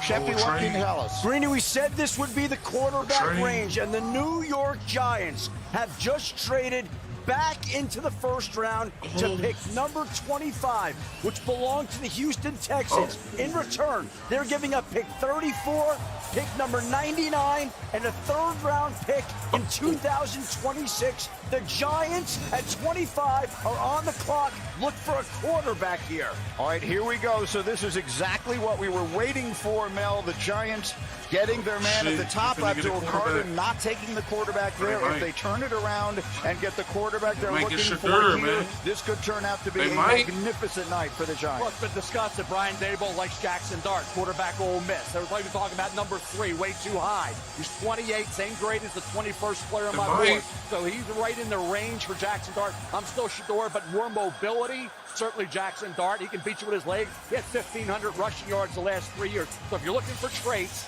Jackson Dart has a few more than Shador on paper. I'm a Shador guy. Love him. Jackson Dart I like. And I think Brian Daboll said, hey, he's my guy. Because he can move around. And he can, like I say, had those games where he could beat you with his legs, 3rd and 8. He can run for 30 yards. He's an athlete. Okay? And he can make the throws. 6'2", 223 pounds, coming out of that RPO offense, Lane Kiffin. So, hey, if he wants somebody who can do more than be a great pocket passer, then Jackson Dart gives you more with his legs. And not only that, not only the pocket passer, look at Jackson Dart, throws under pressure, when pressure's in his face, it's outstanding. I mean, he stands in that pocket and makes a big time throw. I agree with you. Shador Sanders is quarterback for me. Brian Daboll seems to be leaning toward Jackson Dart. The difference for me was Shador came through in the clutch. When it mattered the most in games late, he's taking it out of field. Jackson Dart had some meltdowns, particularly the Florida game with meltdown late in that loss. All right, I'm going to take a very short timeout. We're going to come back. The New York Giants are on the clock. Adam Schefter has told us to expect a quarterback. Which one will it be? We will find out right after this, live in Green Bay on ESPN.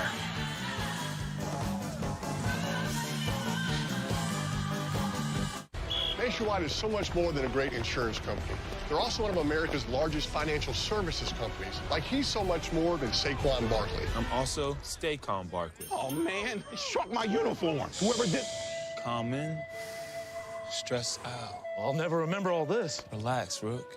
When things get intense, we get incense. What a nice cleansing surprise. For your insurance and financial needs, Nationwide is on your side. This Memorial Day. I don't think you're supposed to drink that. Summer starts. No. Dogs on the table. You sure that's a dog? Yeah. Rough. With Stitch. No. I'm gonna give you to the count of 3, Stitch. 1. Disney's Lilo and Stitch. Only in theaters May 23rd. Rated PG. Let's talk salary. Great. What do you typically offer for this role? It's competitive. And if it was a number, it would be... A competitive number. With Indeed, you can avoid awkward salary conversations from the start. Whoa, a number. Is it competitive? Why do 80% of NFL players choose a Sleep Number smart bed? Because the higher my sleep IQ score, the better I play. But that's not the only reason. He likes his side firm. I like my side soft. Sleep Number does that. Effortless comfort all night. So sleeping on a smart bed is why you can play like this? Yeah, because I also like to sleep cool. And I like to sleep even cooler. And I really like it when we both get what we want. Sleep Number does that. Meet the Sleep Number Climate Cool smart bed. Sleep up to 15 degrees cooler on each side. Visit a Sleep Number store near you. I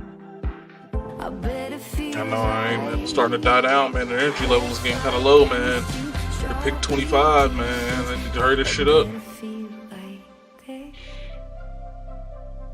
Figured out how to play duty and get my sound back. I had to have the control sound. Don't worry. DashPass saves you money on DoorDash, so you can skip the trip to the grocery store and stay right where you need to be. DashPass by DoorDash. Your door to more savings. A Chewy pharmacy order is on the way for Homer, the homebody who only goes outside when nature calls. So Mom uses Chewy to get his flea and tick meds at a great price. Delivered fast, right to their door. For quality meds, for life with pets, there's Chewy. Craving more football? Experience the game That's how like never it's before. The access, the action. You see and hear everything. The United Football League. Saturday at 7. Sucks, but, and Sunday starting at noon on ESPN. Welcome to the show, the one with unimaginable power and endless entertainment. Phillies, Cubs, big-time talent shines from the friendly confines on Sunday Night Baseball. Sunday at 7 on ESPN. Welcome back to Green Bay, where we have just had our second trade of the night here in round 1. The New York Giants have just traded up into the Houston Texans spot at number 25. And Adam Schefter has told us it is to draft a quarterback. Will it be to take that man, Shedeur Sanders, the Big 12 Offensive Player of the Year, or that man, Jackson Dart, quarterback at Ole Miss? Opinions have been split between these two. Mel Kiper, you have been on the Shedeur Sanders bandwagon since the beginning of the season. Again, we are waiting. The commissioner can make the announcement right now. The Giants, who picked at number 3 in this draft, taking Abdul Carter, the defensive end out of Penn State. This was how many of the Giants fans definitely hoped the night would go. Get the pass rusher early, find a way to get the quarterback that you want a little bit later in round 1. It appears that's what they have done. So we are awaiting the commissioner on the announcement. Here he comes onto the stage to announce the Giants pick at number 25. The Houston Texans have traded the 25th pick to the New York Giants. With the 25th pick in the 2025 NFL Draft, the New York Giants select Jackson Dart, quarterback, Mississippi. Jackson Dart, no Shedeur Steele. Damn. Wow. All right, you know the story. Legendary high school career in Utah, threw for 67 touchdowns. As a senior, he went to USC, started 3 games, then transferred to Ole Miss. Started 38 games for Lane Kiffin, threw 72 touchdowns, finished as the school's all-time leading passer, surpassing Eli Manning. Mel, your reaction? Well, surprised he went ahead of Shedeur, not shocked, because they both He was my number 2 quarterback. And Jackson Dart can beat Shedeur the didn't get defense picked with up. his legs. His Got completion Raiders. percentage every Raiders year couldn't get under him. Lane Kiffin improved. I was on Jackson Dart. 62%, 65%. I ain't mad at Culminated that. with 69% this past year. Touchdowns, what, 20 to 23? 29 this past year. So we're not gonna be in 11 the first rushing touchdowns round? the last 2 years. 1,500 rushing yards the last Maybe the 3 Rams years get him. Maybe at the Ole Rams Miss. get him. Now, the concern for me, 'Cause the Rams the reason don't have I'm a a- Shador guy is in the big spot. You come up big. For The Jackson Rams Dart, traded 2 their pick games to the where Ole Miss Falcons? faced a then-ranked opponent, LSU and Georgia. He completed less than 60% of his passes, and in each game combined for 2 touchdowns. Falcons and 2 gonna do- picks. oh my and God. they were looking for a playoff spot late Maybe know what's gonna November. happen here. He completed less than 60% of his passes with a couple touchdowns and 2 interceptions, and that late meltdown against Florida. So 3 big spots didn't come up big. Shador consistently did, despite being harassed. I like Jackson Dart. I love Shador. We'll see how it works out. Keep in mind, the quarterbacks that have dropped a little bit, how about the quarterbacks went ahead of them? Brett Favre, Dan McGuire, Todd Marinovich went ahead of Brett Favre.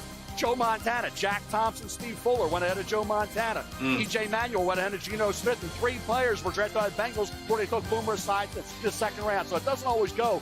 The quarterbacks go in the order or the way they work out in the NFL. So for Shador, I still believe, I'm going to say it until I'm proven wrong after this, the New Orleans Saints are the perfect fit because Pittsburgh's weather, right? The Giants are weather, and the division's weather. And for Shador, like Drew Brees and Peyton Manning, that dome would help him so much and give him a chance to have a great career that he's certainly capable of. I think Jackson is very, very well respected down in Oxford. Being a great teammate, he's tough as hell. Another kid who I was fortunate enough to call 3 of his games over the past couple of years. He's got a big arm. He is tough. He can pick up first downs. He can bomb the football. It doesn't always seem to be able to get through progressions as quick as you would like. That's something he's going to have to work on. That's something he'll have time to work on because Russell Wilson's going to command. Are you drafting him for the next GM and the next head coach? We'll see. And you know what? Hey, that's a question for John Mara. But I'm happy for the kid. Let's find out what we can from Sal Palantonio. He is covering the Giants for us tonight. Sal. Well, Greeny, it's pretty clear that head coach Brian Daboll likes Jackson Dart. Why? Because he has some of the same traits that Josh Allen had in Buffalo. That mobility, the dual threat ability, the big arm to get the ball down the field, the toughness. Those are the traits that Josh Allen showed Brian Daboll in Buffalo. That's why Jackson Dart of Ole Miss is here and will be a New York Giant, Greeny.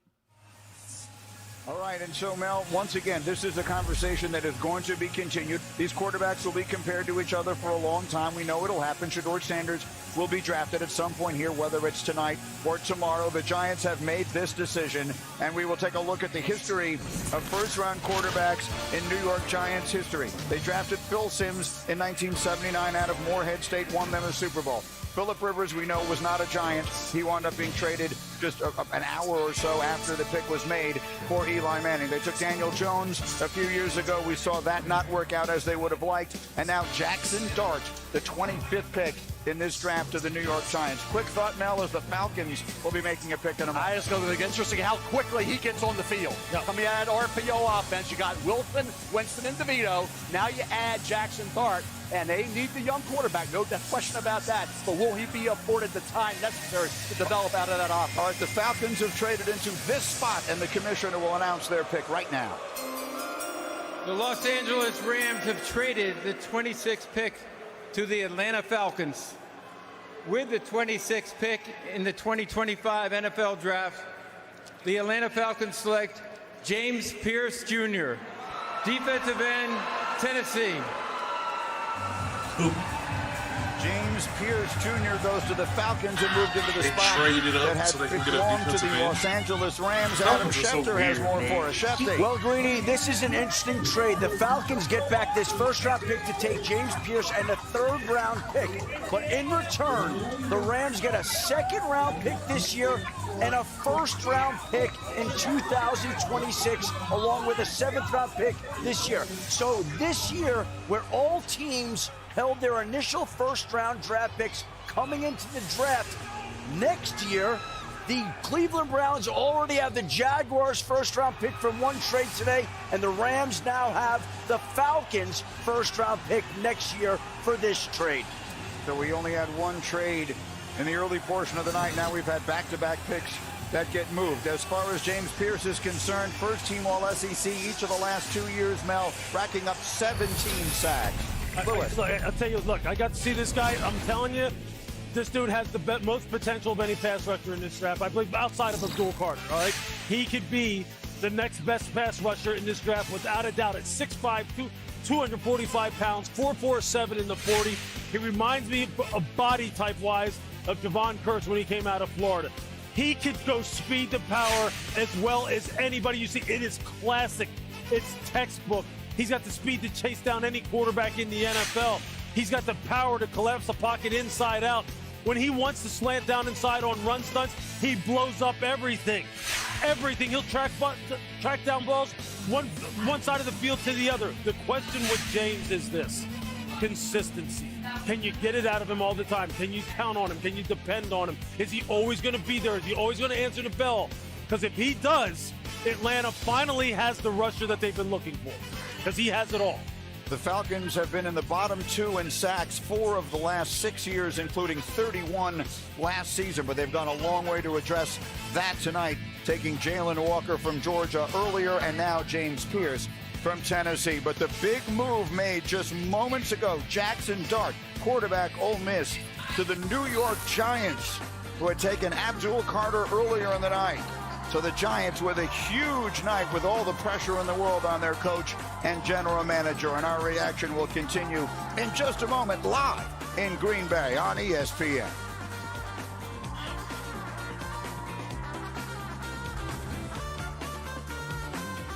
Lowe's helped build the 2025 NFL Draft Green Room. Visit Lowe's.com/NFL Draft now to recreate the look in your home. Lowe's, official partner of the NFL. These are the voyages of the Patrick Starship Enterprise.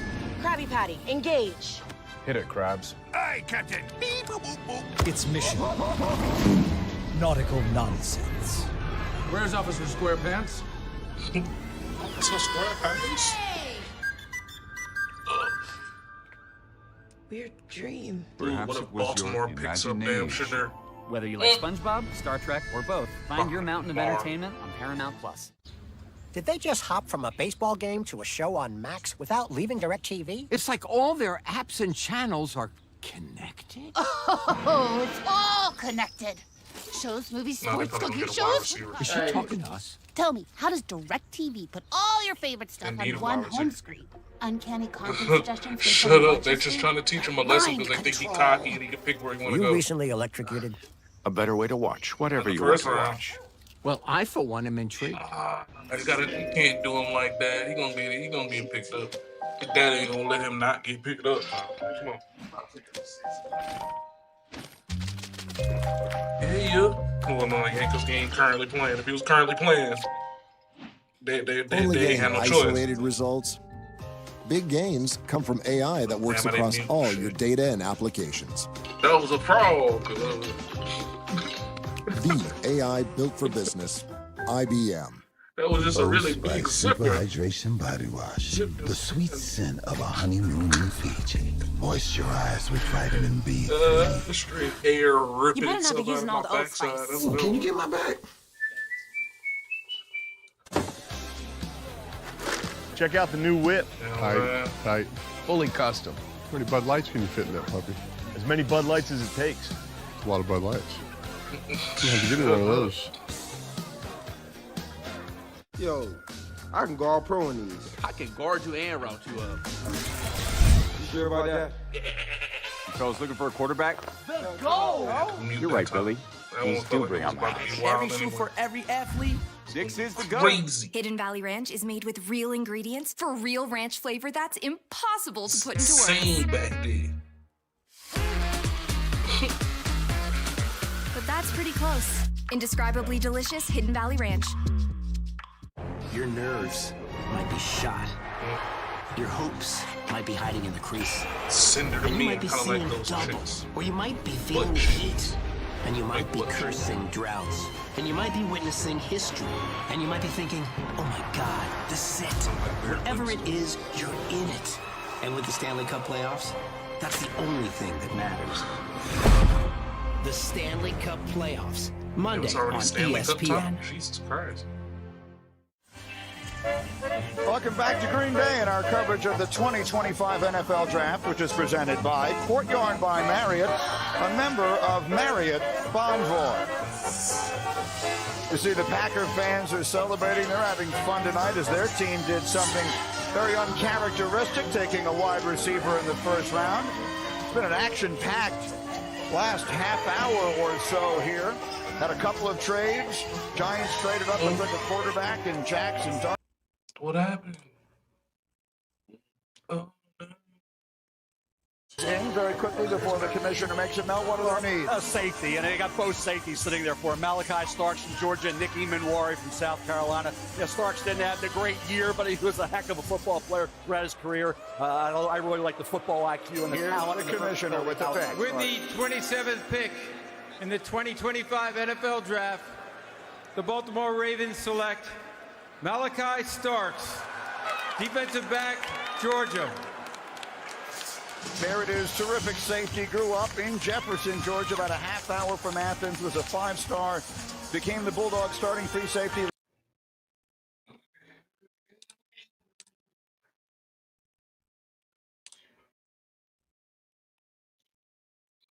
Now you got me reload now. Losing connection to the damn whoever the host, whoever sharing damn shit with us.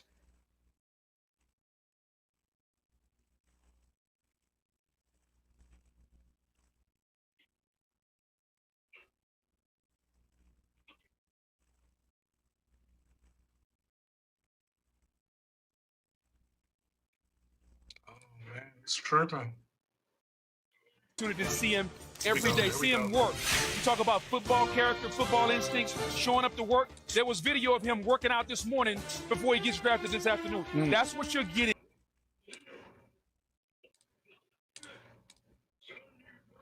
His football instincts, his ability to be in center field while you have Kyle Hamilton down around the line of scrimmage, to be able to play the ball and make plays. What he lacks maybe in speed and athleticism, he makes up by being able to key and diagnose quickly. This is a true football player that had very high football character. He's a guy who seems like he would fit in Baltimore in some of their split safety stuff, right? Their cover 4 scheme, their cover 2 scheme, whereas there's a lot of pattern reading where you process quickly, get quick pattern matches. You're not kind of isolated one-on-one. When he got put in those kind of situations, that's where you see some of the top-end speed deficiency come in. And I don't mean deficiency, okay? He's 4'5". So I'm saying he doesn't have true man coverage skills down the field against wide receivers when they get him one-on-one.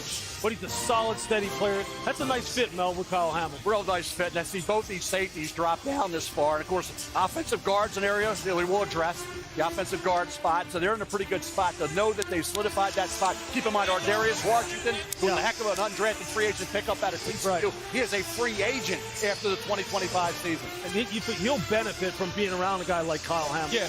No question about it. Those are... Look, at the safety position where you want guys to be real cerebral and be real smart and be able to work together with one another, get everybody on the same page, he's perfect. And one other note, they really like TJ Tampa, 4th-round steal last year out of Iowa State. Right. And they did some things in free agency with Awuzie, so they've done some things cornerback-wise, a little under the radar. The development of TJ Tampa, who I think is going to be a nice addition to that defense this year. Wasn't redshirted, but certainly got coming off the injury, a little banged up. They like TJ Tampa. He said a day 3 steal last year for Eric DeCosta, outstanding general manager with the Baltimore Ravens. Now you can actually see the intensity in him as he made his way from the green room out onto the stage and actually lifted the commissioner off his feet, and he's down there on the stage now. Verizon Business brings us down to Molly, who's with Malachi. Molly. Malachi, I can feel the energy vibrating off of you. That was quite the hug with Commissioner Goodell. How do you describe what's going through you right now? I'm ready to go. I've been waiting too long. I'm ready to go. I'm ready. This Ravens defense was a force down this stretch last season. What will you bring to that secondary? I got energy. I move around. I play at a high level coming from a university like Georgia. I'm just ready to go play ball. What do you think about playing with a guy like Kyle Hamilton? It's my dream. Great. Congratulations, Malachi. Thank you. Guys. Everything you just said was illustrated by his behavior in every conceivable way. That was one fired up young man. Well, they booing the crowd is now the Lions. to boo the Lions. They booing the Lions. A while since we've seen the other divisional teams in here. They booed the Bears quite loudly. They booed the Vikings loudly, and now they will boo the Lions loudly as well. The Lions, obviously, a terrific season last year, a terrific team, the best in the NFC, just decimated by injury on the defensive side to the point where they almost didn't have a chance by the time they got to the postseason. Well, and when you talk about the defensive side of the football, particularly edge rusher, Aiden Hutchinson missed most of the season. They struggle to find pass rush, particularly coming from the edge. There are some guys that are still left on the board. The guy from BC, Donovan Ezaraku, Mike Green is on the board. They need to solidify the depth from a pass rush standpoint. This is a playoff team that wants to compete for a Super Bowl. You have to fill in the holes, the gaps that you have. You talk about them being decimated on defense. They have to accumulate the depth, especially at the edge position. Yeah, they got to get somebody who can come off the edge. I mean, they need to start establishing some depth by getting some more players. I mean, Aiden needs some help. Yeah. Right? He needs a guy. He needs some juice off the edge. I mean, Donovan Ezaraku is still there. Mike Green from Marshall is still there. You would expect it to be a defensive pick simply because of the fact that they had so many injuries. Yeah. And it really just derailed everything they were trying to get done last year. We'll see what happens here. They were one of two teams that didn't have multiple players with 5 sacks last season. Aiden Hutchinson led the team in sacks, and he only played in 5 games last year. So, Mel, what direction do we look at as the commissioner makes his way to the stage? I'm going to echo what Lou was saying. I think Carson Schwessinger's another name that we're going to be hearing at some point in time. You talk about they have Jack Campbell, but Carson Schwessinger from UCLA, all this kid does is make impactful plays, and he is a tackling machine. Here's the commish with the selection. With the 28th pick in the 2025 NFL Draft, the Detroit Lions select Tyleik Williams, defensive tackle, Ohio State. All right, so not an edge, a dominant run defender at 334 pounds who also compressed the pocket for the national champs at 11.5 sacks in his college career. Here's the first thing you notice, Rini. He's built like a nose tackle at 6'2", 334 pounds, but he has athleticism like a 3 technique. I got an opportunity to train him and take him on the field in Tampa. He's got elite movement for a guy that's 330 pounds. The ability to change direction. You talk about him playing the run.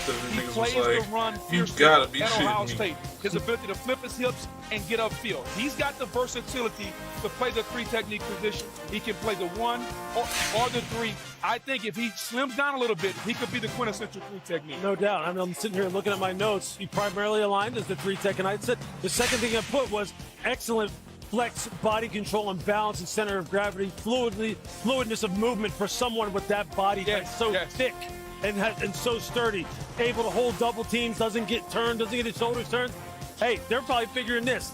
We don't like somebody on the outside on the edge. What's the quickest way to get to the quarterback? We're just going to collapse that pocket inside out. There are 4 picks remaining in tonight's first round. As of now, they belong to Washington, then Buffalo, then Kansas City, then Philadelphia. Will Shedeur Sanders hear his name called tonight? According to our draft day predictor, there was only a 3% chance he'd be available by the time we got here. He is Mel's 5th rated player on the board. He's still available at 29. We'll be right back.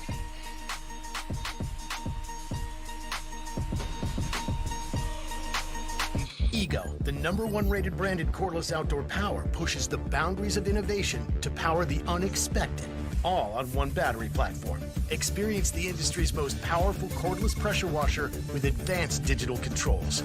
A string trimmer so smart, it loads the line with the push of a button. And our most powerful blower that exceeds the power of gas. Ego takes innovation to the next level. One battery powers 90+ tools. Ego, power beyond belief. Find an Ego retailer near you. What's better than a limited time deal? An unlimited time deal. That's why the $5 Biggie Bag with a Junior Bacon Cheeseburger is available all the time. Because the best time for fresh, never frozen beef and Applewood smoked bacon is all the time. Duh. For the best deal of all time, gotta be Wendy's. AT&T has a new guarantee, because not everything in life is guaranteed.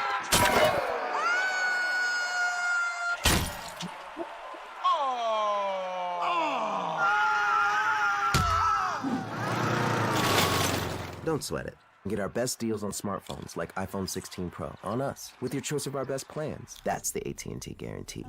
And right now, trade in your iPhone any year, any condition, and get up to $1,000 towards your new iPhone. Oh, great presentation, Tim.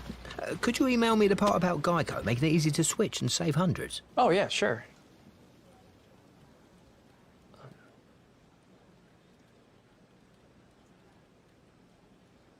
You don't know my name, do you? Of course I know your name. I just get you mixed up with the other guy. What's his name? What's your name? Switch and save. Get more with Geico. Could you just tell me? I want this to be over. With new McValue at McDonald's, you'll get more than you expect. Like buy a double cheeseburger and add chicken McNuggets for $1. Because 6 finals calls for a 6-piece chicken McNuggets. Get more than you expect with new McValue. The 2025 NFL schedule will be released soon. We are ready for the new era here. It is adrenaline, it's excitement, the stage electric. One of many revenge games. Quarterbacks, they define this rivalry. They've only gotten better. Unbelievable. It's showtime. The whole world wants a Super Bowl rematch for the ages. Welcome back.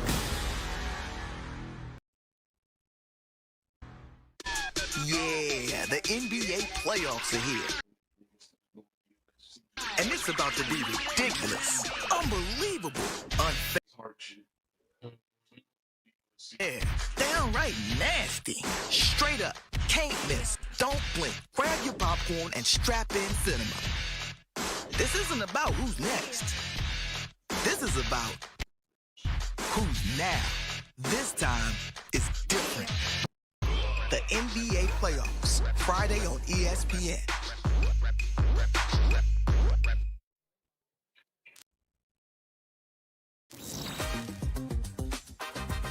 The 2025 NFL Draft is presented by Courtyard by Marriott, the official hotel of the NFL.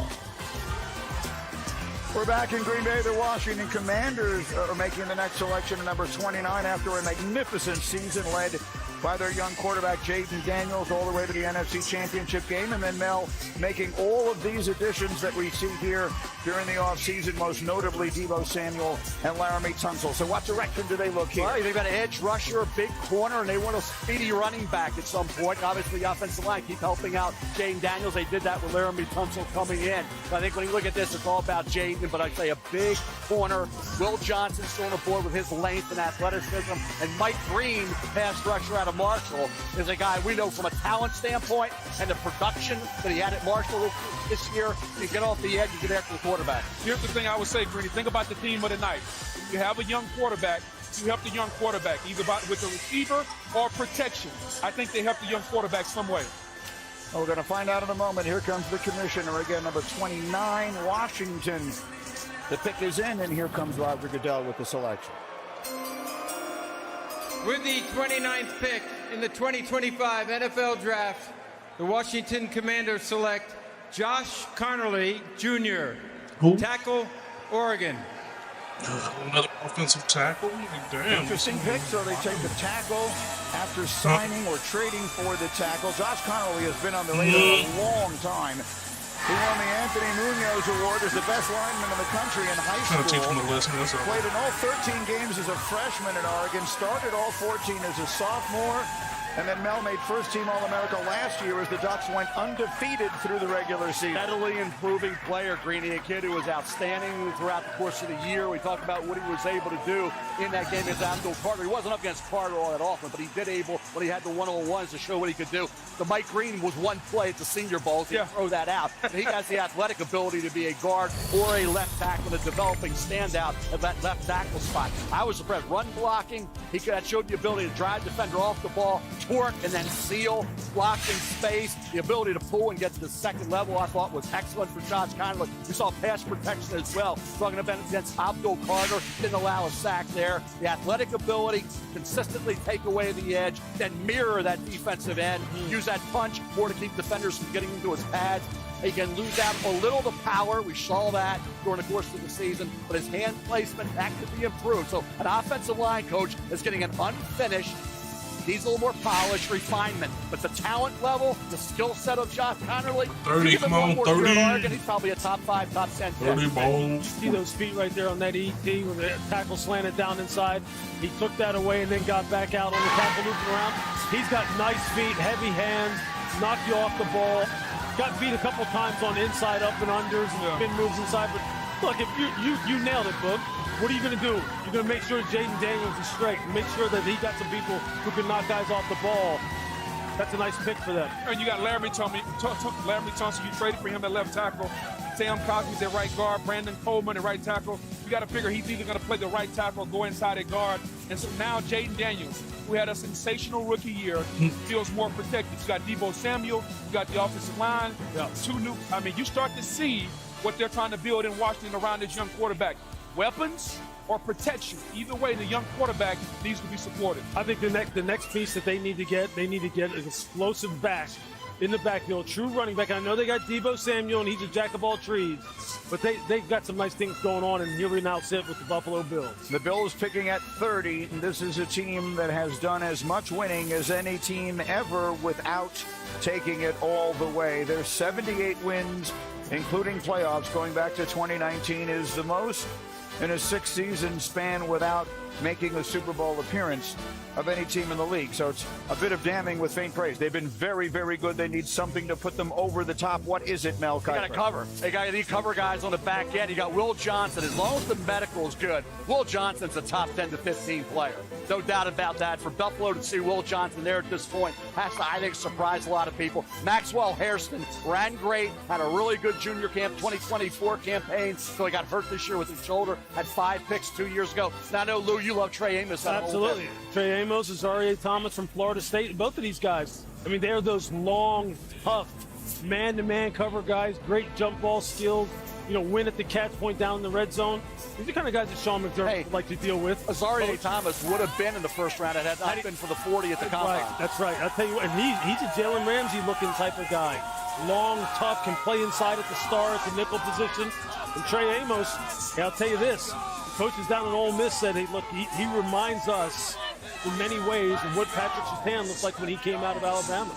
He has that same kind of mentality, that same kind of toughness at the catch point, ball skills, all of it. But there's some good players still on the board. If you talk about fit, though, all those guys, I get it, but from a fit standpoint, if the medical checks out, Will Johnson fits better in that Sean McDermott defense, the way they want to have vision on the ball. So you're talking about a too-high type of scheme, cover 4, cover 2 type of scheme. From a zone standpoint, ball steals, the ability to key diagnose, get the ball, and get the pick sixes like he did at Michigan. Right. I think he fits better maybe than a Trey Amos or an Azaria Thomas. Well, I would say Trey fits only because down at Ole Miss, I mean, they played a cover 4 type of scheme. It was Nick's scheme, basically, they played down there. So, they both make sense. They both make sense. A team that was mentioned has been so good and yet come up just short in such painful fashion multiple times in the last few years. Last year was supposed to be their dip year. It was the year they lost so many of their players on defense, reset their salary cap, still found themselves with an opportunity in the AFC Championship game against Mahomes and Kansas City and just couldn't quite get it done at the finish. So let's see which direction they go. Everyone here is expecting defense to help Josh Allen and that Bills offense take a step towards San Francisco or Santa Clara next year. It's just a different way to close the gap, Green. When you talk about the gap between Mahomes and Josh Allen, it's minuscule. So how do you close? You got to be able to close it from the defensive side of the ball where they can turn the football over and give Josh Allen one more possession, give him one more crack at the football. And we can see the commissioner making his way to the podium with a very special visitor to announce the pick. The NFL is stepping up to have an even greater impact as a wish maker for Make-A-Wish. For the second time tonight, we have the opportunity to grant a wish for a deserving young man to announce the first pick for his favorite team. Tommy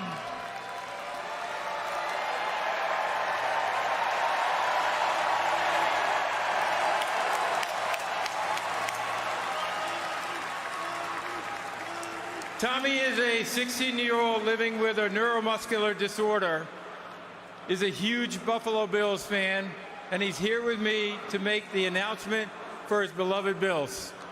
Go ahead, Tommy.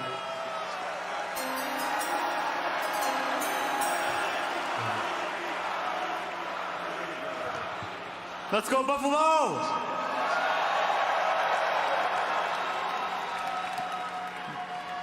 With the 30th pick in the 2025 NFL Draft, the Buffalo Bills select Maxwell Harrison. Let's go!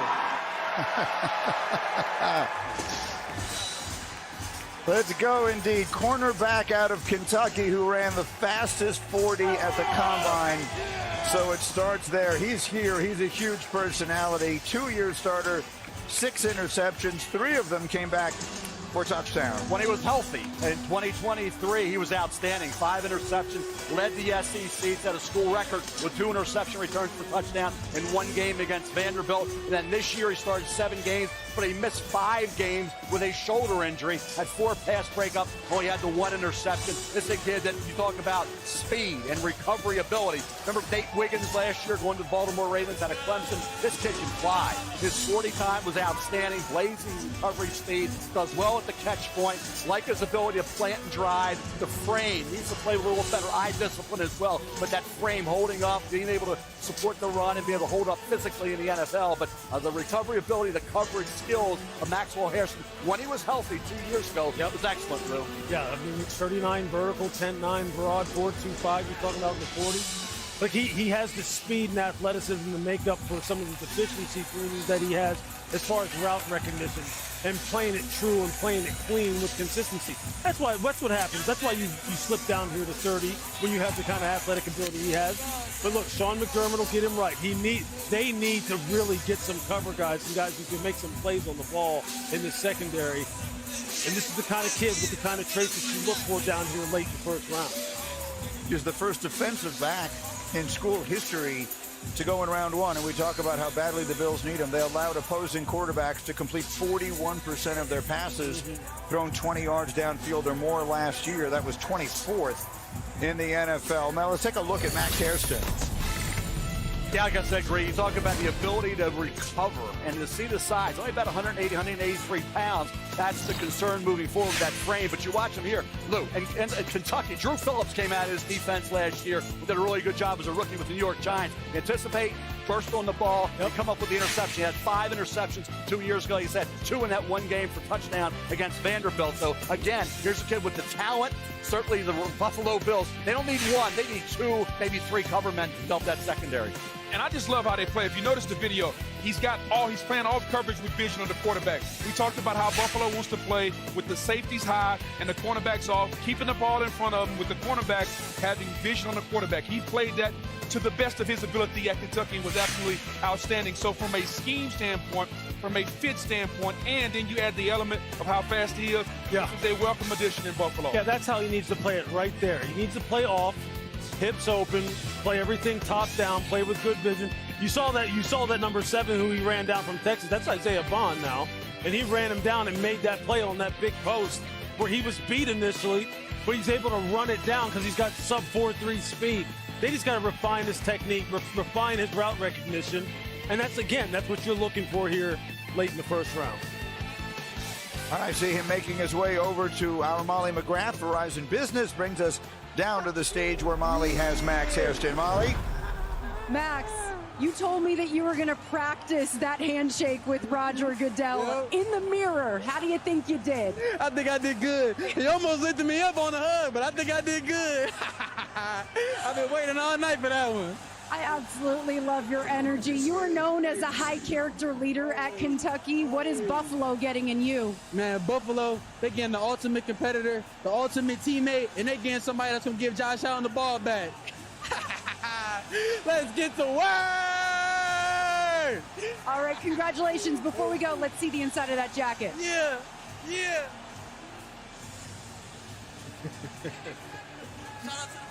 And so Max Hairston is headed to Buffalo. I'll tell you what, the NFL draft makes for a strange bedfellows. Kansas City and Philadelphia met in the Super Bowl just a few months ago. Now they've swapped picks here. The Eagles have moved up to 31, trading up with Kansas City. We'll get the details on the trade in just a moment. The Super Bowl champs are on the clock, and we're getting ready to finish up round 1 from Green Bay. We're back in a moment on ESPN. That is interesting.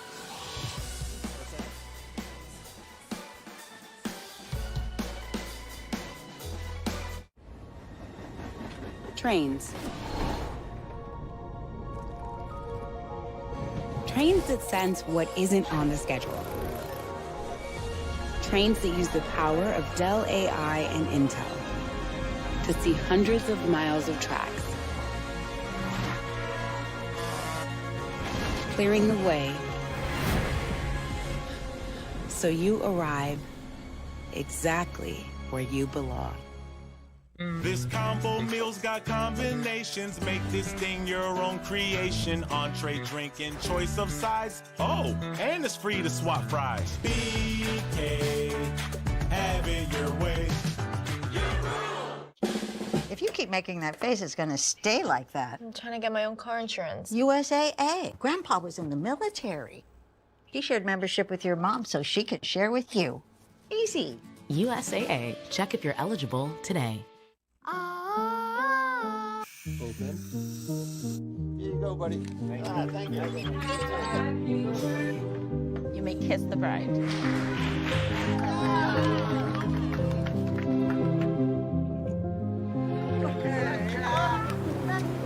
Love you, Dad. Oh my God. It's our baby girl. Sugar issues. You might have heard I'm going through a little upgrade with my tats. So when Verizon announced that everyone gets a free phone on any plan, pain-free, count me in.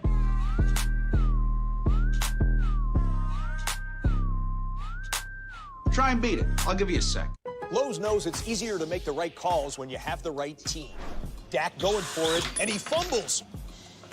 Brilliant recovery with the Lowe's app. He always delivers. And so does the Lowe's app. In-store, online, our Lowe's team has you covered.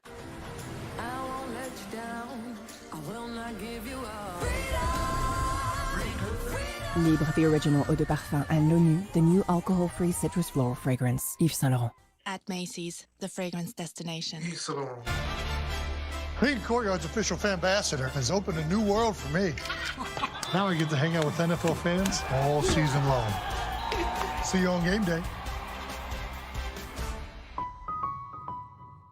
Excuse me. 2 world titles, what a night.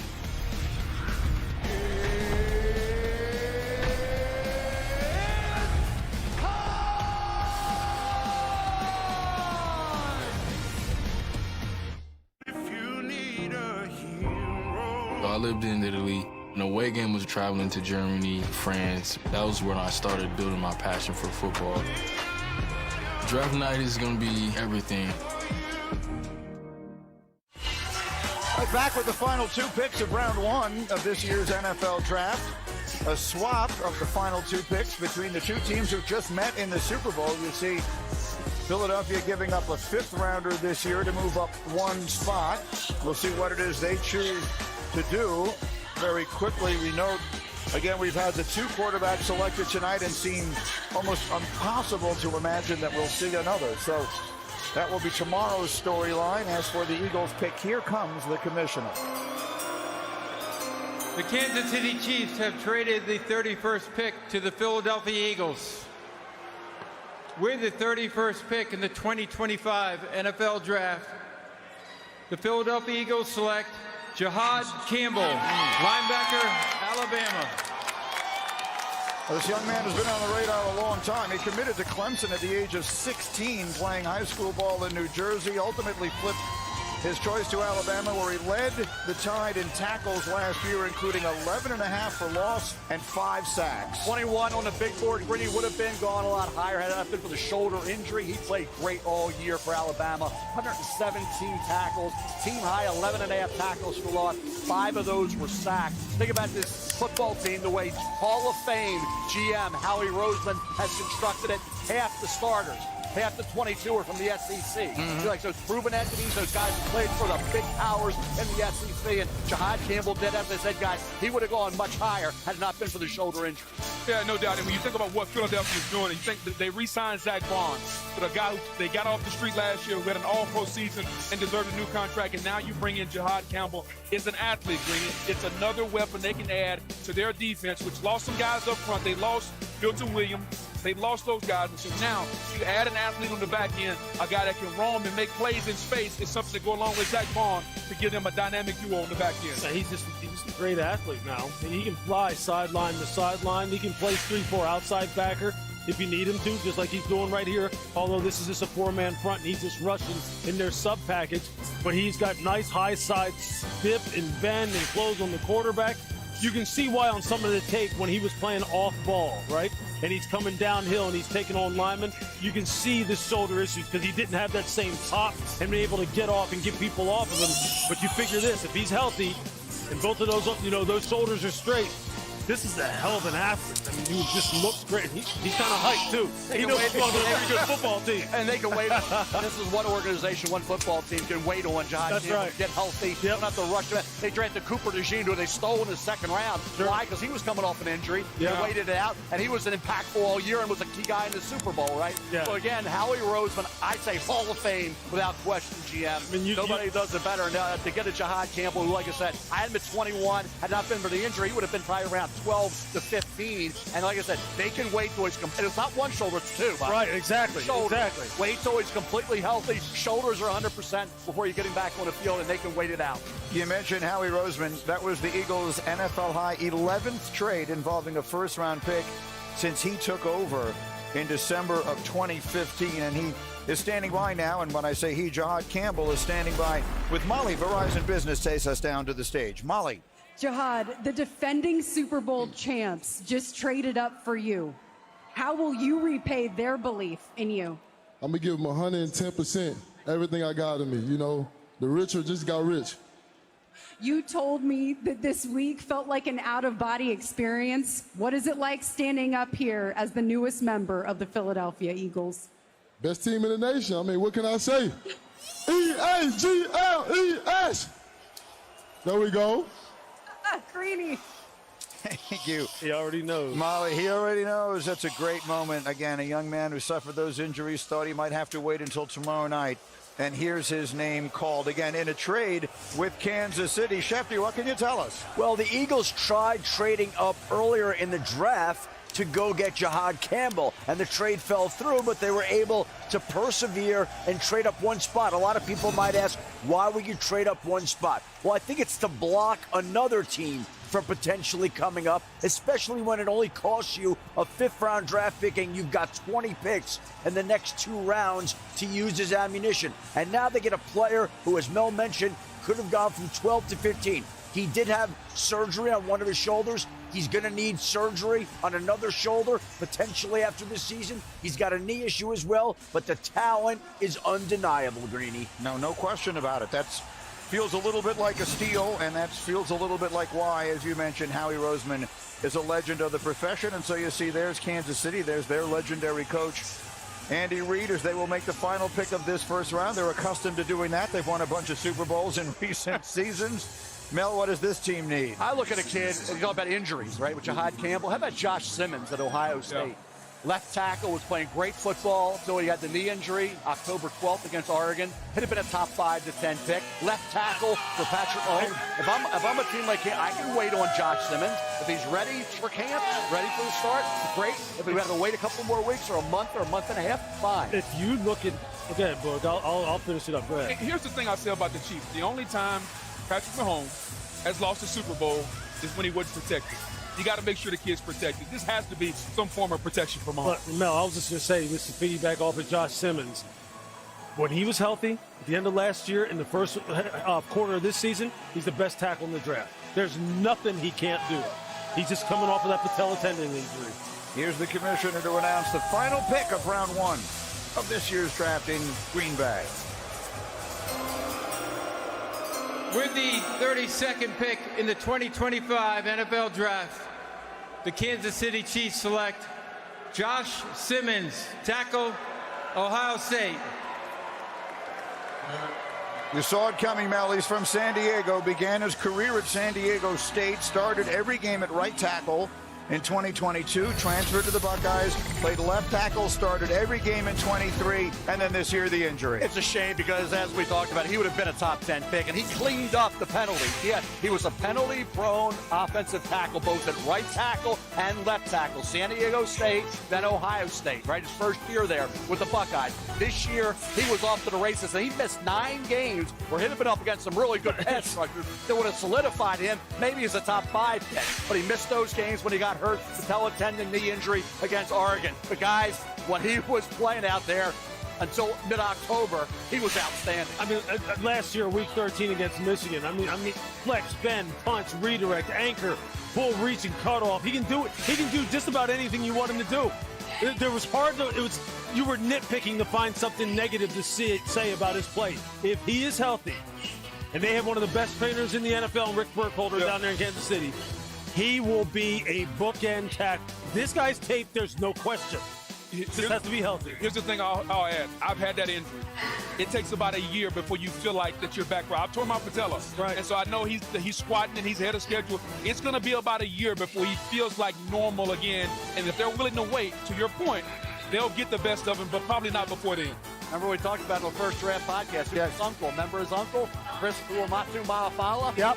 Father Nelson Simmons played Major League Baseball, Detroit Tigers, Baltimore Orioles, and Josh Simmons, the same, goes from San Diego State to Ohio State, and he was off to the cleaned up all the penalties. They only allowed 2 pressures and all those. I'll tell you, they have tried hard to address the offensive line down there, and they've had some success, and they've had some misses. This guy is one of the best that they've brought in there. There's no doubt that you cannot dispute it. He just has to be healthy, which by all accounts, he's trending the right way. And so that is it for round 1. There doesn't seem to be any question what the storyline is going to be going into round 2 tomorrow. Shedeur Sanders went undrafted tonight. That is a surprise, if not a shock. Only a 3% chance, according to our predictions, that he would be here available for Friday night, tomorrow night, for rounds 2 and 3. It has been a privilege to bring this evening to you on behalf of our entire crew here in Green Bay. I'm Mike Greenberg saying good night. Thank you so much for being with us. SportsCenter picks it up, takes the ball and runs with it now. Scott Van Pelt is ready to go. Scott, take it away.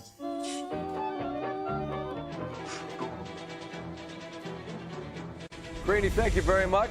Salute to all the hard-working men and women up there in Green Bay doing a tremendous job tonight. I ain't worried about the second round. Fuck the second round. From the nation's capital, I am Scott Van Pelt. We have a packed show on the way, including visits from no Shedeur, man. That nigga still sending the crib. We have 7 different playoff games in the NBA and the Stanley Cup playoffs. That was a packed show last night without the draft, right? We'll get to that as well. We will start this evening with the trade, which really shook up the top of the draft early as Jacksonville moved up. That is insane, y'all. That is insane. I can't believe the entire first round of the draft went through and they only picked up 2 quarterbacks. 2 quarterbacks. Cam Ward and Jackson Dart are the only 2 quarterbacks picked up in the entire first round of the NFL draft. That is insane. That's unpredicted. Nobody thought that was going to be like that. Everybody thought it was going to be big time, about 4 at least drafts, at least picks. Jeez. That is crazy. But it is what it is, y'all. I know y'all had a good time watching it with me, man. I don't know who all watching it with me still, man, but everybody that did watch it with me, man, I appreciate y'all for showing up. Appreciate y'all for cheering with me along with the Raiders and everything like that when they picked up Ashton Jeanty.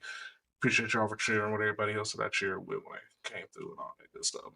But that's all I got for y'all for tonight, man. Y'all be easy. Y'all be good. Everybody be safe. Don't get too drunk. Make sure you get home so you can enjoy the fact that you have the draft pick that you got next season. Prepare yourself for that Madden 26. And everybody have a great rest of your night. We will not be here for draft round number 2. I gotta work. I switch days. So y'all kiss my ass on that one. I'm sorry. It is what it is.